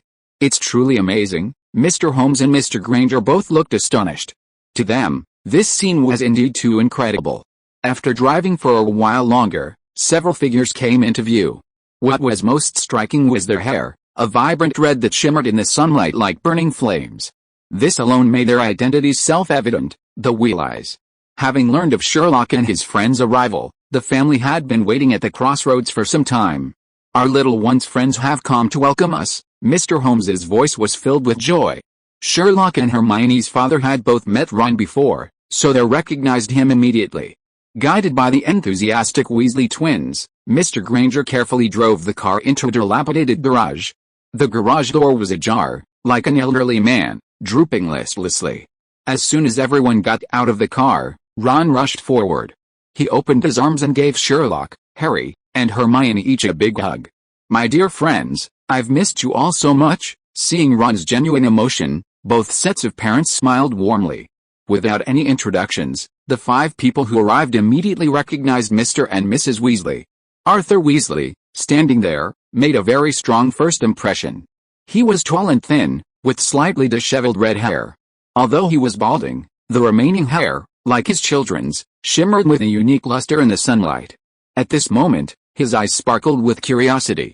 Because it was the first time Muggles had visited their home, this curiosity was all the more pronounced, like a child who had discovered a new toy. As for Mrs. Weasley, they had already met her at the train station during the holidays earlier this year.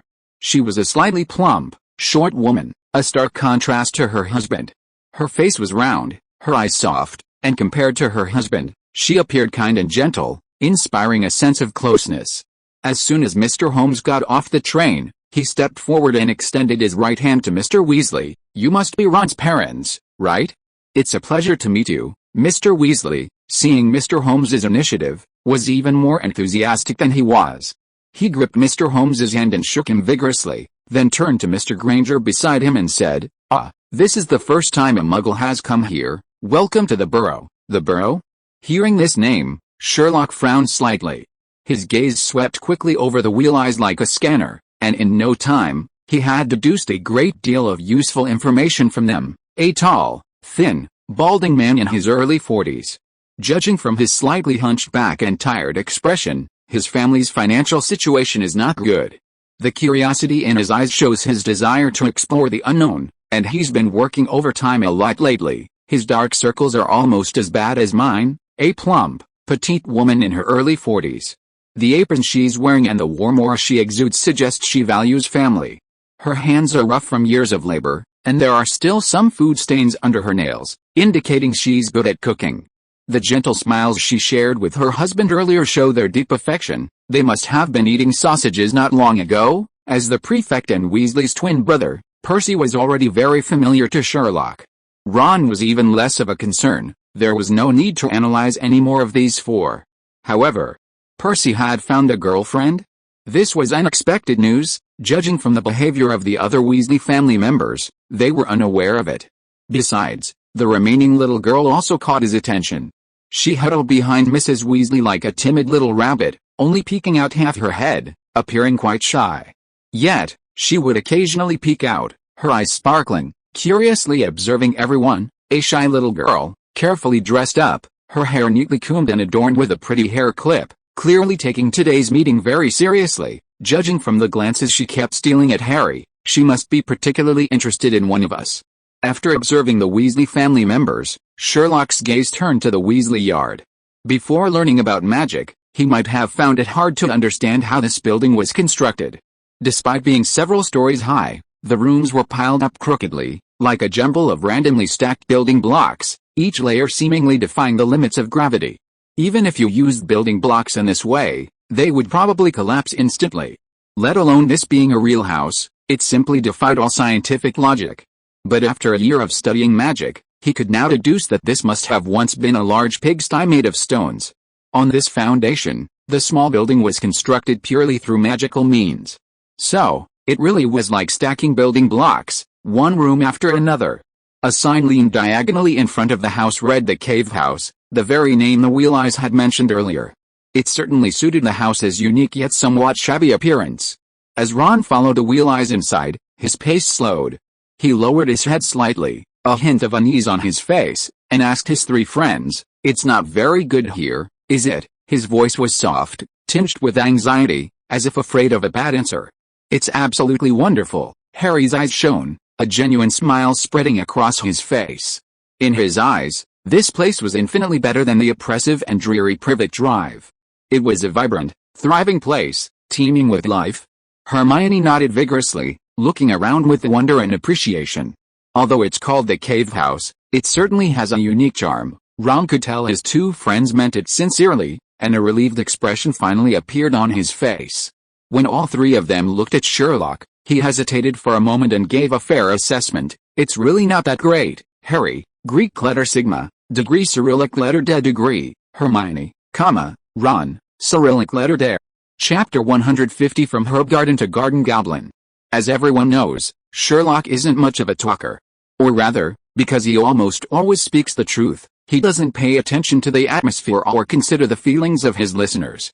So when Ron asked for his opinion on the cave dwelling, Sherlock first scrutinized the building with a critical eye, summarizing it as not very good. Then, to the astonishment of his three friends, he said earnestly, "From what I've observed, this building lacks overall planning. The space is cramped, and the ceiling height in each room is limited. The rooms on the top floor are especially cramped. I can even imagine that when someone goes in, their head might hit the ceiling. There are 5 chimneys on the roof, which means that apart from the living room and kitchen, not every room has a fireplace. And, ahem, don't say and." Seeing Ron's face growing increasingly green, as if he'd eaten a Bertie Bott's every flavor bean, Harry quickly coughed twice and tugged at Sherlock's sleeve. Sherlock looked at Harry, puzzled.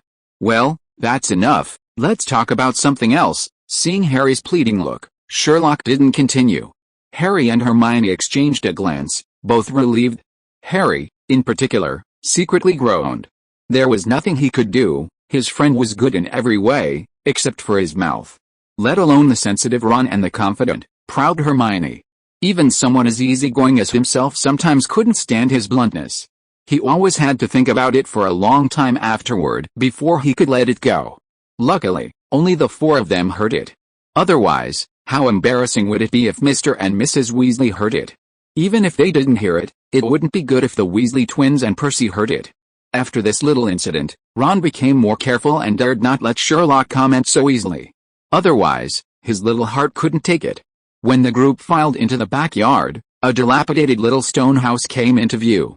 The stone walls were covered in moss, with a few tenacious weeds sprouting from the cracks.